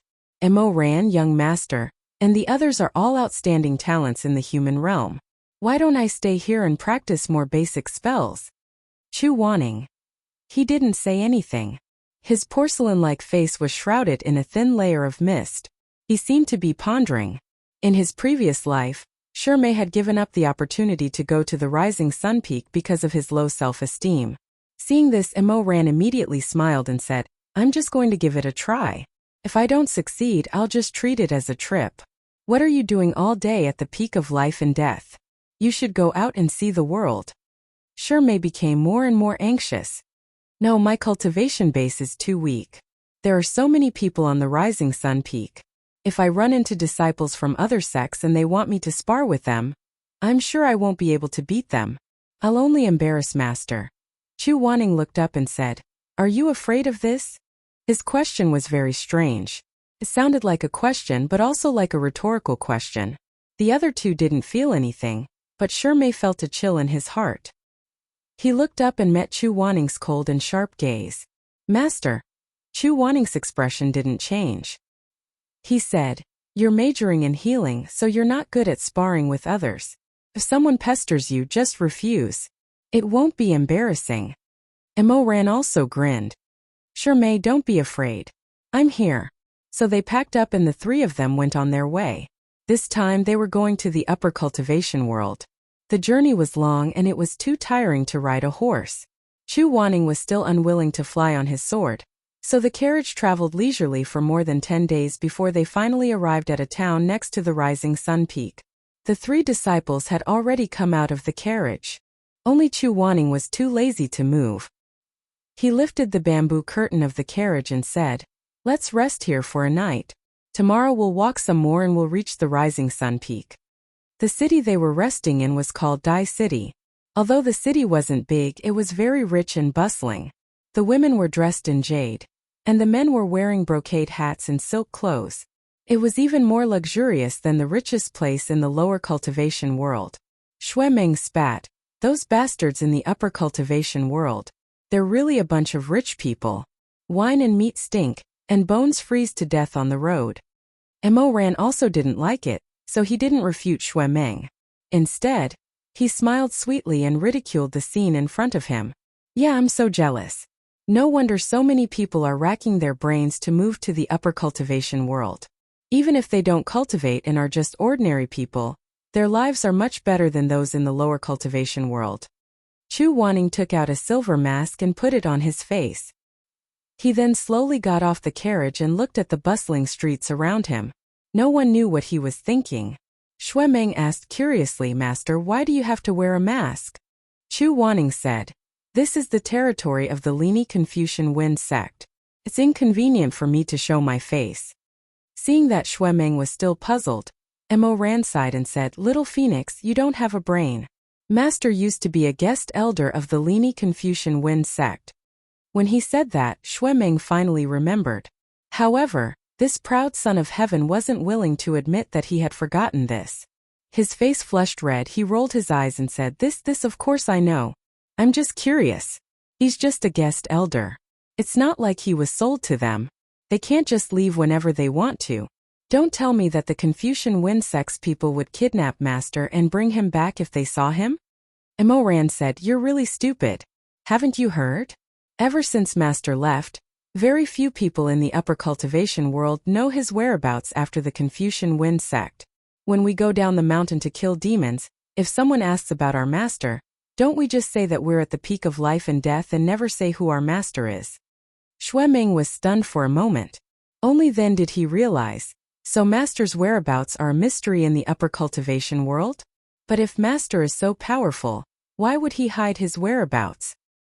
He didn't deliberately hide it, but he also didn't want to be disturbed. Chu Wanning said, "Let's go and check in." "Hey, the four immortals want to check in?" The inn's waiter ran over with an oily face. Xue Meng said, "We want 4 of the best rooms." The waiter rubbed his hands and said with a smile, "I'm really sorry, immortals. Dai City's guest rooms are a bit tight these days. We can't spare 4 rooms. How about we have to trouble the immortals to put together a room? How about 2 rooms?" There was no other way. They could only make do with a place to stay. However, there was a small problem when they were assigning rooms. "I want to share a room with Shermei." While Chu Wanning was paying the bill, the 3 disciples gathered together and Mo Ran firmly said, "Xue Meng couldn't accept it." "Why should I?" Mo Ran said curiously, "Don't you like to stick to Master?" Then I don't want to." He respected Chu Wanning very much, but the word reverence couldn't do without the word fear. He couldn't tell whether he liked or feared Chu Wanning more. Seeing Xue Meng's face turn red, Mo Ran said with a sly smile, "Little brother, I think it's not that you don't want to sleep with Master, but that you don't dare to, right?" Xue Meng's eyes widened. "Master won't eat people, why wouldn't I dare?" "Oh," Mo Ran said with a smile, "but Master likes to hit people in his dreams, did you know that?" Xue Meng. His face turned green and white. Xue Meng suddenly thought of something and asked angrily, "How do you know what Master is like when he's asleep? Have you slept with him before?" These words were a bit ambiguous. Even though Xue Meng himself didn't have any evil intentions, the speaker didn't mean anything, but the listener took it seriously. Mo Ran thought to himself, "Not only did I sleep with him, I even slept with him in my past life." But a real man doesn't mention his past achievements. He still smiled and said, "If you don't believe me, you can feel it tonight. Remember to bring a bottle of Jinchuang ointment. It can be used to treat any injuries." Xue Meng was about to explode, but Chu Wanning had already paid the bill and walked over. He looked at them indifferently and said, "Let's go." The 3 youths followed behind Master like little tails. When they stood in front of the guest rooms, the 3 of them who were originally arguing happily all lowered their heads and waited for Chu Wanning to speak. In reality, their argument just now was useless. When it was time to arrange the rooms, they all shut up and waited for Master to speak. Chu Wanning paused and said, "There are only 2 rooms left, which one of you?" He hesitated inwardly and felt a bit awkward. What should he say? "Who's willing to stay with me?" They all sounded a bit cautious and pitiful, which was really not Elder Yu Heng's style. Then what should he say? "Mo Weiyu, you come with me." Like this? Forget it, with a spiked club and a tiger skin, there was no difference between him and the Black Wind Stronghold's chief who kidnapped a good young woman. In any case, he was a grandmaster, he still had his face.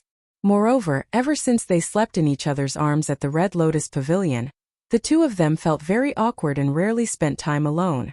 Chu Wanning's expression was calm and indifferent, but countless thoughts ran through his mind. After a long time, he finally raised his chin slightly and nodded at Shuemeng. Shuemeng and I will stay in the same room. Shuemeng? Mo Ran was originally smiling, but now he couldn't help but be stunned. He really did hope that Shuemeng and Chu Wanning would stay together, and that he would stay with Mei. But when this choice came out of Chu Wanning's mouth, he inexplicably felt a bit depressed.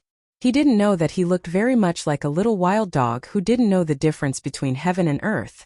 The little wild dog met a man. Although that man didn't treat him very well, he was still willing to throw him some bones to eat 3 meals a day. But the little wild dog didn't like this fierce man, so although he ate the bones every day, he licked his paws and barked at the man. He didn't treat this man as his master. But for some reason one day this man came out with a bowl, and what was inside was not the bones he was familiar with but millet. A beautiful bird with bright feathers fluttered down and perched on the man's shoulder. It stared at him with round eyes, and its sparkling beak intimately rubbed against his face. The man glanced sideways, stroked the bird's luxurious wings, and carefully fed it grain. This wild dog couldn't help but be stunned. After all, he thought that Chu Wanning would choose him. Chapter 35. At night, Mo Ran rested his chin on his hand and stared at the wall. Chu Wanning and Shuemeng's rooms were separated by a wall. Mei loved cleanliness. His clean clothes were neatly folded on the bed. Not even a crease could be seen. Then he went downstairs to ask the waiter to bring him hot water for a bath. The soundproofing in this inn was not particularly good. When the room was quiet, one could hear the faint sounds of movement next to them. Chu Wanning seemed to say something but it wasn't clear. But then Shuemeng's voice sounded. It seems to be a little tight. Mo Ran's ears pricked up and moved. Little Phoenix next door said, Shizun, does it hurt? It's okay. You can continue. I'll be gentler. You can tell me if it hurts. So long-winded. If you want to do it, then do it. If you don't want to do it, then forget it. Mo Ran opened his eyes wide in horror. Although he knew that the two next door were impossible, what kind of conversation was this? What were they doing? The puppy's ears were almost pressed against the wall. He could hear the vague sound of clothes rubbing against each other. When he looked closer, he could even hear Chu Wanning's muffled groan. He had heard Chu Wanning make this sound many times in bed. When his Shizun was in great pleasure or pain, he didn't want to make a sound. He always bit his lower lip, and the corners of his eyes were wet and red. At this time, if he used more force, he could hear Chu Wanning's broken throat. Wait a minute. Chu Wanning's voice was hoarse as he said in a low voice, There. Don't touch it. Okay. Shuemeng hesitated for a moment and said softly, Shizun. You do it yourself? Yes. Where? What kind of nonsense is this? Where can't I touch? What do you mean by doing it myself? What are these two doing? Mo Ran's face darkened. When he reacted, he had already knocked on the door next door. A series of hurried noises came from inside. Go Zai's expression turned even worse. He took a deep breath and said, Master you. The door creaked open. Shuemeng was standing in the middle of the room, dressed immaculately. In his hand was a gauze stained with blood. He was squinting his eyes and staring at him with a puzzled expression. What are you doing? It was late at night. Did you run into a ghost? Mo Ran opened his mouth, then closed it stupidly. He looked past Shuemeng and saw Chu Wanning sitting by the table. There was a brand new bandage and medicine on the table. You are. Shuemeng glared at him. Apply the medicine. Shizun's shoulder injury hasn't completely healed yet. I haven't changed my dressing for a few days, and some of my wounds have been damaged by the suffocation. Mo Ran. He asked blankly that's too tight. Too tight. Shuemeng frowned and thought for a while. Oh, the gauze. It was too tight before. Some blood stuck to the wound. I almost couldn't get it off. Halfway through his sentence, he suddenly stopped and looked at Mo Ran suspiciously. You were eavesdropping on us? Mo Ran rolled his eyes and tried to keep his face in order. The walls of this inn are so thin. Who could eavesdrop? If you don't believe me, you can go to the side and listen.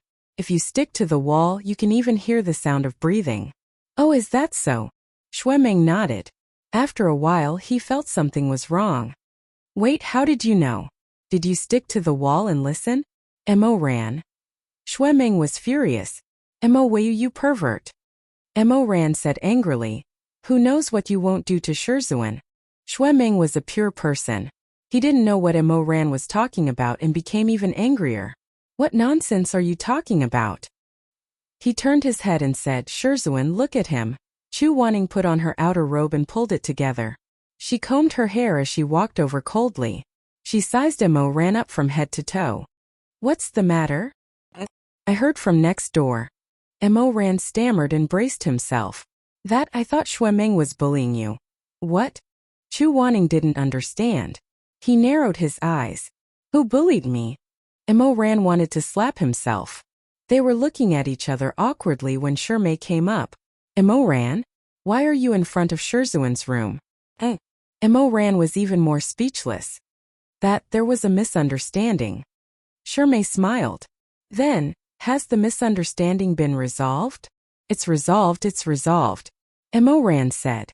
Shimei, didn't you ask the waiter to bring hot water for you to bathe? Shizun hasn't bathed yet, right? I'll go downstairs and ask them to bring more. Shimei said, no need. He took out 4 small wooden tokens made of nanju and smiled. The waiter said that there's a natural hot spring next to this inn. The inn owner built a special bathhouse for it. You can take these tokens to bathe. I'll give one to each of you. Mo Ran felt that as a homosexual, he shouldn't be bathing with 3 other people. Shuemeng was one thing, but Shimei was as holy as a god in his eyes.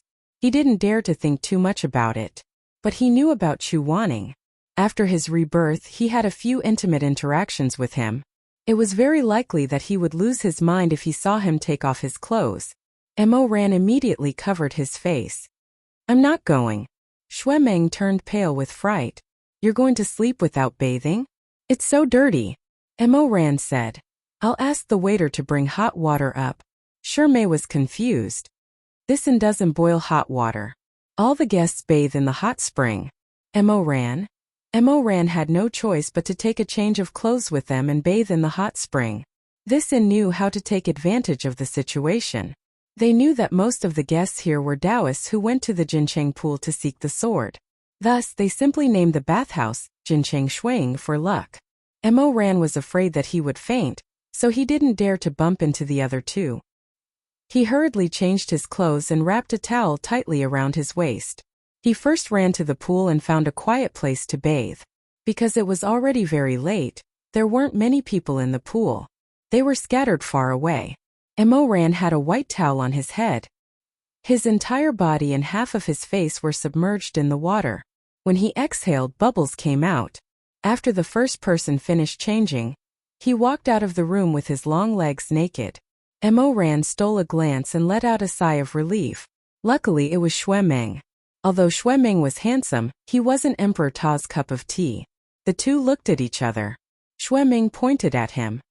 You stay away from me. Why? Because you're dirty. Mo Ran, haha. The bathhouse was foggy.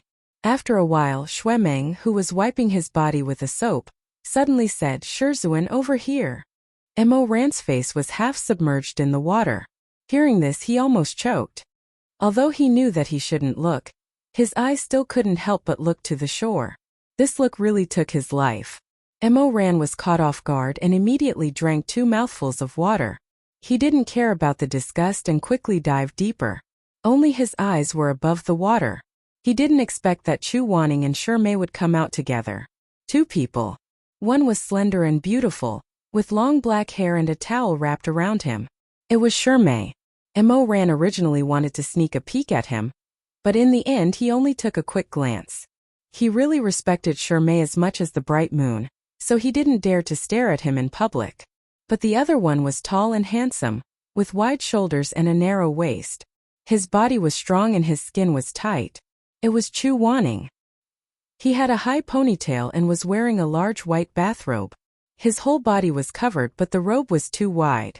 The lapels of the robe were not pulled tight, revealing a large area of his smooth and tight chest. Mo Ran stared at him. He felt like he was going to be suffocated and cooked in the hot spring. He wanted to look away, but his eyes didn't listen. He couldn't move them away. and his ears slowly turned red. Separated by the dense fog, Chu Wanning seemed to be looking at him, but also didn't. He casually put up a waterproof barrier around himself and then stepped into the hot spring. His clothes floated, and when he moved, his legs could be seen. They were straight and slender. Mo ran. He couldn't take it anymore. He closed his eyes and sank to the bottom of the water. Even with the protection of the towel around his waist, his reaction was Mo Ran felt very wronged. He really didn't like Chu Wanning. He hated Chu Wanning to the core. But his body remembered the clouds and rain in the past. He remembered those soulless entanglements that could erode iron bones into tenderness. He also remembered all the blushing and ridiculous things between them. His Adam's apple moved and he was in a dilemma. In the end, Mo Ran was really anxious to the point of crying. He was afraid that for the first time he would despise himself like this. Why was it like this? Sure, Mei was still in front of him. What was the point of him being hysterical in front of Chu Wanning? Even if they were skin to skin in his previous life. It was all in the past. If he was so concerned about Chu Wanning's body, what would he do to his junior sister? How disrespectful, how bad.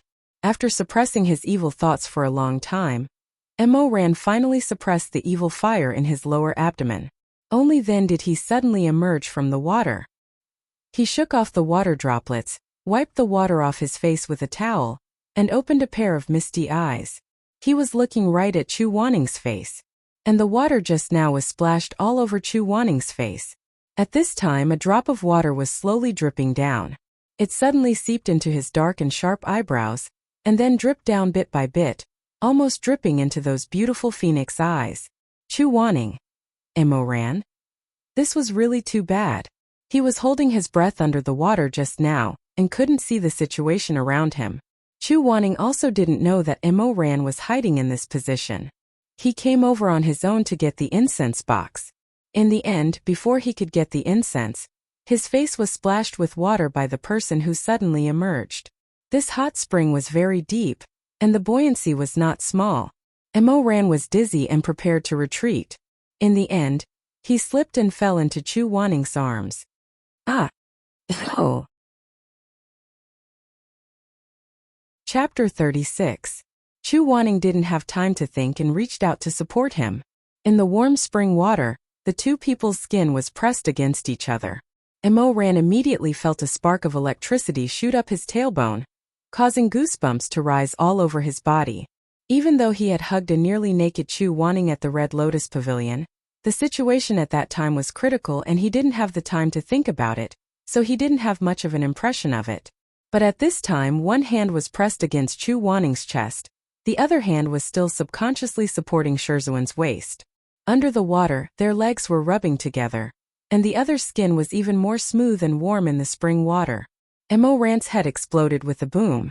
Towards Chu Wanning, he, just touching the other's waist like this without doing anything else was... The reaction was intense, like a surging river. Mas Shizun. He struggled to stand up straight, his already burning lower body bumping into the other in this hurried struggle. Chu Wanning's eyes suddenly widened, shock flashing across his handsome face. He immediately retreated, but at the same time, the water droplets hanging above his eyelashes just now dripped into his eyes.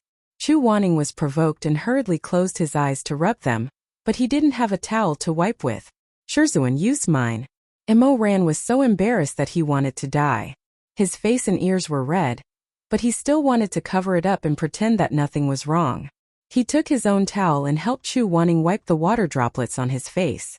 When Chu Wanning opened his phoenix eyes, there was confusion and astonishment in them, and a faint trace of panic. But these were all fleeting. He quickly tried to calm himself down, pretending that he didn't feel anything, and said in a hoarse voice, "Incense, give it to me." "Oh, okay." Mo Ran walked to the side of the pool like a cooked crab and picked up the incense box on the shore. "Shizun, what kind of scent do you want?" "Anything." Mo Ran was dizzy and stared blankly at the box for a long time, then sincerely turned his head. "There is no such thing as anything. Chu Wanning." He paused for a moment before sighing. "Plum blossom begonia." "All right." Mo Ran picked up 2 incense sticks and handed them to Chu Wanning. When their fingertips touched, there was another rustle. No matter how unwilling he was, he still couldn't get rid of those memories. If it was in the past, he would have long been entangled with him by the pool. He even imagined the scene of Chu Wanning half kneeling on the ground, enduring his own burning passion. His master's eyes were half closed and she couldn't stop trembling, yet she was still had to climax by him. Mo Ran couldn't take it anymore. That kind of instinctive male desire made his eyes turn red. He didn't dare to look at Chu Wanning again. He felt that even if he looked at Shirmei now, it would be safer than looking at Chu Wanning. How could this be? How could this be? After hurriedly washing up, Mo Ran vaguely said that he was sleepy and went back to sleep while the other three were still soaking. He went back to his room and locked the door. Mo Ran couldn't take it anymore. He relieved his own desires. He didn't want to imagine Chu Wanning at this time. He'd rather imagine Shirmei in front of a beautiful woman. This would also make his conflicted heart feel better. But his body and thoughts were out of his control. All that flashed in front of his eyes were the scenes of him and Chu Wanning making love. Those bone-deep passions seemed to have been open tonight. They crazily rushed back to his brain, accompanied by waves of tremors of destruction. He treated himself roughly, just like when he was entangled with that man. When he was on the verge of destruction, he raised his neck and panted unwillingly. His throat unconsciously spat out a name. Wanning. After saying these two words, he let out a muffled groan and trembled slightly. He released all of his power without holding back, and his palms became moist after venting. Mo Ran pressed his forehead against the cold wall.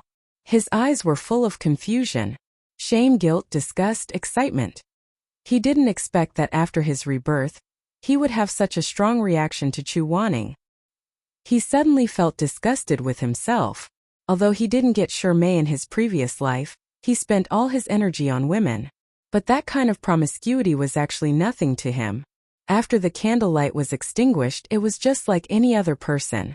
Even Rongjiu, who was slightly moved, was just because he looked similar to Shirmei. But his feelings for Chu Wanning were completely different.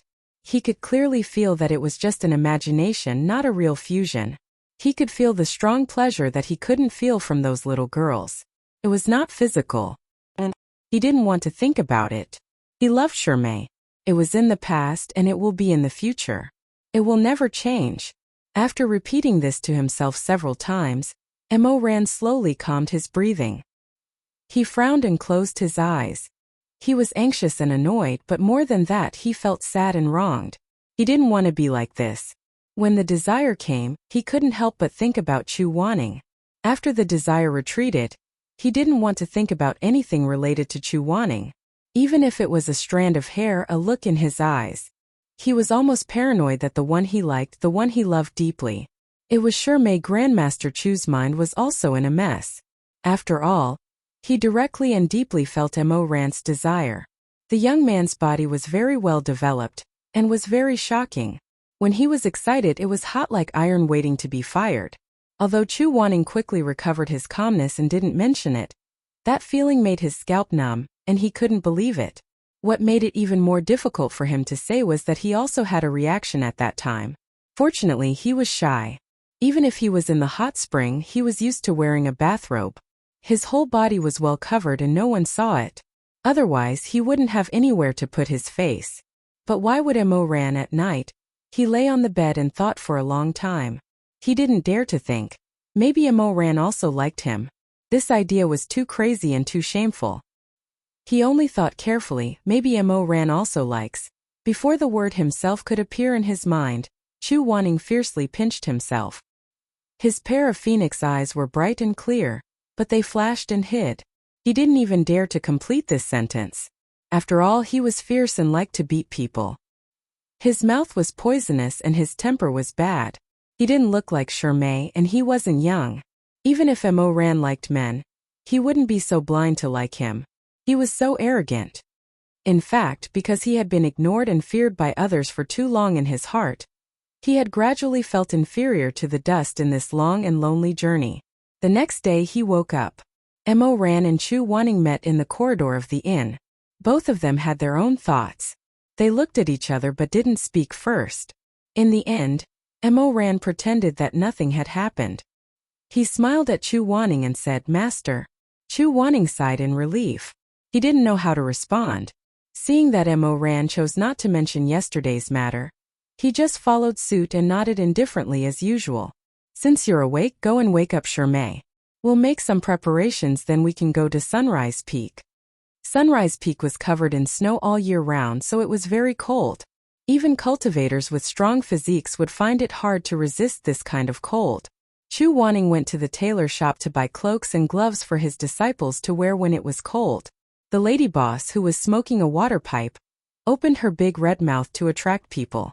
She said to Mo Ran, "Little immortal master looks valiant and formidable.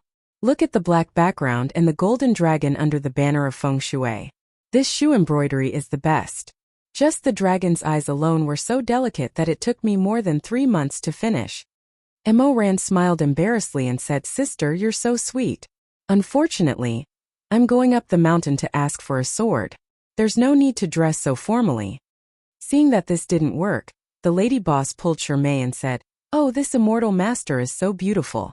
You're even prettier than the prettiest girl in Dai City. Immortal master, if you ask me, this red cloak with butterflies and peonies suits you best. Why don't you try it?" Shermay smiled bitterly and said, "Lady boss, that's for girls." Xue Meng didn't like to shop and look at clothes, so he didn't want to come over. He just stood there and waited. Chu Wanning chose a black cloak with purple edges for him. There was a circle of white rabbit fur around the eaves of the cloak. The lady boss said, "Immortal master, this cloak is a little too small for you. It's more suitable for a young man's figure." Chu Wanning said lightly, "I bought it for my disciple." Oh. The lady boss suddenly understood. She smiled and said, "You're such a good master." Perhaps it was the first time in his life that he was called a good master. Chu Wanning's body stiffened. Although his face didn't move when he walked, his hands and feet trembled a few times. In the end, Mo Ran chose a greenish-gray cloak. Shermay chose a moon-white cloak. Chu Wanning chose a plain white cloak and a black one with purple edges. After paying the bill, he went to meet with Xue Meng. When Xue Meng saw his cloak, his eyes widened. Chu Wanning was confused. "What's wrong?" "No, nothing." However, when Chu Wanning turned and walked away, Xue Meng thought that he couldn't hear him. He looked at the edge of the cloak with some disdain and muttered in a low voice, "Purple? I don't like purple." But unexpectedly, Chu Wanning's cold voice sounded, "You're so long-winded. If you don't wear it, then go up naked." Xue Meng. Taking a leisurely pace, the four of them finally arrived at the foot of Rising Sun Peak before the sky gradually darkened. Suing Peak was full of spiritual power and had many spiritual beasts and strange birds. Even if it was a Taoist priest, he would not dare to rashly climb the mountain. However, with Chu Wanning here, there was no need to worry about this. Chu Wanning condensed 3 begonia flowers out of thin air. They had the effect of expelling spiritual energy and exorcising evil spirits. He put them on the waists of his 3 disciples. Then he said, "Let's go." Mo Ran raised his head and looked at the towering mountain range that was hidden in the darkness of the night. It was like an ancient giant beast lying still. Suddenly, a myriad of emotions welled up in his heart. That year at Rising Sun Peak, he announced to the world, the sun, the moon, demons, ghosts, gods, and devils that he, Mo Ran, was no longer satisfied with being the Emperor Ta of the cultivation world. He wanted to proclaim himself the master of the human world. It was also that year at Rising Sun Peak that he married a wife and a concubine at the same time. He still remembered the face of that wife, Song Chotong.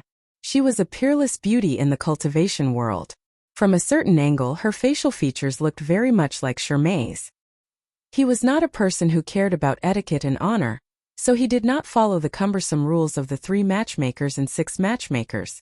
At that time he held Song Chotong's slender white hand and pulled the woman with the red handkerchief covering her hand up the stairs. They walked for more than 2 hours up the 10,000 stairs. Later on, Song Chotong's legs hurt and she could not walk anymore. Mo Ran also had a bad temper.